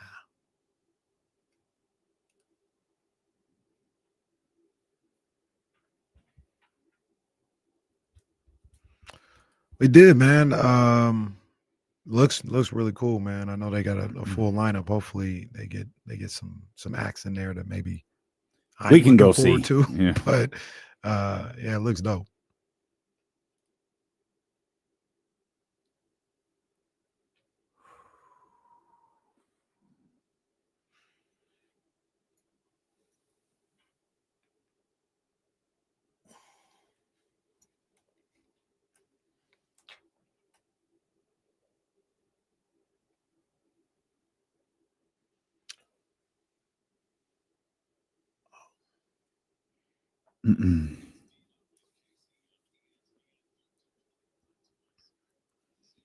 My bad. I just thought about two things real quick that wanna holler because it's about to get busy. Eddie Gonzalez is pulling up real soon or whatever. Two things. I saw something last night that I don't know if I've ever seen before, and I hope we see a lot more of it. Went to Fire Wings to pick up some wings, obviously, for the family. Called in to order, whatever. Went to the Fire Wings over there off of Delta Shores. And I go inside. They got TVs playing. They got the Lakers and Timberwolves or whatever. And on one of the TVs, they had the Sac State basketball game on. Okay. I don't feel like I've ever gone into an establishment and seen a Sac State basketball game. Part of that is because they don't have a local TV partner, so you don't get them in that. And to watch them, it's got to be on ESPN Plus. And sometimes places just aren't, they don't have their TV set up where, oh, let me go into the ESPN app, and they don't have it like that. They got, still cable companies and stuff like that. But they had it on. That was pretty dope, man. Shout out to my man Andy over there. I was talking to him. I'm gonna go to the last men's game at the Nest this Saturday. The last game period. The women play on Monday, I think. But yeah, man, I'm gonna go check that out. Say goodbye to the Nest as everything gets taken care of over at the Well. So there's that, and then I got to give a shout out. Before you are you leaving Sac State? Yes. Before you leave Sac State, I tell you this happens like twice a week, and I didn't figure it out until yesterday. We'd leave here, and I'd just be driving home, and then I'd look at the screen and go, "Why is the screen taking me to Sacramento?" Like because if you have something in your calendar, it syncs to it takes you where it thinks you need to go. I realized the Sac State basketball calendar is in my car, is on my phone. So every couple days, it's trying to send me to a basketball game at Sac State. Like what? Elon's trying to send me to see. This is it. This is the beginning of the takeover. I was just about to say, what if it just bypassed what you were doing and just took you well to Sac State? You laugh now. You laugh now. Man, it's only a matter of time. I ain't putting that in my calendar. Well, not Sac State. I ain't putting nothing in my calendar. You ain't gonna just take me wherever. Well, yeah, I'm driving. No, I don't just use bypass this. I don't. Well, it might. Just bypass your physical driving and say, nope, you're going this way. Yeah, well, that's hilarious. It's only a matter of time. The Teslars are going to fight each other. But also, just it's going to be your Tesla versus my Tesla versus James versus Gavin in a be in fatal the parking four-way. lot. And then what we're going to do is me, you, and James's Tesla. We're going to gang up and beat the crap out of Gavin's Tesla. We're gonna throw his ass over the top rope. Just throw his ass out of here, and then have it out amongst ourselves. Soon. But I had to give a shout out to all of the high school boys and girls games going down at the Golden One Center yesterday and today. Obviously, there's some good games going on, but where my heart is. Shout out to my McClatchy Lady Lions going for that section title against Folsom. Let's go handle business, ladies. Come on, let's go handle business. Let's go get them, baby. It's Lions territory. Let's go. So we're gonna handle that. And then last night, because I won't watch G League basketball. Your brain is moving so fast right now. Well, no, it's still high school basketball. I won't watch G League basketball, but I'll watch these kids play at the Golden One Center. And last night, an insane finish between Jesuit and Rockland. Salute to Rockland, just taking defeat out of the success, or winning out of the grasp of defeat, or whatever they did. The comeback within the last 30 seconds to beat Jesuit, win a section title. What a finish. One of the great finishes we've seen in section championship history. And Rockland, salute to them, salute to Jesuit. Both of them are going to states because that's what happens when you play in a championship game. But it never gets old seeing these high school kids play on that stage, on the Golden One Center floor, Arco Arena floor. It just never gets old. It's always special. So shout out to all those young men and women out there. Yes, indeed. No doubt about it. We were talking about players. Eddie Gonzalez, by the way, going to join us in about 20 minutes or so. Our visits with him on Fridays are always so much fun. And then James is off today. He's got some weekend plans that he's getting an early start on. So we're going to attempt to blow up the entire 3:00 hour. We were talking yesterday. I don't even remember the conversation was something about, guys who we were talking about De'Aaron Fox and you mentioned the line that I use with De'Aaron, where I don't think De'Aaron realizes how good he is. And that kind of started a conversation about how truly unique guys like Michael Jordan are, Kobe Bryant, LeBron James. I think Steph Curry belongs in that category. Steph Curry is a player who, if you recall, when that 444 contract or whatever it was that was signed, there were concerns about his feet. There were concerns about his long-term health. And while it hasn't been a focal point the way that it has been with Kobe Bryant, LeBron James, Michael Jordan, he is a guy who has clearly taken a lot of steps to make sure he can stay healthy and have some longevity and be out there on the floor. And he has found a way he is also a guy who has found a way to up his game and to, I don't know that these are proper words, but make great even greater. And he doesn't really, and I omitted him in that conversation yesterday because, Kobe's the first guy everybody thinks of because of Mamba mentality. People think back and realize, well, he's patterned so much after Michael Jordan. Well, Michael Jordan did it. Oh, we've heard these stories about, $1 million, $2 million spent on his body. So we know LeBron James is a part of that. Like they're these guys who take these extra steps to take the extra step on the floor. And I think Steph is a part of that. Absolutely. Steph is one of those guys. Absolutely, man. There's a few guys that I think about in this league who are that. Steph being one of them. I think I feel like Kyrie is one of those guys. I think Dame has been one of those guys. I think Russell Westbrook. That's a good one. Yeah. I think Russell Westbrook is one of those guys. And when I think about that, usually people think you gotta win and win championships to be that. I don't feel that way because I'm looking at the individual. And I ask, do I believe that this individual got every single thing out of their talent and out of their mentality towards the game? And those guys, Kevin Durant is one of those guys too that I think about, where they physically got everything out of their talent pool, mentally and emotionally. They were never satisfied. They always wanted to achieve more.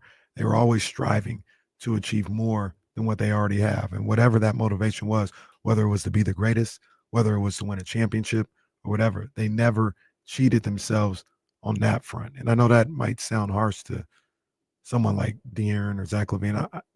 Maybe I shouldn't say cheated themselves, but just realized what was at hand. Like, do you realize what you could be in this league? And those guys that you named and that we named, I think those are guys that did understand what they could be in this league, and they always strive to maximize that. And it's not a common thing. It's also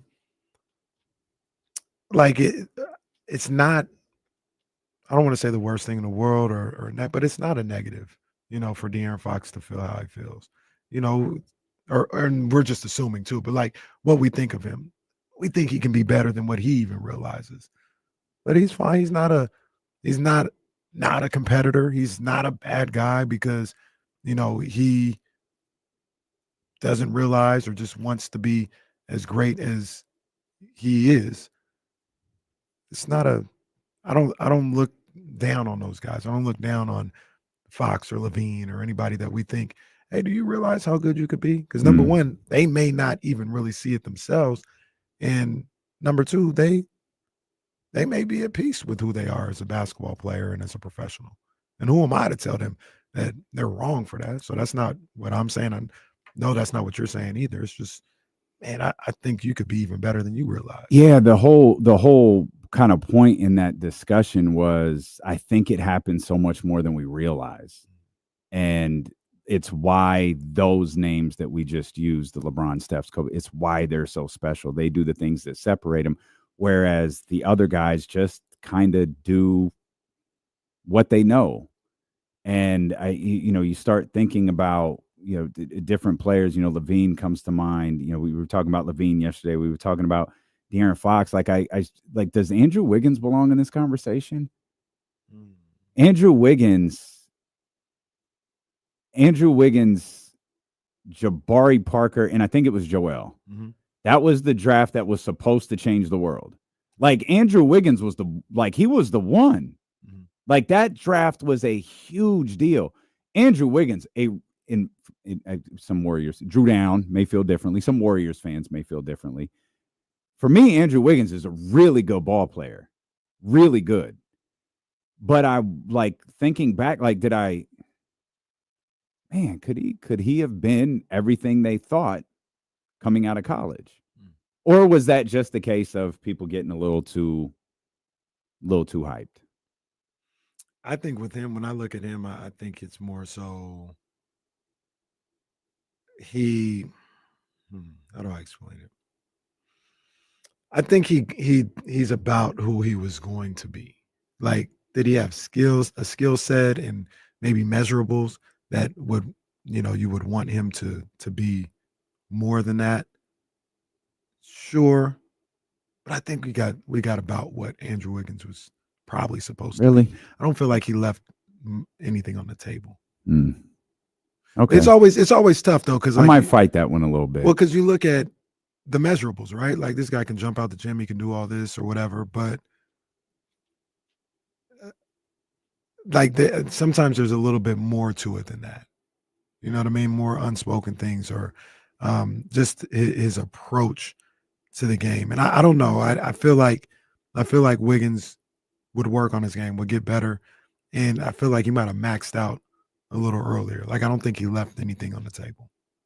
Okay, but it's just my outlook on it. Can I give you another one that I don't think you're gonna like this one? I thought I had a bar with Andrew Wiggins, and you just hit the tombstone on it. So I'm gonna throw another pitch out there. Lamar Odom. He didn't maximize what he could be. You are way better at this than I am. Lamar Odom was supposed to go to UNLV, but something happened. And he went to Rhode Island, comes out after it's his first year, but it's his second year removed from high school. Maybe it's not UNLV. Maybe it's something else. I feel like it's UNLV, but it does the Rhode Island thing. And he was another one where he gets in the league. He's with the Clippers, and it's like, whoa, man, this brother could be it. Like he was already very highly talked about, and it just never hit. It never computed. Like he was, again, he wasn't a scrub. Like he wasn't bad. Like, and I know there are some punchlines with him later in his life, and people poke fun at some of his addictions. Well, some of his addictions seem to be doing better now. Maybe not all of them, but some of them seem to be doing better now. Maybe the most dangerous ones. But from a basketball player perspective, you were always kind of waiting. Even the championship years with the Lakers, you're waiting. It never happened. It was like, oh, he's good. He's good.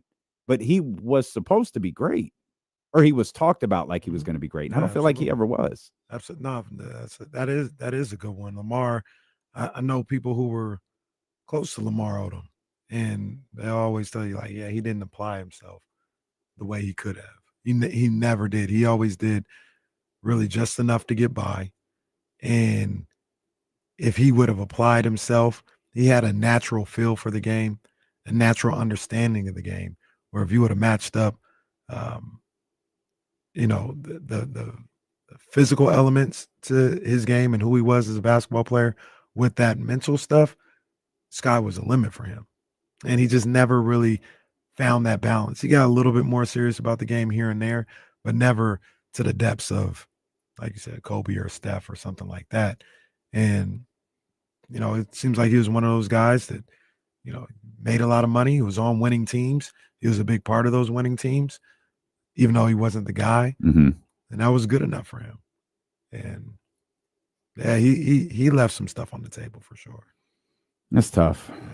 Yeah. And I don't think like Zion falls into this conversation. Zion is just and maybe the argument is he's leaving stuff on the table because he can't stay healthy. He's not taking enough steps to be healthy. That could wind up being, I hope not, a conversation about Luka Doncic. That's been the talk of the last 3 weeks. Joel Embiid today ruled out for the year. His weight and his conditioning is going to be a big subject of conversation from today until October. It's going to be a massive, massive part of the conversation. And you talk about like extra steps. Joe, Zion, those guys might need to take extra steps, not even to be great, but to actually play. They step on the floor. You outlined this with Zion Williamson earlier. He steps on the floor. He's great. Yeah. He just doesn't step on the floor enough. The biggest example of this, or one of the biggest examples of this, may be Ben Simmons. Ben Simmons,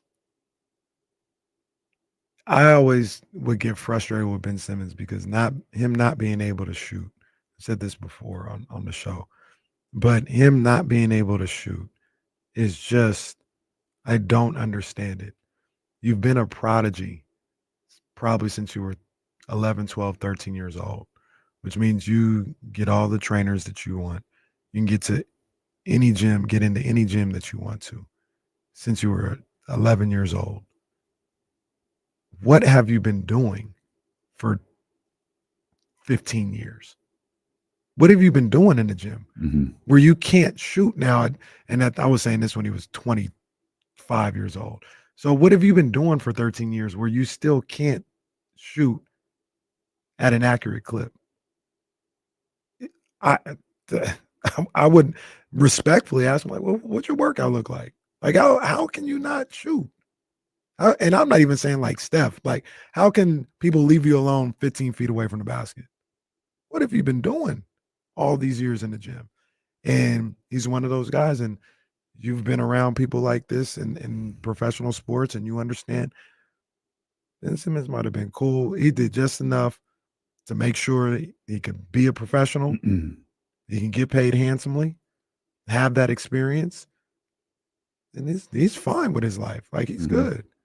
And there's people who are like that, where the public and people around them maybe want it more than they want it.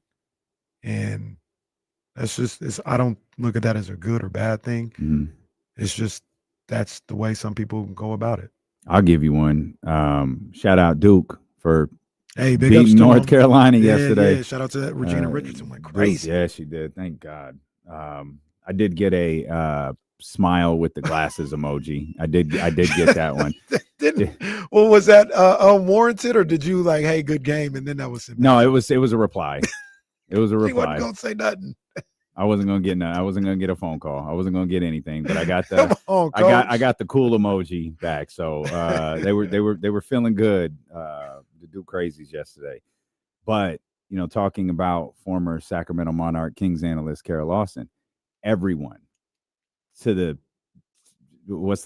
man, every single one, her high school coach, her closest high school friends, her best friend, everyone said the same thing. Her sister was better.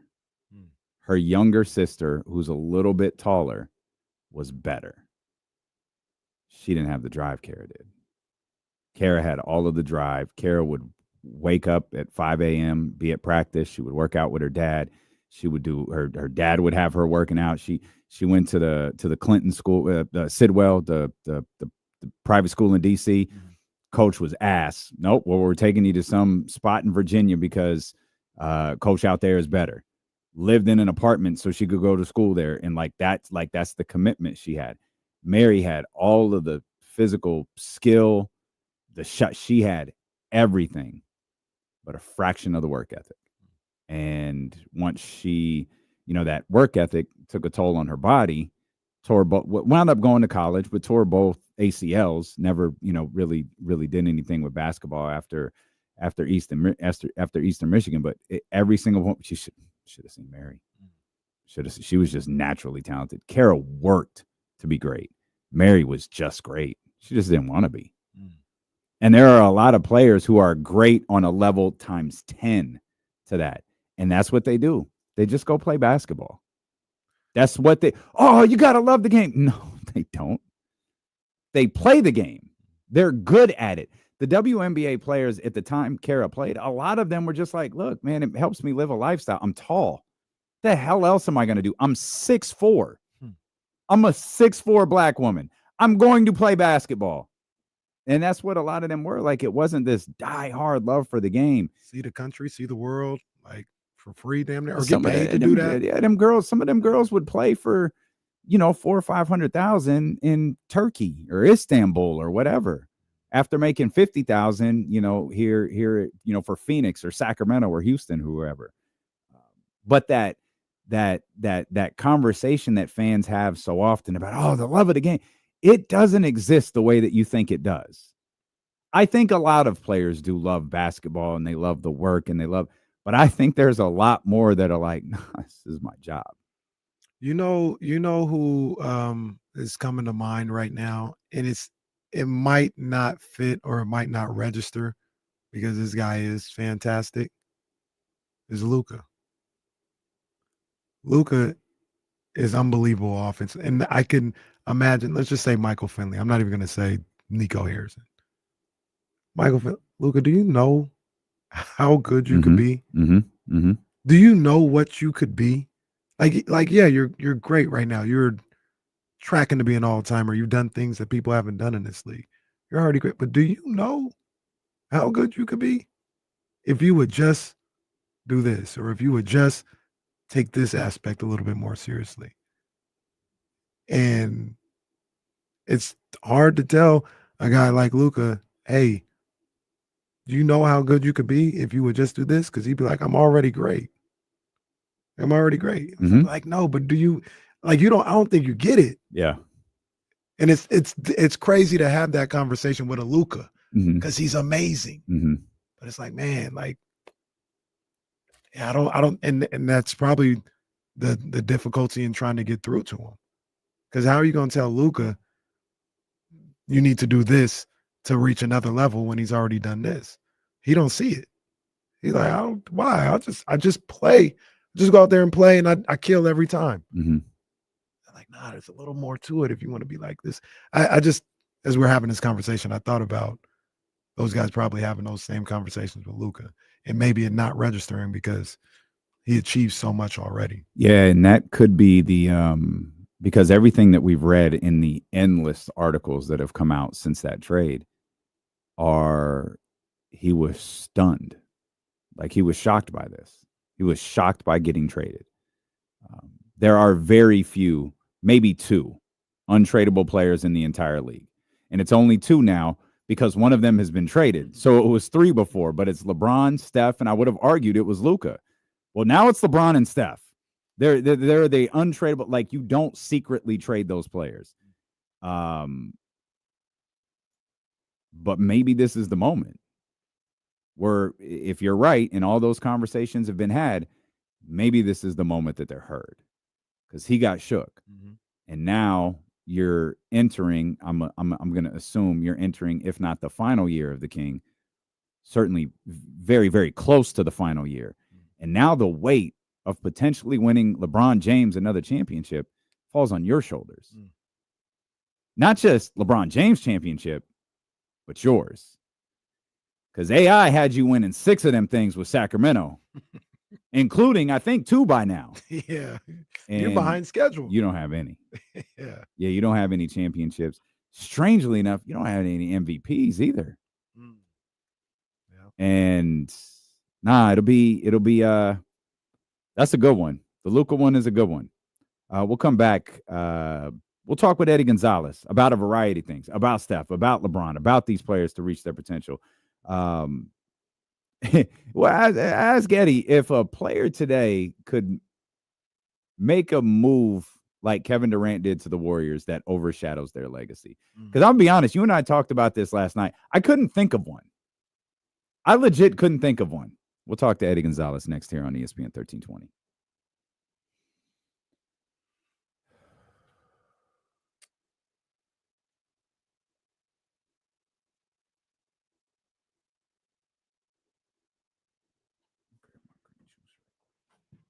Ben, you're not in this studio. The temperature has dropped in this studio, so I dressed accordingly. I bet it is nice outside, though. You know, Kyle, the funny thing about this is I would never tell Luka, I can't respect what you're saying. That I would, if Luka was saying something about basketball, I would never tell him, man, I can't even respect what you say, or whatever he said. I can't even take seriously what you're saying. Okay. And I ain't saying I'm Luka. I ain't saying that, but yeah, I wouldn't tell him that. And if I did, he'd probably have all the right in the world to be like, you can't tell me anything about being an NBA basketball player.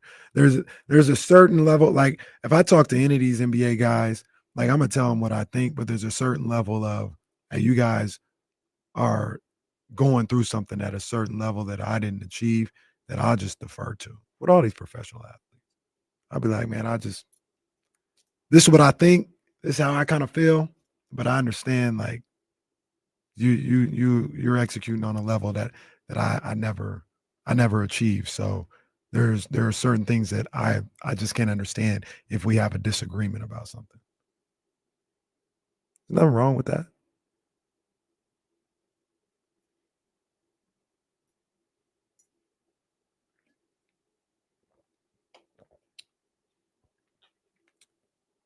That's not true, John Paul. Scooter's been in here pretty much every day. And I don't have no problem with Scooter. I never did. I still don't. But he did say, he was like, oh, I can't. He says, I can't remember exactly what it is. I can't respect what you're saying, or I can't take what you're saying seriously because you talking about Keegan Murray. I was like, all right, that's cool. I don't care what you think about what I'm saying when it comes to this.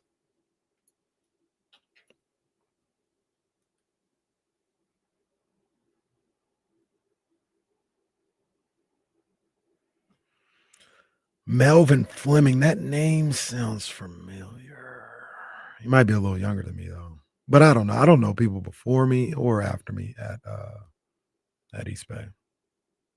I am out of touch with my alma mater. I gotta connect back with them.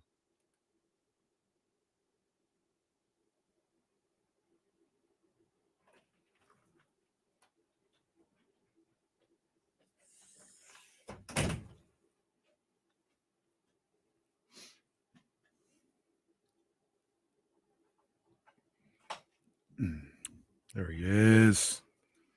There he is. Eddie. What's going on? Try to get standard. There we go. Eddie. What up, my guy? What's going on, fellas? Louis Belt.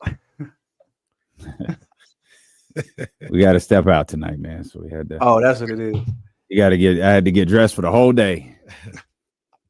That's smart. I was putting together this TikTok. I'm gonna post it probably over the weekend, but it's like men are so trash at complimenting other men. Like it's always like a halfway diss. Like, oh, you rich, huh? Like, yeah, that's right. Like, hey, man, let's get off it tonight. Oh. Like if I like your IG post, I'm gonna talk some shit in it rather than just go. This is really heartwarming. This whole situation. Yeah. I'm just not gonna hit the heart on the post. I'm gonna say some smart ass shit too. Nah, don't let you post your girl or something. I'm like, damn, you what's she doing with you? Like, oh my god. Oh, we got 15 seconds. Oh, yeah, you punching up. Okay. Everything good though?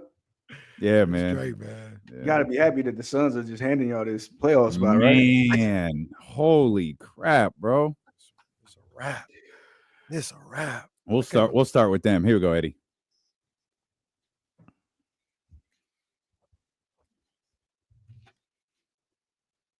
Now that's funny. Eddie says, like, when we get started, Eddie Gonzalez with us, you don't really just say hi to your boy. You just gotta diss him first. Like you gotta get off some jokes. Look at this dude. Oh, all right. Yeah, all right. You gotta get off some jokes about him before you can start a conversation. Oh, big time. You got that money. Oh, you famous, huh? Oh, okay. No, it's not even oh, you look nice. It's so that's what we're doing today. Yeah, right. Oh, okay. Right, all right. Yeah. Oh, you really went there. Oh, okay. No, which was funny about that though. Other men will translate that as like, oh, I look good. Yeah. It's like the most heartfelt. Like, oh, I'm killing it right now. That's like the women's equivalent. Oh, look at this bitch! Like, look at this bitch in here. They be lying though. I had tweeted about that recently. Like, women have the worst taste in women, and I put in parentheses because they lie. Mm-hmm. That's facts. Eddie said right before Eddie said right before the commercial ended. Woo, y'all got to be happy out there. The Suns are just handing you this thing. Hey, what was the number? Is it 7 of 8? Oh, they losers of 7 of 8, 3 in a row, bruh. Losers of 10 of their last 12. It goes back even that far. Wow. No Brad Beal tonight. No Grayson Allen tonight. Luckily for them, they'll be playing the Pelicans, who probably won't have Zion Williamson, won't have CJ McCollum. But that doesn't necessarily spell a win these days, apparently. So it's you get a report today, the coach and the star of the team, the face of the team for over a decade now. They butt heads over communicating or what, whatever angle you want to take with that. But it's this is the noise that surrounds a team that's falling apart. Like, let's just be frank. If everything was going great, we wouldn't hear about this. And they would still probably be having meetings and having conversations, but this is not the noise that would surround that. And I told you guys last week, and I kind of been warning my streaming group on Playback. They play 4 games on national TV next week. 4 games against 4 teams that are better than them, and including one that's the Sunday morning premier game. Yep. It's going to be a lot of noise surrounding this team over the last week. And I don't know if you guys have been paying attention because you guys got a lot going on up there and ideally a playoff spot to worry about and things of that nature. But there's quietly become just a little bit more hints of, well, what about Booker? What if they trade Booker? Like, why would they keep Booker? What can't they just get more? And it's just slowly parceling its way out. And I don't think that's a coincidence. That's just me from where I stand. That y'all both know it's dependent on the source and all that and all that good nature. But when Damian Barling goes on the radio and he tells us some stuff that he might have heard, might have thought about, a lot of times there's smoke. And when there's smoke, there's fire. And I think this might be one of those situations. This is crazy to see, man, because you had a roster that was a championship worthy. No, probably not. But, it was dangerous. It was a team that you felt, they get in the playoffs and, they build on, maybe not knowing each other as well last year. This in this second year, all right, they're going to kind of cook a little bit. And it's been the exact opposite. And the thing that I keep going back to that they're not going to do. I just can't wrap my head around the fact that they might do this. Could they possibly fire Coach Bud and have 4 real coaches? Because people say that, and sometimes it's like, oh, he got fired in the middle of the season. The interim, they're counting. No, these are 4 coaches that you paid and said it's going to take us and lead this team. Can they have 4 coaches in 4 seasons? That would be crazy. The answer to the question is yes. And it's tough to stomach, tough to understand. And then for me, the thing from my vantage point is, what does that even solve? Like, what does that even fix? If you fire Bud right now and you install David Fizdale, who, yes, obviously has some coaching experience, who long-standing reputation with players just mostly liking him for whatever reason. Smart guy, good dude, not the greatest success as a coach. And this is a lost season. Like, so what does hiring a new coach do for you other than, I guess, maybe make your day-to-day a little better? But I don't know how much you've seen of these guys last night, Kevin and Book and everybody who spoke last night. Yeah, this isn't fun right now, nor should it be. They're losing. And they addressed a ton of stuff head on. And now you have these reports coming out today that I'm reading one right now that's getting texted to me. They all hate each other, and it begins and ends with KD, which I think is kind of funny. And then there's another one that says Mike Budenholzer is miserable to deal with. So I guess, like, in some sense, the day-to-day morale gets better. But, okay, you fire him, you still have to pay him. For those who don't understand how coaching contracts work, they're guaranteed. So a lot of times there's language in there that says, hey, if you get another job, well, you're still on this. Obviously, then if it's less, we pay the difference. Like, there's a lot to it. But anyway, you're getting your money. So they paid him. They signed him for 5 years, $50 million. So they just fired another coach that they signed up for a similar deal. So now you're paying 2 coaches $10 million a year that aren't coaching your team. I know this. It's not my money, and I know Matt Ishbia is a billionaire and everything else. I just wouldn't want to be doing that. So I don't know what it solves, and honestly, it just creates more noise and more problems. But if it's so complicated and difficult there on a day-to-day basis, and morale is so bad you have to, sure, I guess. I've heard the murmurs and whispers as well. I just don't know if it makes sense or if it happens. We were talking about underrated players earlier this week, and I made the argument, or attempted to make the argument. I think Kyrie Irving's the most underrated player in the league. I don't think Kyrie gets the respect that he deserves. Like, I think Kyrie is just exceptional. Like, he is extremely special. And as the conversation evolved, I think Kevin Durant is one of those guys too. Like Kevin Durant is arguably one of the greatest players of all time, but I'd still make an argument he's underrated. And I wonder if, like, one, would you even remotely agree with that? And two, well, I'll start with that. Would you even remotely agree with that? You're talking to the guy who called LeBron the most underrated player for a few years. Just of like the feeling of the general understanding of everything this dude is doing on the court. So yeah, I agree when it comes to Kevin. I agree when it comes to Kyrie as well. The name I would throw in the hat, just because there's this weird constant criticism right now. Number 0 up in Boston, one Jason Tatum. So I agree with that line of thinking. It's like we're tearing these guys down so much and picking holes through them so much that, yeah, we're now crossing. I call it the underrated overrated threshold. I watch like young guys hit it all the time. I'm watching old guys hit it the other way around this time. 36-year-old players don't look like this. And look at somebody like Paul George on the other side of this. Or, everybody's like, man, Paul fell off.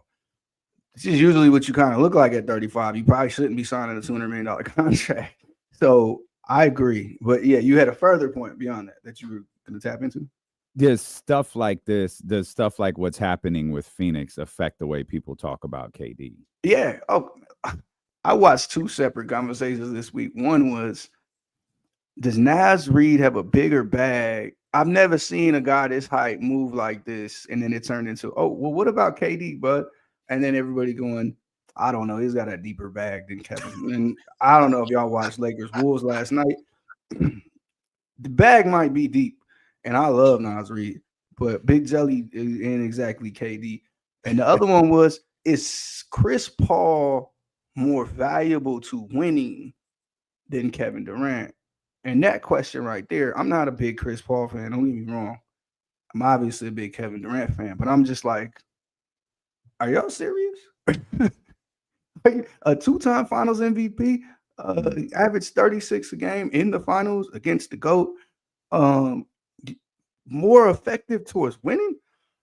Sometimes I just don't understand the conversation. So I land exactly where you land. Okay, now one of the greatest players of all time is underappreciated and underrated. How did we get here? Mm-hmm. Yeah, I think to be honest with you, man, I think that's I feel like that's the nature of sports, but more specifically how people talk about the NBA.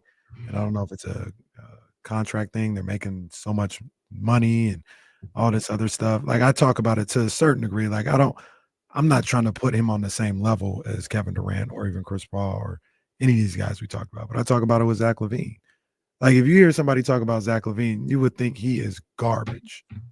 He's not a garbage basketball player. Like, like he's making $42 million a year. Right, that's cool. Like, he didn't sign himself to that deal. Like, that's what somebody felt he was worth. He signed it, and he's a cool basketball player. But I think, when we talk about these players, and Zach's just an example, it happens with pretty much everybody. We talk so much about what they haven't done or who they're not or what they can't do, as opposed to appreciating more what they can do. And I'm not speaking holier than thou. I do that and make arguments myself. Right. But I think sometimes it happens a little too much, as opposed to just taking a step back and being like, damn, this guy's great. Like, he's really, really talented. Well, I talked to JT today. We're actually having this conversation and just kind of talking about the general conversation around him. And we're laughing about it. It's not all that deep. You know what I mean? But the point I made to him was, I'm watching these rants from everybody on every show talking about what he lacks and and I'm like, it's never basketball. It's never productivity. It's never winning. It's never none of that. Like, the one you say is he doesn't win an MVP, but that's a voted upon award. And he's been all NBA for 3 straight seasons. He'll be that again this year for the 4th straight season. It's well understood he's one of the best players in the world. So now we're tearing him down for oh, his teammates are too good, or he doesn't walk with like the same swagger as Anthony Edwards. I don't like his outfit like I like Shay's. Maybe if he cussed some more. Like, we're having all these weird conversations, and I'm like, are we talking about basketball? Or are we talking about models? Like, should you TikTok more or should you win more? And we're just laughing about it. Like, we're just, again, it's not all that deep, but we are given so much latitude to criticize dudes, but we're running out of things to criticize. This is some of the best in the world at what they do. And so now it turns into, well, I don't like his outfits. I like his outfits more. I watched a 5-minute conversation this morning about Anthony Edwards getting technical fouls. Mm-hmm. And I'm like, I remember Kobe because that was one of the examples. I remember Michael Jordan. All these dudes yell at the refs. I watched Luka do it every night.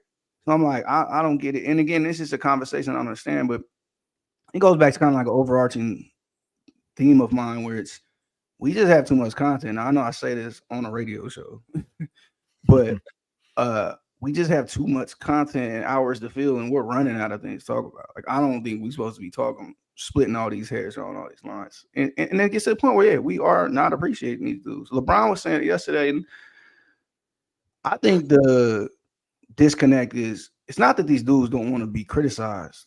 It's not all that deep to them, but like, make it make sense. Make it about the job. Make it about, like, we're spending way too much time being market execs, TV execs, and style exec. Like, who's winning? Who's doing good on the court? And that usually is pretty cut and dry. Well, we got another underrated name we ain't even discussed. Yours. What about Giannis? Oh, yeah, Giannis. We act like Giannis. They ain't talked about Giannis winning MVP for like 4 years now, and he's Giannis is an afterthought. I looked at his stats, 13 and 7. I looked at his stats yesterday and was like, "Whew." Can I? Not even mentioned. Semi-related. I don't know if y'all seen Kevin on Draymond's show. Did you guys watch this? No, I'm not watching. Clips, I'm not watching Draymond Green show. I'll walk you along the line here. Okay.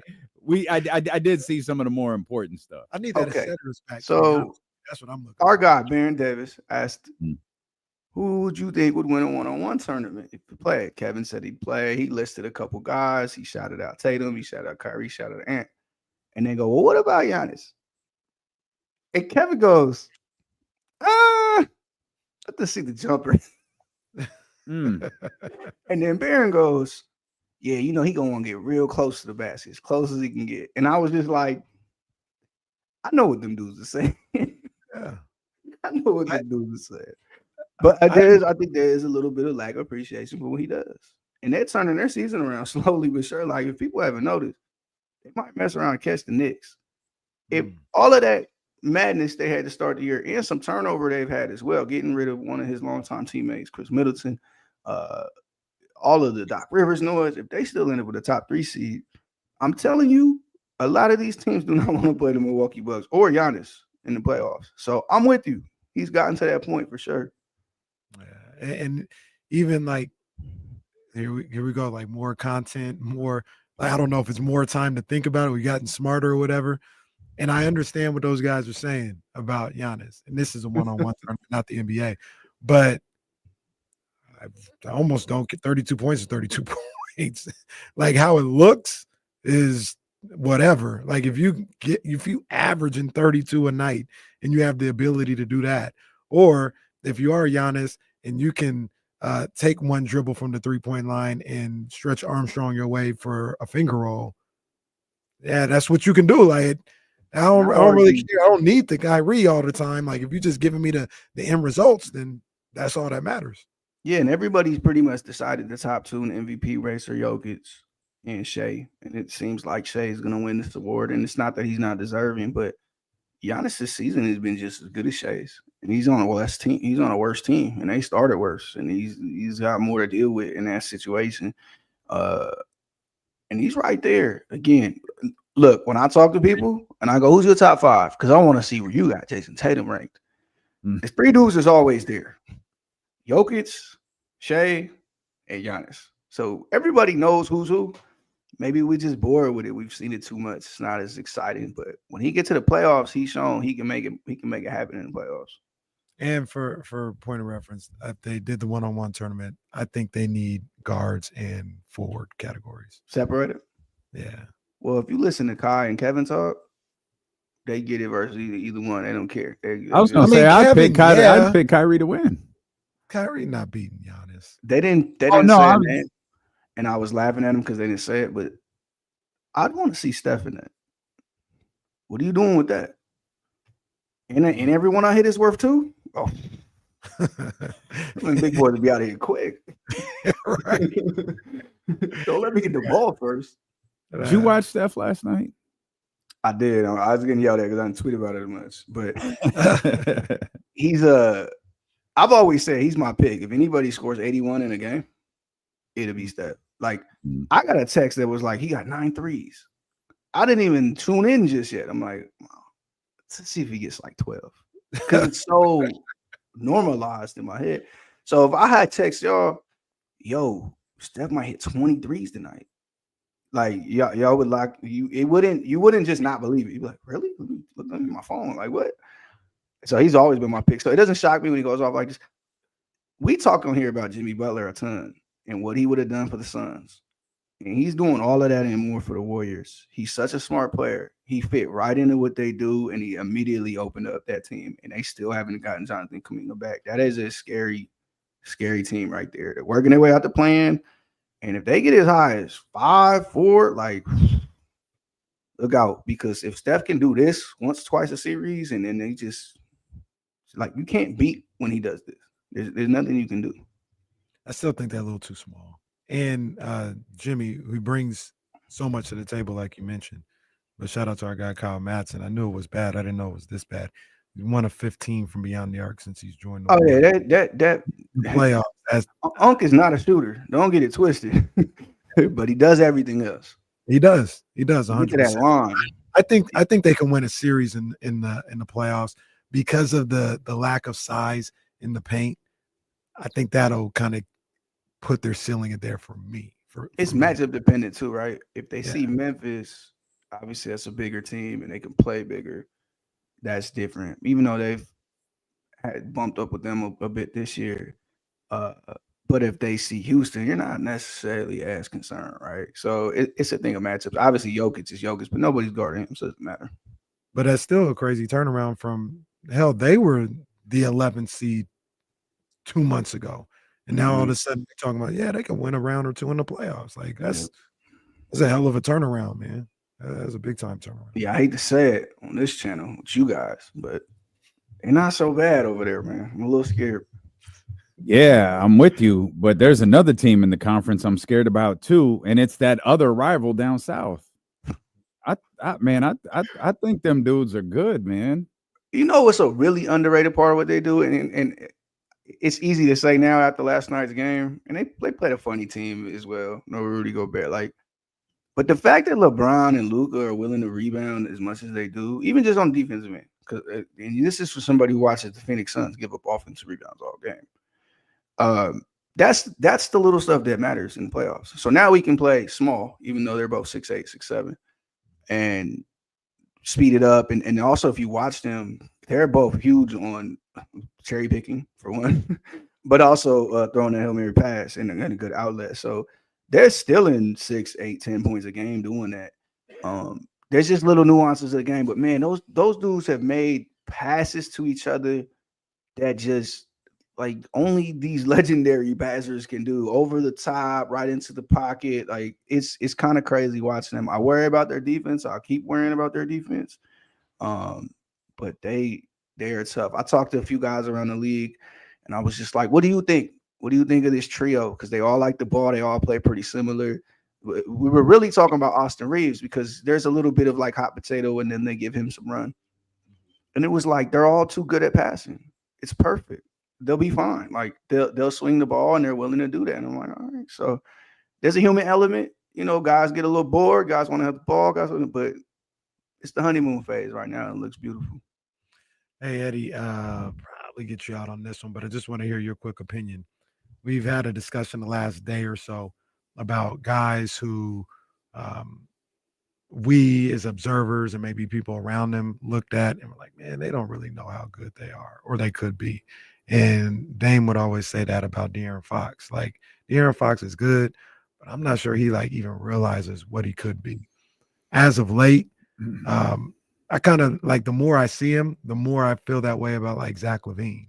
It's like Zach LaVine, like, do you know how you could be like you see Paul George, like you could be better than him, right? Career wise, but it's too late in the game. Like he is who he is.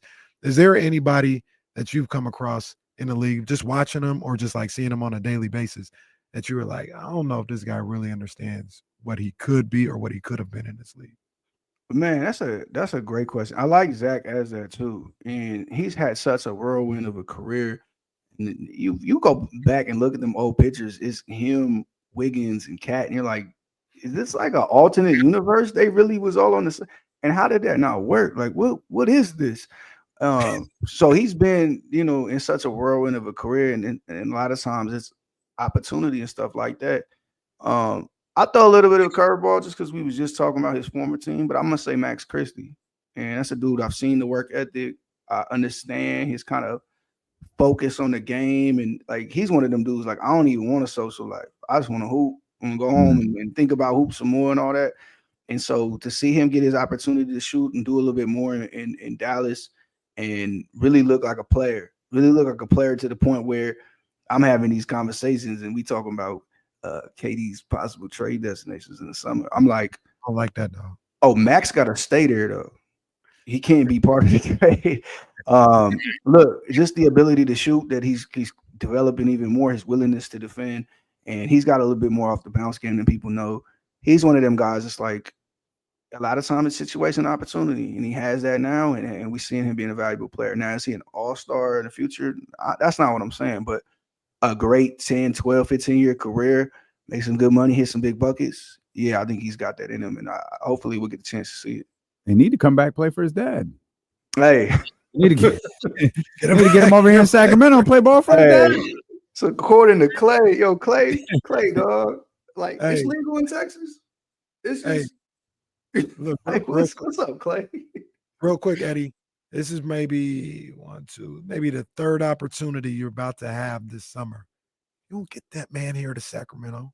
It's about the third chance. Get him here to Sacramento. Hey, before we pay some bills, shout out to my man Charlie. I just want to make sure I say that. Watch your mouth because the cameras are on. Charlie loves Maddie, boy. Shout out my man. But come on, Kenny. You know where I'm headed. You know where I'm trying to get Brad. And if it ain't home, I'm sorry. Both of y'all need to get on to Sacramento, man. Stop playing. Who they making movies about us now? Come on, man. Stop playing. Who's winning Elimination Chamber? Punk, because he's my favorite. I would like Logan to win, though. That'd be cool. Logan and Punk are gonna fight at WrestleMania. Cena's I don't think so. Punk got to get that, man. That's I think the thing, he might like, be Punk and Roman at WrestleMania. Is The Rock gonna get involved? My goat. Please don't. The Rock got his own. Hey, The Rock's UFL is about to strike. How's your punk ass football league about to strike? Why don't you go focus on that instead of messing up our WWE programming? Yo, the Rock growing up to become the new Vince McMahon character. I'm so tired of The Rock. That's exactly who he's gonna be. Rock and Dwayne off of my television. That's who he's gonna be. Eddie, we appreciate you, bro, man. Thank you as always. Always. That's our man, Eddie Gonzalez, right there, the ultimate NBA insider. We'll be back. Stilo and KC, brought to you by Sky River Casino and Sacramento Sports Leader, ESPN 1320. We'll get this, Johnny Jennings, when we get back.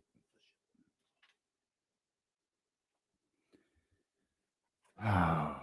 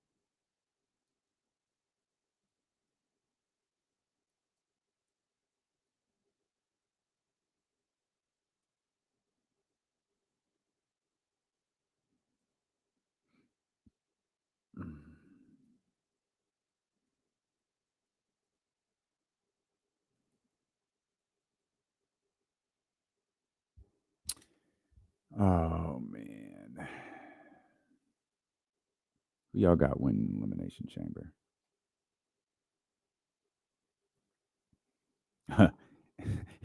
Here. We're trying to get him here. That's where we're trying to get him.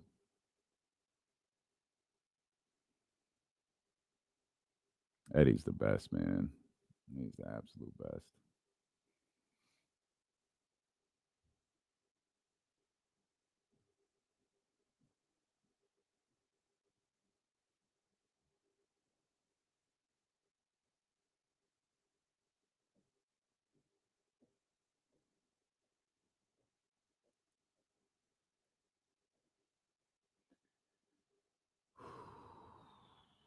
I'm ready for Flashback Fridays to start, man.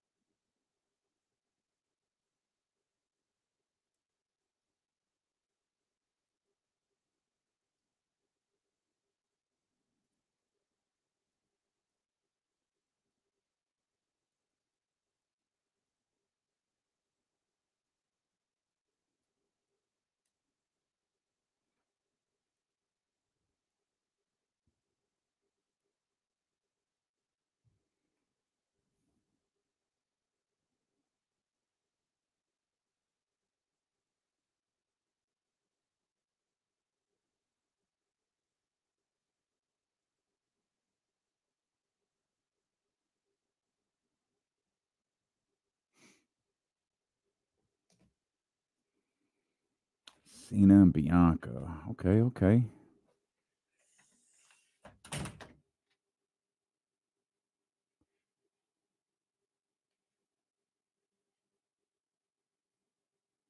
Oh, that's a good question. That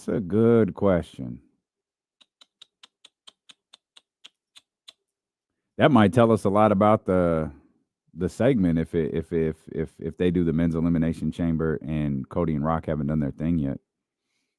It's a good call right there. That'll tell us a lot. That's a good call.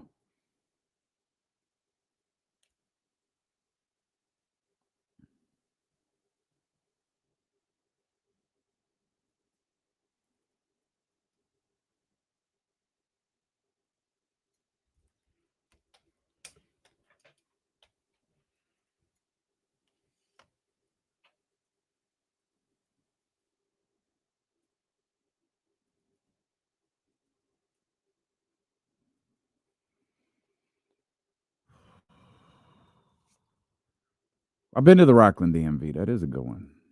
That's good. Does Dwayne take Cody? So that's a great. I have no idea. Not only do I have no idea what Dwayne's going to do, I have no idea what we're going to do. We're just going to talk. I'm in the middle of a meeting and Ham text, "Hey, got invited to such and such." It's fucking fine.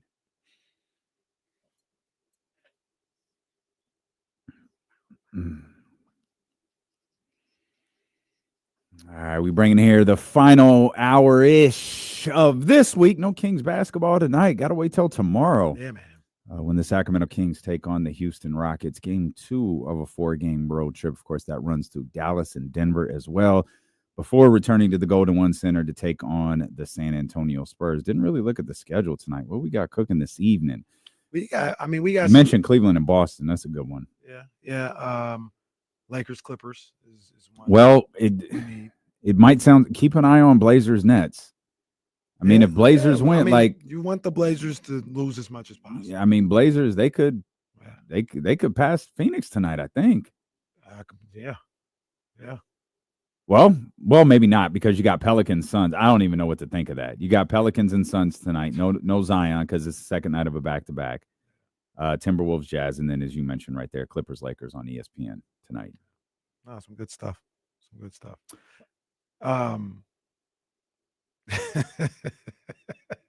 Did I tell you about that story that I had heard from my girl Elizabeth? No. Over at she was working with our people. Okay. She was working with our people over at Johnny Jennings and them. Oh, okay. No, what did Elizabeth tell you, Kenny? I mean, Elizabeth, she had decided it was time to sell her Sacramento home and move to Roseville.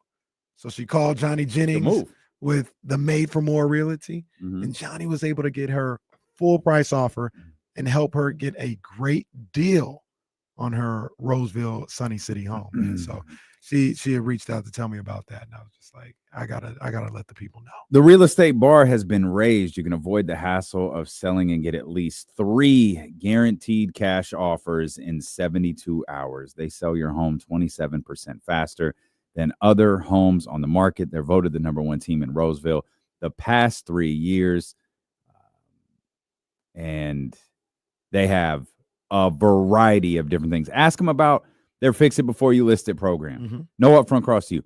Ask about buying your next home before you even sell your current home. Ask about guaranteed home sale program. They've got all of that stuff. Expect more, get more with our man Johnny Jennings and his team at Made for More Realty, California DRE, number 01982171. Just Google Made for More Realty today and get more for your home. Did you hear the story? Did I tell you about the story about your boy Dwayne and how his sorry-ass football league is apparently on the verge of a strike? He's been paying a little too much attention to Cody Rhodes' soul, and somehow, after like a single year of operation, the United Football League is on the verge of a strike.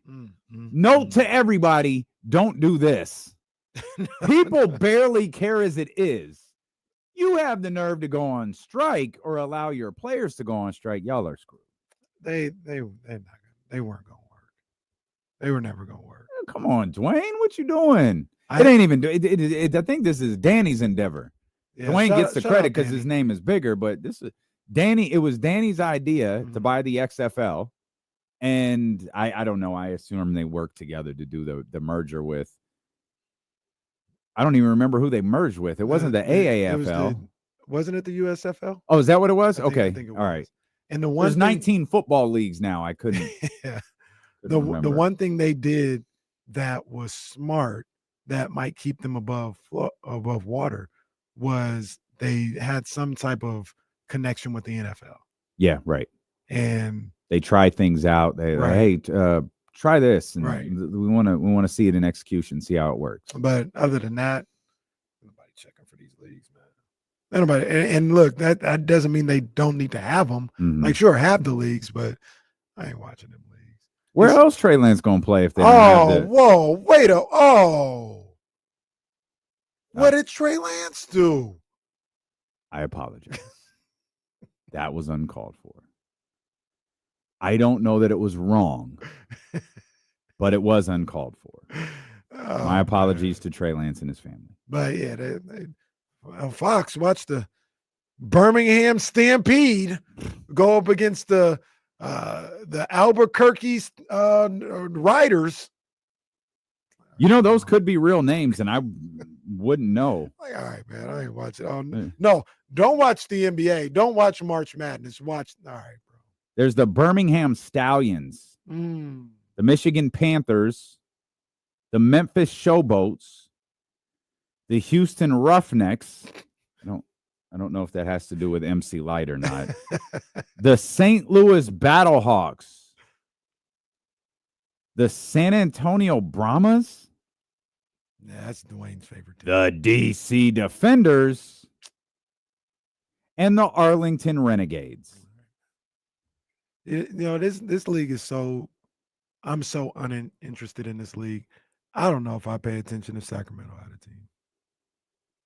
team. I'll be watching everything Sacramento, but ain't watching it. We really about to cover baseball this year, huh? We are. A's might the A's manager on with Mark the Insiders today. Yeah, A's might be actually kind of entertaining. I'm actually just like A's have something to do with it as well, but I'm actually kind of like looking forward to baseball season. I'm looking for. I don't know why specifically. I mean, well, maybe because Farhan's sorry ass is away from the Giants. But yeah, I'm kind of looking forward to baseball a little bit. I want to see some baseball, and then obviously, this opportunity to have it right in your backyard that kind of invigorates you. I'm looking forward to seeing baseball. I'm very much looking forward to being at games. Dude, MLB in Sacramento. I mean, we couldn't have a better thing happen to us as far as the chance to get a team here. What we have right now is not a common thing that you get the chance to have a team in your city, especially an MLB team. And the A's are exciting this year, man. I mean, we got a ton of good players. Lawrence Butler's been doing really good in spring training. Brent Rooker's going to hit probably 50 home runs this year in that small ballpark. And then I think the Giants are going to be exciting too this year, but we're definitely going to be covering baseball because I could talk baseball. There you go. I could talk baseball. Well, Joe and our A's correspondent there. Yeah. No, it's gonna be dope, man. And I was little stuff like me and Jesse talked about the other days. You know, Sacramento's gonna be an MLB The Show. You know what I'm saying? Because of being with the A's. And you talked about some of those players there, Joe and Lawrence Butler. That's my guy. That's the guy that I gravitated to. And you know, being able to go out there and see the A's, see the teams that come through the city on you know, for 6 months or so, that's gonna be fire. Yeah, that's gonna be fire. Yeah, definitely looking forward to spending some time out at that park. Temperature check. I do this every time we bring up the A's. Temperature check. Anything change about you believing they would stay? Wait, what's the question? Do you think they stay? Oh, I was like, it's 73 degrees. Like I was like, what is happening? Not the temperature. Oh, temperature on your thoughts of whether or not they're gonna stay. I don't think they're staying I think they're permanently. No, I don't. Yeah, I don't think that, but I also don't think they're staying 2 years. I think they're probably here 4 to 5 years. I don't know where we're at with Las Vegas. I don't even remember the last thing I heard about Las Vegas. I don't remember the last positive thing I heard about Las Vegas either. But I don't know. It doesn't seem like this thing is going to move very fast. Yeah, I think they're I'm like 100% certain it'll be 5 years. Okay. I am vibes. Vibe. Like you said, 100% certain. Just okay. vibe. Tea leaves. Okay. So tea leaves and vibes. Yeah, it's a new podcast coming to the Odyssey Network. Tea leaves and vibes. Because D'Lo and Casey need something else to do. So tea leaves and vibes. Danny gets back in our lives. Yeah. Well, gives us a podcast to do. But yeah, I think for sure they'll be here 5 years. That's the number that I'm putting on it. Okay. Go ahead. 60-40 they stay. 60-40, huh? 60-40 they stay. What happens? So let's workshop this because we have an hour. They stay. Then what? Like they don't stay at that ballpark, right? No, I think a ballpark is built. Which will take years. Mm-hmm. So are we looking in this scenario? They're staying. We're working with completely fake timelines. The decision is, look, 5 years, they're not, it's clear. They're not moving. Sacramento's going to be the host of this team. You think another 5 years to put together the renderings for the stadium? I mean, maybe they have that thought ready. I was just thinking about that. And instead of it taking 5 years to build a stadium, it takes 2, 3. So we're looking at 7 to 8 years at Sutter Health Park. Is it Sutter Health Park? Yeah, Sutter Health Park. If I'm Uncle V, I got all that. You just give me the word. He has it now. Ready. Yeah. You just give me the word because the timeline you laid out makes a difference. Like if you say, hey, what do you think about you guys staying? Like we're willing to do that, and you've got to go get everything in line after that. Well, you might have missed your opportunity. Yeah. If I'm him, when this started happening, I was planning, all right, we're going to build the stadium. Mm-hmm. Where can we put it? How much might it cost? And if you got all those ducks in a row, like just give me the word and we'll get moving on it. Kind of like how our people the Wilton Rancheria tribe was. Yeah. Like they just needed the word. Yep. And then once they got the word, boom. I see more tractors down in I drive by there every day. Mm-hmm. I see more tractors in the rail yards than I've seen in 10 years. Mm-hmm. Like all they needed was the yes, and they was ready to go. So I would think that's how Uncle V. It's almost as if some people weren't really going to do anything at the rail yards. They just talked about it.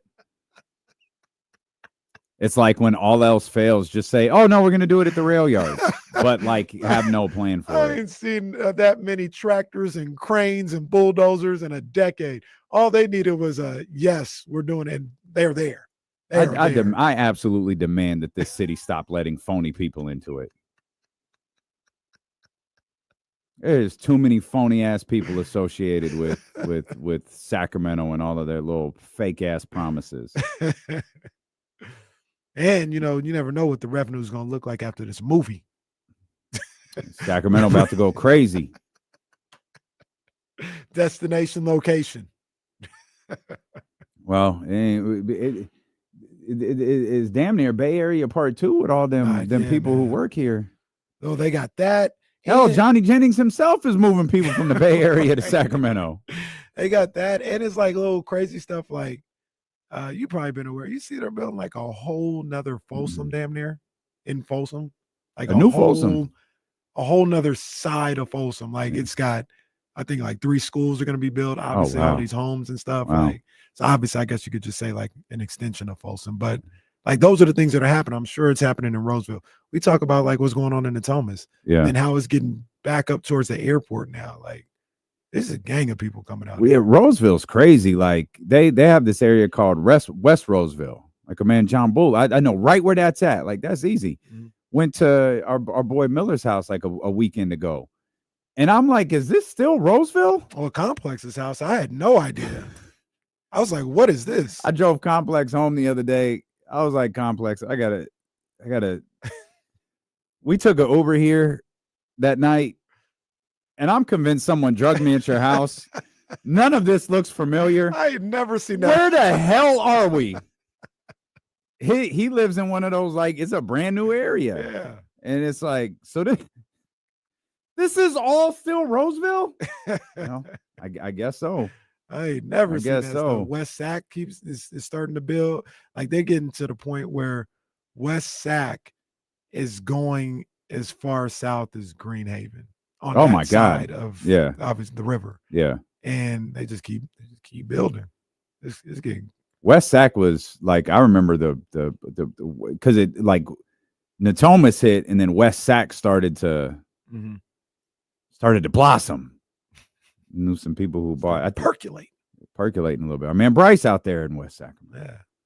Yeah. So I well, once the movie hits, it's about to pop off. Get Johnny Jennings ready because everybody's gonna want to buy you home for 4 times the price after the movie hits. Yeah, man. So there was a conversation that there's actually 2 conversations that I was listening to this morning. Did you see what LeBron said last night about Anthony Edwards and the face of the league stuff? And that was we can't play it. Do you want to recap for everybody what he said? So yeah, they'd asked him about Anthony Edwards saying he didn't want to be the face of the league. He said that over the All-Star break or something like that. And LeBron essentially was like, yeah, I understand. I don't blame him. Yeah. I don't blame him. Like, who wants to be the face of a league where everybody basically is just crapping on you all the time? So they talk crap about you. That's why we couldn't play it. Like we're paraphrasing. And he's like, yeah, I get it. Like I was put in this situation. Like I don't really have a choice, but I understand.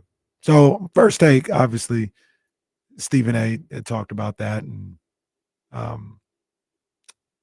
took offense might be a little strong. He wasn't that serious about it, but I thought I kind of understand like the Stephen A. approach to it. Like it goes back to what I talk about with the All-Star game. I know these guys have to deal with a lot. And when you talk about face of the league and LeBron James, criticism and all this other stuff, they absolutely deal with a lot. But when was the last time a superstar on that level looked like they were excited to be in the position that they're in? They always look so miserable and act like their lives as NBA superstars is just miserable. Everything's a problem. And I wish it wasn't like that. And I know they go through things that we can't fathom and all this other stuff. Yeah, I don't think you're being fair. When was the last time LeBron was like, this is great. I'm living my dream. Well, he says that all the time. But I don't know if it's in the context in which you're like asking. Like he literally says that all the time. Just a kid from Akron. He says that all of the time. But I don't know that LeBron. So I don't know if I understand your question. I don't know that LeBron doesn't enjoy being the face of the league. Like, is that what the question is? I don't think he. You don't think he does? Yeah, that's kind of what I took out of what he said. It's like, who would want to be the face of this league? Is what he said. So he might be speaking from old man experience now, in that, trying to stall. One, the league doesn't want Anthony Edwards cannot be the face of the league. That dude is a mess. Like, he can't be. He could be. He's the fun uncle. He cannot be the patriarch. Like, he could just be the fun guy at the family reunion. But, like, I understood LeBron's point, though. I know I'm the LeBron guy, the apologist or whatever. I actually understood LeBron's point. And correct me if I'm wrong. He said the people who cover this league the most, like, crap all over everybody. So you know exactly what I took that as. Mm-hmm. I took that as Shaq. I think he even mentioned Charles. That crew. And probably once you get out of the NBA on TNT crew, it probably is Stephen A. after that. So it doesn't surprise me that he took exception to this. Which, and Stephen A.'s point was, and I understand this. He's like, are we critical of these guys? Yes, but we can't never criticize you. Like I think what happens a lot of the times, and I think people do this with inside the NBA. They act like they never say anything good about these guys, or they never praise them or put them on a pedestal. Like I talked about with inside the NBA, we talk about Shaq crapping all over these guys all the time. Like, it's really like they're critical of AD. They don't say nothing bad about Donovan Mitchell. They don't say nothing bad. They always showing LeBron the respect for who he is. Jokic, all these guys. Like, they praise a lot of these guys a lot of the time. But the things that go viral or that they clip and put on social media, then it comes off as if they're always crapping on these guys. And that's not. Do you think Charles Barkley likes the league that he covers? Yes. I do not think he does. I don't think Charles Barkley likes this NBA. I think there's elements that he doesn't like. Mainly that these guys I think they complain often. So you ask, who says that? Why would you want to be the face of this league? Who would want to be the face of this league? Like, what? Yeah, like, I get it. You face scrutiny from the fans, you face scrutiny from the league, you face scrutiny from the people that cover the game. Praise from the fans. But you're gonna get that regardless, though. It's like anything else with social. Like, we talk about all the time. People show love all the time. We see the one bad comment and be like, "Oh, people was on my head."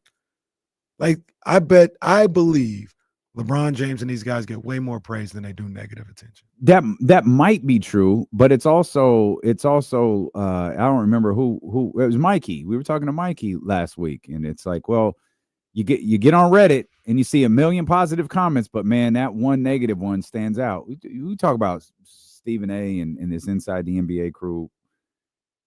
Skip Bayless probably has made upwards of $20 million by being a character, or whether he believes it or not, a character who trashes LeBron James every move. The man built a school, but it wasn't good enough because it's not like the school, the money came out of LeBron James's pocket, or they weren't paying the teachers enough. These are all. That's a sports personality. That's a really high paid sports personality. You have guys like the other one, Cowherd. Cowherd spent 10 minutes. I think maybe Stephen A. did this. Who was the other dude that did? Maybe it was Gottlieb. Yeah, we're talking about the lows of the lows. Somebody, Colin Cowherd isn't. I don't like him, but Colin Cowherd isn't the low of the low. Gottlieb is.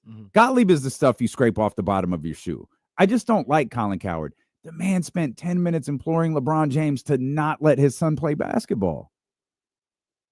What? That's face of the league stuff. Jokic. Do you think Jokic gets overly criticized? No. Jokic is not the face of the league. You can argue, and James isn't here, so he can't say anything. You can argue he's the best player. And there's a lot of evidence to support that. He'll never get criticized the way that LeBron James does because he's not the face of the league. The burden of that is incredible. You can make the argument, was Kobe the face of the league? The face, not a face, the face. It kind of coincides when LeBron was See, around. that's the way I feel too. Mm-hmm. I feel like there have been two definitive faces of the league. And you can go back and in my lifetime, I can throw Magic and Larry in there. Michael and LeBron. That's it. You're carrying that burden. The truth is, we throw the phrase around too much. There just might not be one. True. Now, one of the things that I would also say, and money isn't everything, but it feels like LeBron or whoever, they want all those things without what comes with it. Like you can not have your own shoe. Mm-hmm. You cannot have the Beats commercials and all this other stuff. But that's not face of the league stuff, is it? Well, yeah, that's the face. Those are the ones. I mean, those going to the NBA. But Donovan's got shoe commercials. But LeBron is Kawhi got top. shoe commercials. LeBron is the top. Like if you're going to the NBA, mm-hmm. like if New Balance if they could say, hey, you could have Kawhi or LeBron right now, like they're both free agents, they're gonna take LeBron. They eat a face. Mm-hmm. They taking this sounds, but that's what's left. It's Kawhi. Damn. Well, we'll take Kawhi because we can't get the face of the league. If you're trying to start something, you go to the face of the league and try to work your way down. For sure. You could easily just turn all that stuff down and say, I don't want no problem with that. I don't want nothing to do with that. I just want to play basketball. I get paid handsomely for playing basketball, but all that other stuff being in front of the cameras and and doing all that, I don't want nothing to do with that. Now, that would be the way to go about it. And I'm not saying they should or shouldn't do anything, but I am a believer that it comes with the territory. It comes with the territory. So you got the shoes, you got all that other stuff. It comes with the territory. And unfortunately, sometimes the critical nature of it comes with it. But do you feel that the critical part of it is excessive? Because the critical, so that's probably the other difficult component to this is, or unique component to this is, Magic, Larry, Michael, they didn't have to deal with what LeBron does. LeBron is very literally the first face of the league that has had to deal with a 24/7 news cycle that operates for everybody. It operates for ESPN, for Fox, for CNN, but it also operates for Drew Down and Tyler Jennings and John Poles and Joe Adge and everybody on Twitter. The billion people or however many it is on Twitter and various social media platforms. That's a component that none of those guys had to deal with. Michael still very much played in the, obviously ESPN was around, but you had Sports Sunday and Sports Extra, and that was kind of it. And the Jordan's dunk over Patrick Ewing didn't wind up on your phone 5 seconds later. No, that is a fair component. And Gilbert Arenas was on there this morning too, and he was talking about. No, I would have turned it off faster than you could have said. Gilbert Arenas. He was talking about how, those older guys just get praised, and these younger guys get criticized a whole lot. And I don't. It's a different society. So yeah, we got the 24/7 news cycles, the social medias and stuff like that. So it feels more intense. It is more intense because of that. But I mean, Michael Jordan, the Jordan rules, and talking about him as a teammate, yeah. Those things were written. Yeah. They blame this crazy. They blame his Sam father's Smith. murder on him. Yeah. And tried to link that. Mm-hmm. Magic Johnson, Tragic Johnson. Mm-hmm. They called him that after the 87 final. So it's not as in your face and 24/7 as it is now because of social media and stuff. That's the difference. But they were criticized too. Yeah, that was for sure. But that was like the LA Times that did Tragic Johnson, Mm-hmm. right? I don't remember the Jordan. That might have been the New York Times. I can't remember that. It could have just been a general thing. Sam Smith, I think that's his name. Mm-hmm. The writer of the Jordan rules. He's the Brian Windhurst. Mm-hmm. Chicago is different. It's not Akron, Ohio, but Like Sam Smith, like I mean, he covered that Chicago Bulls team. That's why everyone in the industry knows who he is. Obviously, Chicago is a big market, but he covered Michael Jordan at that time. He wrote the Jordan rules. It's still so isolated. It's not the same. We know, like if Kyle was here, and Kyle might know the Jordan rules because he reads a lot, but Jordan rules was a central focus in airtime. Like, or it was one of them, one of the two Jordan things. Told his teammates not to pass the ball to Bill Cartwright late in the game. Now think about that for a second. That's what the book said. Don't pass the ball to Elk Grove legend Bill Cartwright. That was what the book said. Like, think about what they deal with today. And the the Jordan rules. Don't pass the ball to Bill Cartwright. Look, if I'm going to get knocked off this pedestal, I'm going to make sure I do something to knock me off. Yeah. It's a good call right there. Yes, sir. Y'all spend the weekend watching airtime. But it's big. It's bigger than life to us because we lived through it and watched it and saw it and read it. Right. I don't, it's not the same. It's not the same, but it's also Magic's second year in the league. Second would have shook up the entire association in 2020. Magic Johnson's second year in the league would have shook up the entire sports world. I want to be traded. That would have shaken the entire sports world. It's a LA story. The NBA was barely the NBA at that point. You'd make an argument it wasn't. But the other aspect of that is we see the criticism and stuff that goes on Twitter and even on the First Takes, and we look at that as that's how everybody is looking at LeBron James. LeBron James went to Rockland High School and pulled up. It would be 100% love. You know what I'm saying? But he looks at it like, oh, everybody it's just terrible because everybody always talk, man, you go to any of these places, you go to McDonald's around the corner, you come to these offices right now, you're getting 100% love. It's not social media, and that's the other argument that Stephen A used, which I understood as well, is some of these social media people get lumped into Stephen A. Smith. And that's not the media. That's not NBA media. Like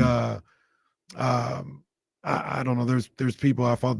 There's a guy on there who I forgot his name, and his tagline is 73-9, and they lied. And he's always talking about the NBA. He's not ESPN. Like, yeah, he talk crazy and says all this other stuff. That's not the media. And Stephen A., his argument was, don't lump us into that because I do say positive things about you. I do acknowledge your greatness all the time. But if you are 0 for 20 at the end of games, and I say, man, he's 0 for 20 at the end of games, that's not me crapping all over you. I can be critical of you. Yeah, but I don't know it's that stuff. Like and I don't know. I'm not LeBron. I'd love to ask him this or any athlete this, because for me, it feels like that stuff is completely in bounds. Like, yeah, you can't have an 0 of 20 performance or an 0 of anything performance. Having a disappearing act in an NBA finals game, a conference finals game, any game is going to warrant a discussion.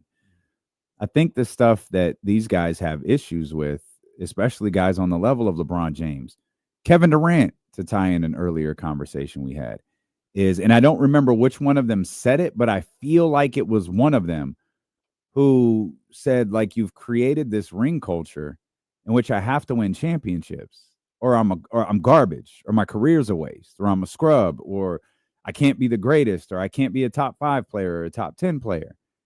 But if I'm relying on a general manager, I'm relying on Kobe Altman to build this team out for me. I'm relying on Sam Presti to build this team out for me and make me a champion. Well, I have the opportunity. Pat Riley said I could go play with him in Miami, and my man Dwayne and Chris Bosh, and they can field a team that I can go win a championship with. Or Kevin Durant, I can go play with Steph and win a title there. But I do that, And now my titles are diminished. So the titles that I won, because you told me I had to win them, they're not good enough because I didn't do it the way that you determined I had to. And you determined I had to wait for this other guy to build a competitive team for me. I can only do so much. I can't sign players. I can't make trades. But I have to wait for him to do it in order for you to validate what I'm doing. That's, I think, the issue that some of them have. KD's situation is specific, though. Like, I don't think anybody invalidates LeBron's titles. I don't think they do now. I don't think they do now. Like, I mean, if you could take yourself back then, that first Miami title was like, all right, yeah, of course you did. Like you were going to. It's fine. The second one was okay. Then you go to 4 straight finals. It's like, oh, all right. I think everything was far more validated when he went back to Cleveland, went back to the finals, and then when he won the title in Cleveland. That's where I feel like everything was kind of washed over. And that happens, right? The titles start to stack and they add validity to the other titles, whether that's fair or not. Kobe and Shaq. Kobe's just got Shaq titles. Everyone loves Kobe today. The dialogue around Kobe Bryant was very different back then. Kobe's got Shaq titles. Kobe's got Shaq titles. Whatever, go win one without Shaq. Then he wins 2, and all of a sudden, it validates the other ones he had. And it's like, oh, okay, no, Kobe verified. But to me, that makes no sense. But I feel like it's what happened. But also to that point, and looking at it as you can't have it both ways. He goes back to Cleveland and wins the title. You just talked about this the other day, and that was a great point. He goes back to Cleveland, wins the title. Who do they talk to first? Who's the camera on first? LeBron James, right? Who hit the shot? Kyrie Irving. So when it was time to get all the accolades, they went to you and you only. They got the picture of you holding Kevin Love. Doris Smart went to move talk by to you. Kevin Love, by Very the way. Smart. I don't ever even remember what Kyrie said. And Kyrie was the one who hit the shot. You're coming off the plane with the Ultimate Warrior shirt. Who the first one holding the trophy? It ain't Kyrie, it's LeBron. So when the things go right, that's what I talk about a lot with quarterbacks. When things go right, you get all the praise regardless of, and he played great too, but regardless of how you performed or how good somebody else was, you get the praise. The win goes to you. You got to be able to take it when the loss goes. You're right, but isn't that true for every? This is less of a league conversation and more of a team conversation. Isn't that true for every team? No, true. But like if Jimmy Butler averaged 40 and the Warriors win a championship, the first one off the plane is Steph Curry with the trophy because it's his 5th. True. But but Steph Curry's also a face of the league type of guy. You're you know right. what I'm saying? So like that comes with it. And some people may not even, LeBron may not care about that. He could have been like, LeBron cares. I agree. LeBron cares. Yeah. I absolutely and that's why agree. and that's why I would say that. Like LeBron, I do believe, I don't know that I do think LeBron enjoys being the face of the league. He enjoys being like, he knows he's the one. If there is a conversation, it is a 2-person conversation, and that is it. In the history of the NBA, the conversation is 2 people, and he can live with that because he can't, he can't change people's minds regarding 23. Well, that 23. I don't mean to interrupt you, but that was one of the things they debated. LeBron never said this, but they debated was a source of frustration for LeBron is you keep comparing me to Michael Jordan and there's almost nothing I can do. And he looked at that as being unfair. Well, and then Stephen A. Smith, which, like I said, I understand his point. He's like, we're disrespecting you and making your life miserable because we're saying you're the second greatest basketball player to ever play. I think you're the second best I've ever seen in my life, and that's disrespectful. And that's where he was like, I can't say nothing to you because I think Mike is the best, but man, you right there, and that's disrespectful. Come on, man. I do believe he once said he's chasing the ghost of 23. I think that was in one of the Lee Jenkins articles for SI. I can't remember which one. Let's get TC in here real quick. No, yeah, let's get these. Come on, TC. I have no idea what TC gonna say. TC, what's up, baby? Hey, what's up with my two brothers? What up, TC? What up, man? Oh, man, just vibing, just listening to y'all, man. You know, I love y'all, man. Hey, man, but, hey, look, check it out. So, hey, Daniel, D-Lo, I'm kind of with you, bro, on Monty McNair, on how he was thinking. That's probably how they were thinking, bro, the 296 for 5, right? Like, man, do we really want to pay this guy 296 to be up and down, fading in and out games? Like, he need a bunch of star players around him so he can be the Robin. Like, do we really want to give this guy all that money? So the move had to be made. No, let him cook, because, and this is why I laugh. Shout out TC, that's my boy. I finally got to a text from TC, and he's like, "Damn, Joe got me on hold for hella long, man." And I said, TC, that's actually our fault. Joe did text us an hour and a half ago and said TC. So, wow. No, Joe did text. So TC, don't get mad at Joe. I didn't know. I was not aware of this. He was cool when he called back. No, he's good. He's cool. Good. But I let him know. I said Joe, he let us know. That was us. So that's why I said, TC, go ahead. I told him, I said, call back, man. To call back. Get your. That's why it's so out of range of what we're talking about. Like an hour and a half ago, he wanted to talk about that. Shout out TC. Well, since TC just took a sledgehammer to the conversation, let's just go to commercial. We'll come back. We'll wrap up this week. If you'd like to hit a stone cold stunner on any conversation we're having and bring it to a screeching halt, hit the Elk Grove Kia Talk line, 916-909-1320. Stilo and KC. Oh, it's Stilo and KC on Sacramento Sports Leader, ESPN 1320. That's my bad, Joe. I forgot. I have KSFM's log up over here. I'm keeping an eye on it. Make sure everything runs the way it's supposed to.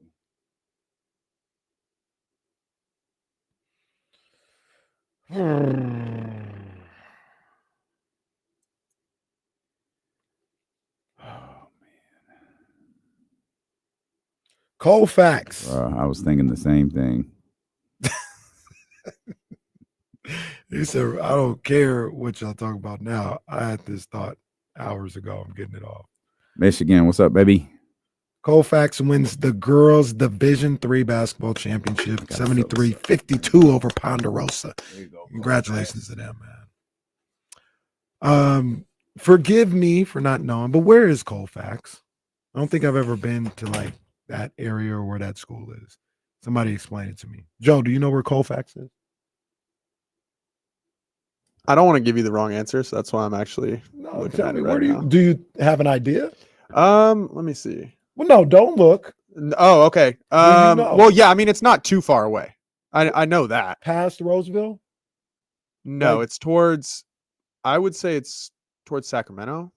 Well, I guess, it depends on which way you're saying past. Like past, like going towards, I think it's towards Sac. I don't even want to see what the chat's saying right now, but I think it's past Sacramento, like south. I guess if you're going away from Roseville, you know what I mean? No, it's not that way. That's not going into Sacramento. Do you want me? Should I look it up? Go ahead. Okay. No, you can't. Yeah, I think it's. I don't know, but I feel like it's going towards like mountains and stuff like that. Past Auburn. Still not either. Yeah, you're right. You're right. I was way off. I don't even know what I was thinking of. What was I thinking of? Joe was out here talking about. They can't even hear. I'm just talking to myself. Joe was out here talking about Colfax is by Kennedy High School somewhere. Going east away from Sac. So if I was going obviously east, but like going past Rancho and all that, what is that? 50? Folso, all that other stuff. That's, you know where Colfax is? No. Colfax. We're trying to figure out. We got an idea. It's on Is 80. it towards, is it?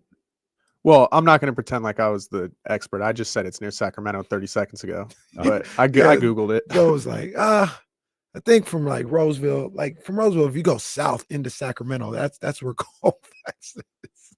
That's it, sir. It's not next to Hiram Johnson. Joe, what part of town you grew up in? I grew up around here. I grew up in. I went to Whitney. You did tell me that. You did. Yeah, I went to Whitney High School. I grew up in Rockland/Roseville. I went to Springview Middle School. If anyone's listening, they went to Whitney, come hit me up. Say what's up, dude. I'd love to see all my old friends. Yeah. Well, we won't let you in the building, but you can tell Joe hi. Yeah, I'm not going to let you in the building.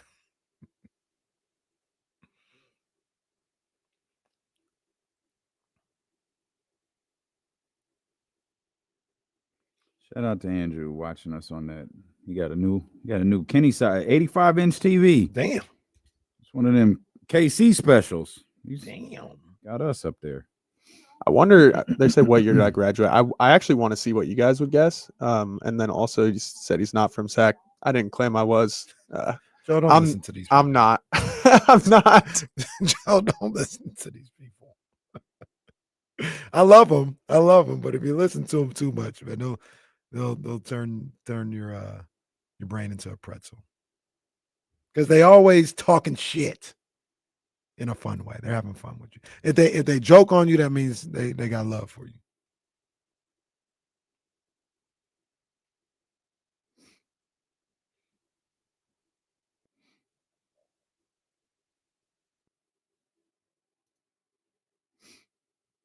Collins got it. It was 2019.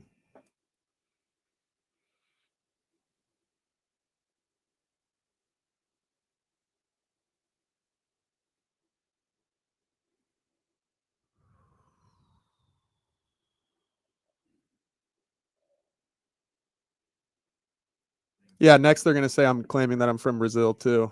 Here we go. Brazil.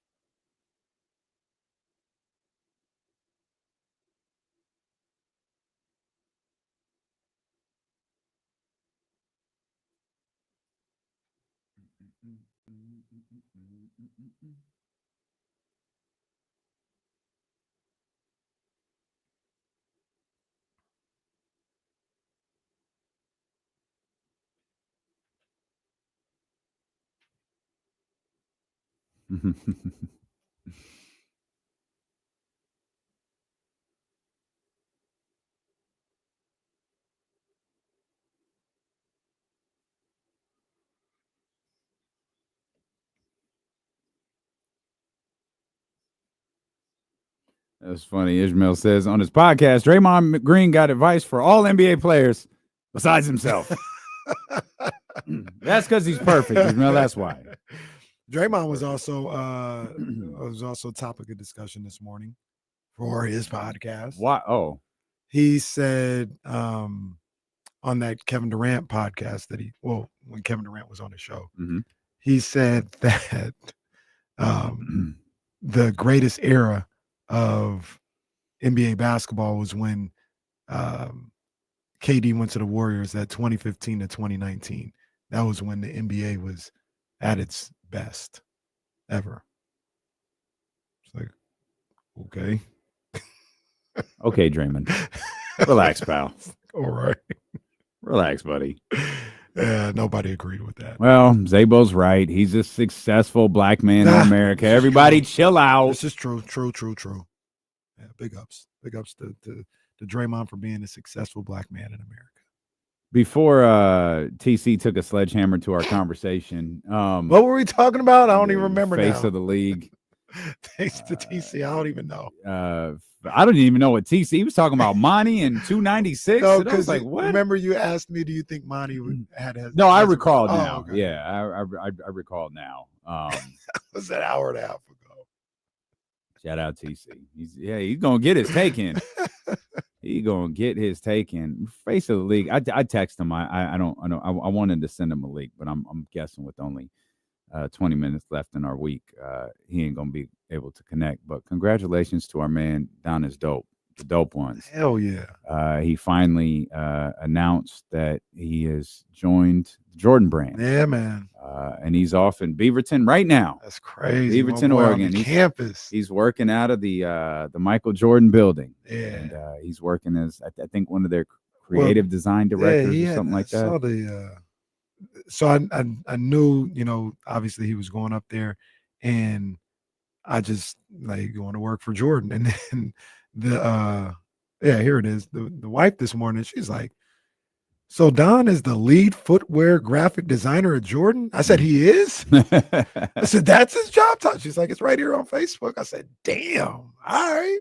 So that's awesome, man. That is, I've talked to him a couple times, man.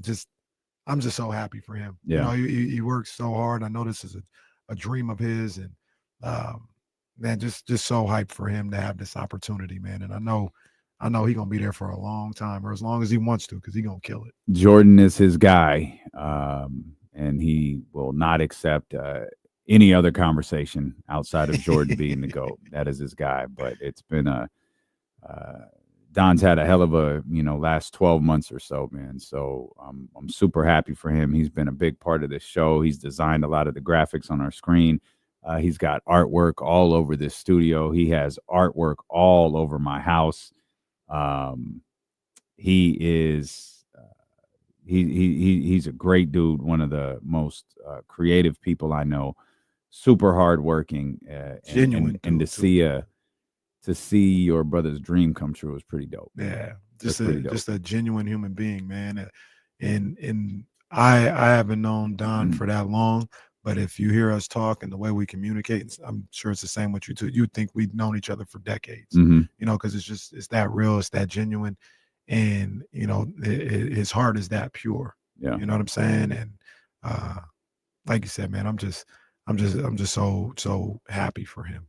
So if you follow Don on any, Don is dope on Twitter, Instagram, usually a better platform for him. Just shoot him a note, drop something onto one of the pictures. Just tell him congratulations, man, because this is a big moment for our guy. Yes, Michael Jordan unquestionably was the face of the league, and I'm also of the belief, we could debate how LeBron James feels about all of this and the criticism and all those different things. Like, there's a good chance the next face of the league isn't in the league yet. It's probably Victor Wembanyama, but in reality, like we just outlined, like it's Michael, Larry, or it's Magic, Larry. They overlapped, kind of handed the torch to Jordan. Jordan, we can, you can argue maybe there was an era, and I think it's perfectly fair to say it was Kobe and LeBron, and that's perfectly fine. But then there was a moment where it was LeBron, and we're still in that moment. And Steph is a part of that. And I think it's only those two. I don't think Giannis is there. I don't think Kevin Durant is there. It's Steph and it's LeBron. And I hope everyone understands it's LeBron and then it's Steph. And there might not be a next. Like, we can talk about Anthony Edwards and Tatum's, and we could talk about Cade Cunningham, Paolo Banchero. We could talk about all these young guys, Tyrese. The fact is, it might not be there, and it just will be a star-driven league built by multiple stars, or it's the guy in San Antonio. Those are the only two options in my mind. I think he's on the fast track, although I have my reservations. We talked about this because he's a big man. Well, he's a big man. One thing that I think is so unique about him, though, that won't work. What was one of the big first endorsements he signed? Endorsements is a really weird term. Wasn't it Louis? It was Louis. That is not relatable. Like, no Sprite. Yeah, right. No kid can go, hey, I want to get that jacket Vic's wearing? Or that Oh. jacket D'Lo's wearing. Okay. I'm just saying. Okay. You're destroying the point. Like, you look at, sorry, hon, you can't. Yeah. It's a $3,800 jacket. Only Kenny Caraway's kids can afford that. That's cap. That's not Nike. No. Like, and I know he has like Nike, but that's a different monster. When you're, I don't know that a basketball player has ever really moved a car, but when you're advertising Kia, that's a lot different than Cadillac.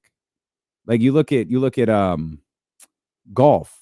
If you ever watch like the Masters or any of those big PGA Grand Slam events, it's luxury car commercials nonstop. Like that's their audience. Rolex commercials. Yeah, exactly. Yeah. No, yeah. I don't think I've ever seen a Rolex. They don't make commercials. Well, he's talking high end commercials like that. On the Golf Channel. Yeah, you see way different commercials. Okay. Yeah, that's their audience, though. Right. That's their audience. The audience for a basketball game is not Louis. Right. It's not Cadillac. It's not Maybachs. Just because Kenny can go drop 300,000 on one. That was your. Oh no, car. I'm sorry. No, that's your the wife's Lambo truck, and that's not ours. She said that's the car that she would love to have one day. That's not what she said. So are you calling your wife a liar? No, I'm explaining what she meant. No, she doesn't need you to explain for her. But your point is well taken. Yeah, that's a different monster. If you're out here advertising, Turnbull wine, it's like, yeah, that's not the same as Powerade. Yeah. I always believed and still do believe that the face of the league is going to be somebody that gets you to feel that invokes emotion one way or another. Jordan, everybody rooted for. Most people rooted for. Same with Magic and Larry, although they had each other, right? Like you were either Team Magic or Team Bird. And that drew up interest. Kobe, being a Laker, being Kobe Bryant, you hated him or loved him. And LeBron has encapsulated that. You're either rooting for him or you want to see him fail. Mm. And you latch on to Steph Curry because that's the guy that could take down LeBron and stuff. And Steph is great too. But even Steph had his detractors. Mm-hmm. Like want to see the Warriors and him lose. You've got to get to a point, and maybe Wembanyama can do this, but the person that's going to move the needle is going to be the one that equal amounts of people want to see win and want to see lose. And Vic, I don't think will ever be the face until people get tired of him being Victor Wembanyama. Mm-hmm. They're like, yeah, I just want to see him. When does he play? Who plays against him? I want to see him go down. But think about how quickly that happened with Steph. It happened almost overnight. Mm-hmm. The 2015, they were so fun. They play like a team. Oh, what a good group. Then they won way too many games to start the next season. It was like, shaft these guys, man. Look at it. Look at these arrogant ass running around here dancing. Like the heel turn was like, they didn't even do nothing. It was just people. Oh, okay, this isn't cute. It was fun. Like it's not fun now. And they started to get that pushback. They did, and then they put a rocket in their back when they got KD. It was like, right. no, Yep. now I hate these guys. Yeah. And I hate them for life. Yep. And but then you had so many people that loved him. So I know we kind of got away from him, and we're going to come back a little bit. Ant has all that. Ant has all that. And he's got to understand you can't cuss, and he's got all this stuff off the court too as well. That's an issue. I don't think that's him though. I don't think his brain works like that. I don't think his brain works like LeBron is strategic. He is aware. He's a lot like Tiger was. He's aware of everything. He's calculated in every move that he makes. Man, and like it's 100% true. Man's been in the spotlight for 22 years. Man's been in the spotlight for 25 years. The spotlight for 22 years. Never slipped up. The worst thing anyone says about him is the decision. One, Ant already got like 9 strikes. Ant got suspended today. Yeah. That man got that's suspended crazy. today. That's not that he got suspended, not the league, but like, man, you get 16 techs, bro. For real. Come on, man. And I don't think he's like, if the NBA pulled him aside and said, all right, you're the one, we're throwing everything by, he wouldn't like recognize without someone speaking to him. And it might not even compute. Like we saw his interaction with President Obama. I don't think he'd compute like I have to act different. But I have to do different things. But now we're going to get into your wheelhouse, because when you say these things, you're 100% correct. He's the heel. He needs the baby face. All these guys that we talked about, there was like except for Jordan, there was like a two-sided thing going on. Like LeBron was going to be the face and great regardless, but it was him and Kobe going neck and neck for a while. And then Kobe retired and LeBron was there. But LeBron also had the heel turn himself with the decision. Yep. And everybody wanted to see him lose. They didn't want to see that be successful. Not 2, not 3. Yep. And there was that. And then once he went back home and it was feel good, it lined up with, oh, this guy Steph. There was another guy in that window. The only reason I guess he had that window where there was nobody to go up against was because the heel turn was just a heel turn. Even then, people wanted to latch on to Durant and OKC and be like, yeah, take them down. Take those guys down. And Durant went Hollywood Hogan. he went Hollywood Hogan on everybody. Whose side is he on? Ant's already got the heel part ready. Now you need the baby face. And the baby face might be an SGA. The baby face might be Luka. You know what I mean? Like somebody where, this is for the next 3 or 4 years, these two kind of going at it. These two kind of going at it. And you pick your side. Who you the league would salivate if it was Luka. Oh, man. You see, they try to put Minnesota and Dallas on there all damn year. Luka, in this scenario, is the baby face. Yeah. I think I'm the only one that's critical of Luka. Well, you are too sometimes, but that's your boy now too. That is my boy. But he hates Draymond Green. We ride together. Me and Luka like this. But that's it. Luka's got 100% approval rating from Basketball Observer. Who don't like Luka? Whoever even talks about? I don't know. Windhurst loves him. Well, Windhorst kept it a buck. They did, and people didn't. Everyone was marveling over his play the other night against Dallas, and Windhurst was like, he was fine. He was all right. Well, look, even I kind of thought the same thing. Like I thought he was better against Denver than he was against Dallas. For sure, absolutely, You know 100%. what I mean? He had some cool highlights against Dallas. Yeah, but they were like pass was crazy. all in the first half. Yeah. And LeBron and Austin Reeves really did their thing the rest of the way. And hear me when I say this. I'm not saying this guy is as good as Luka. So I get it. I do understand it. But I'll talk to James about Zach LaVine and be like, this guy's a turnstile on defense. That you just can't win that way. And then I'll be like, well, Luka don't play defense. So what? So what? Like that's the way people look at Luka. So yeah, he'd be the babyface in this situation. And you're gonna have to stop calling people out their name. Well, I don't think that's gonna stop. Well, not if Legends is around. But Ant versus Luka, like people are already kind of getting tired of Ant. They already like, man, this guy, he tripping, man. He always doing too much. So he's already established himself as that. If he could get somebody to, a match with, it'll work. You had another question that you were going to ask Eddie that I just thought about. Okay. When you talk about face of the leagues and getting that heat, that's what we're kind of talking about. Yeah. Who can get that heat? Yeah. And you were going to ask him, do you think there's anybody that could elicit the same reaction as KD did going to the Warriors? Because KD said earlier this week on that Draymond podcast that he doesn't know. He's like, no one's ever going to forget that. For two people who didn't listen to that podcast, we sure did hear a lot from them. Yeah, we did. We did. But what about Giannis? Giannis might be different because he already has the championship. So the argument if he's going to chase his first ring wouldn't be the same as Kevin Durant. But if Giannis went to, I can tell you right now, if he went to Golden State, we'd hate him. A lot.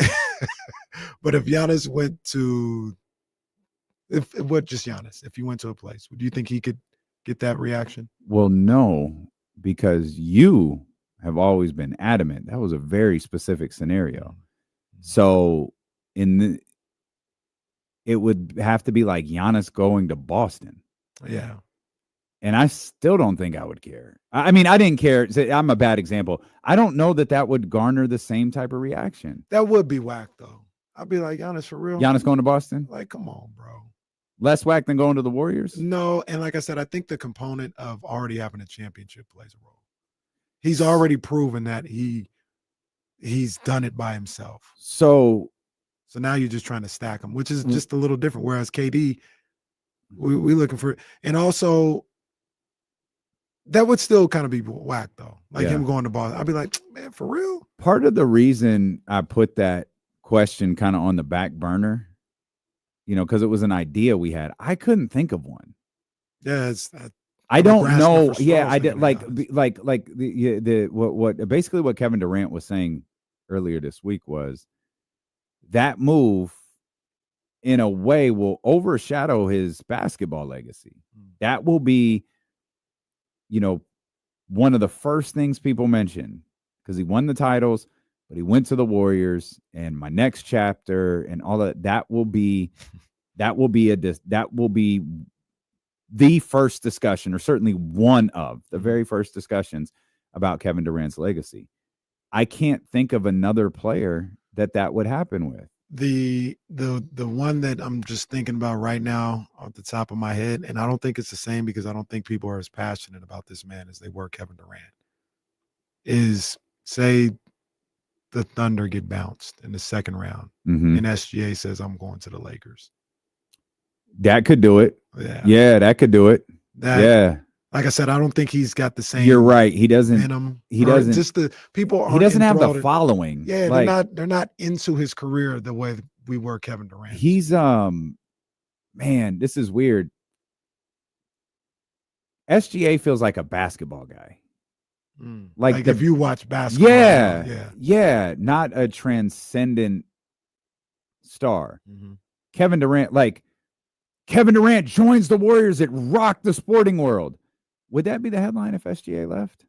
Doesn't feel like it. I feel like you're right, and that could be truthfully. Sometimes Denzel had to be a heel to win an Oscar. Sometimes the move is become a heel, and that's what catapults you into stardom. Of course, our feeling is maybe SGA doesn't care about any of that. That's not the team interviews, like the whole that just might not be his bag. He is shying away from the face of the league type of thing in a different way than Anthony Edwards is. Right. Anthony Edwards, stop calling me that. I don't want that. What's the clip from Court of What? Stop comparing me to Michael Jordan. Shay's just like, he's just doing the antithesis of being a face of the league. But if you wanted, maybe turn heel. J. Dill hit your team with the steel chair and join the authority. Corporate SG. Yeah, cuts the show up braids in off. a suit. Yes, show up in a suit next to Jeannie Buss. Doesn't allow the teammates to do the post. No, I've got to do this. No, you guys go over there. I'm sorry, Austin, sit your ass down. I'm sorry, Cassidy. Let me answer this question here. Both teams played hard. Corporate SGA. J. Dill brings up a good point though, and it's talking about the investment that people had in KD. Sure. He was a former MVP. He had already led OKC to the finals. We had about 8 big time years of Kevin Durant. We're at 2. This is the second big time year. Big time year. Yeah. You know what I'm saying? So he'd have to lose in the finals. He'd have to lose in the finals, and or lose in the conference finals to the Lakers. He'd probably have to do that 2 more years to get people to really care. Because Durant was what? But I'll pose the question: 6 years in the playoffs, a finals, a Western. Yeah, they went to the playoffs. I think every year except the first one. First 2 years. I think. Oh, the first 2 years. Yeah, it's Seattle, OKC the first year. That's right. Yeah, sorry. They started going. I forgot he actually played in Seattle. Not trying to be funny. I forget he played in Seattle because Russ didn't. Russ was the second year. Yeah, and James was the third. That's still incredible. Damn, Sam Presti. So we'll end it on this. would it matter if he did? You're in OKC. You go to the finals twice. You have your core group. There's going to be SGA will be heavily criticized if he doesn't win. He goes to join what I imagine at that point would be Luka and the Lakers. Would he be wrong? And for me, he wouldn't be. He wouldn't be wrong, but it would be the same thing. Like, all right, man, go join go join Boston or Chicago. Like, go join somebody else, not the guys that keep beating you.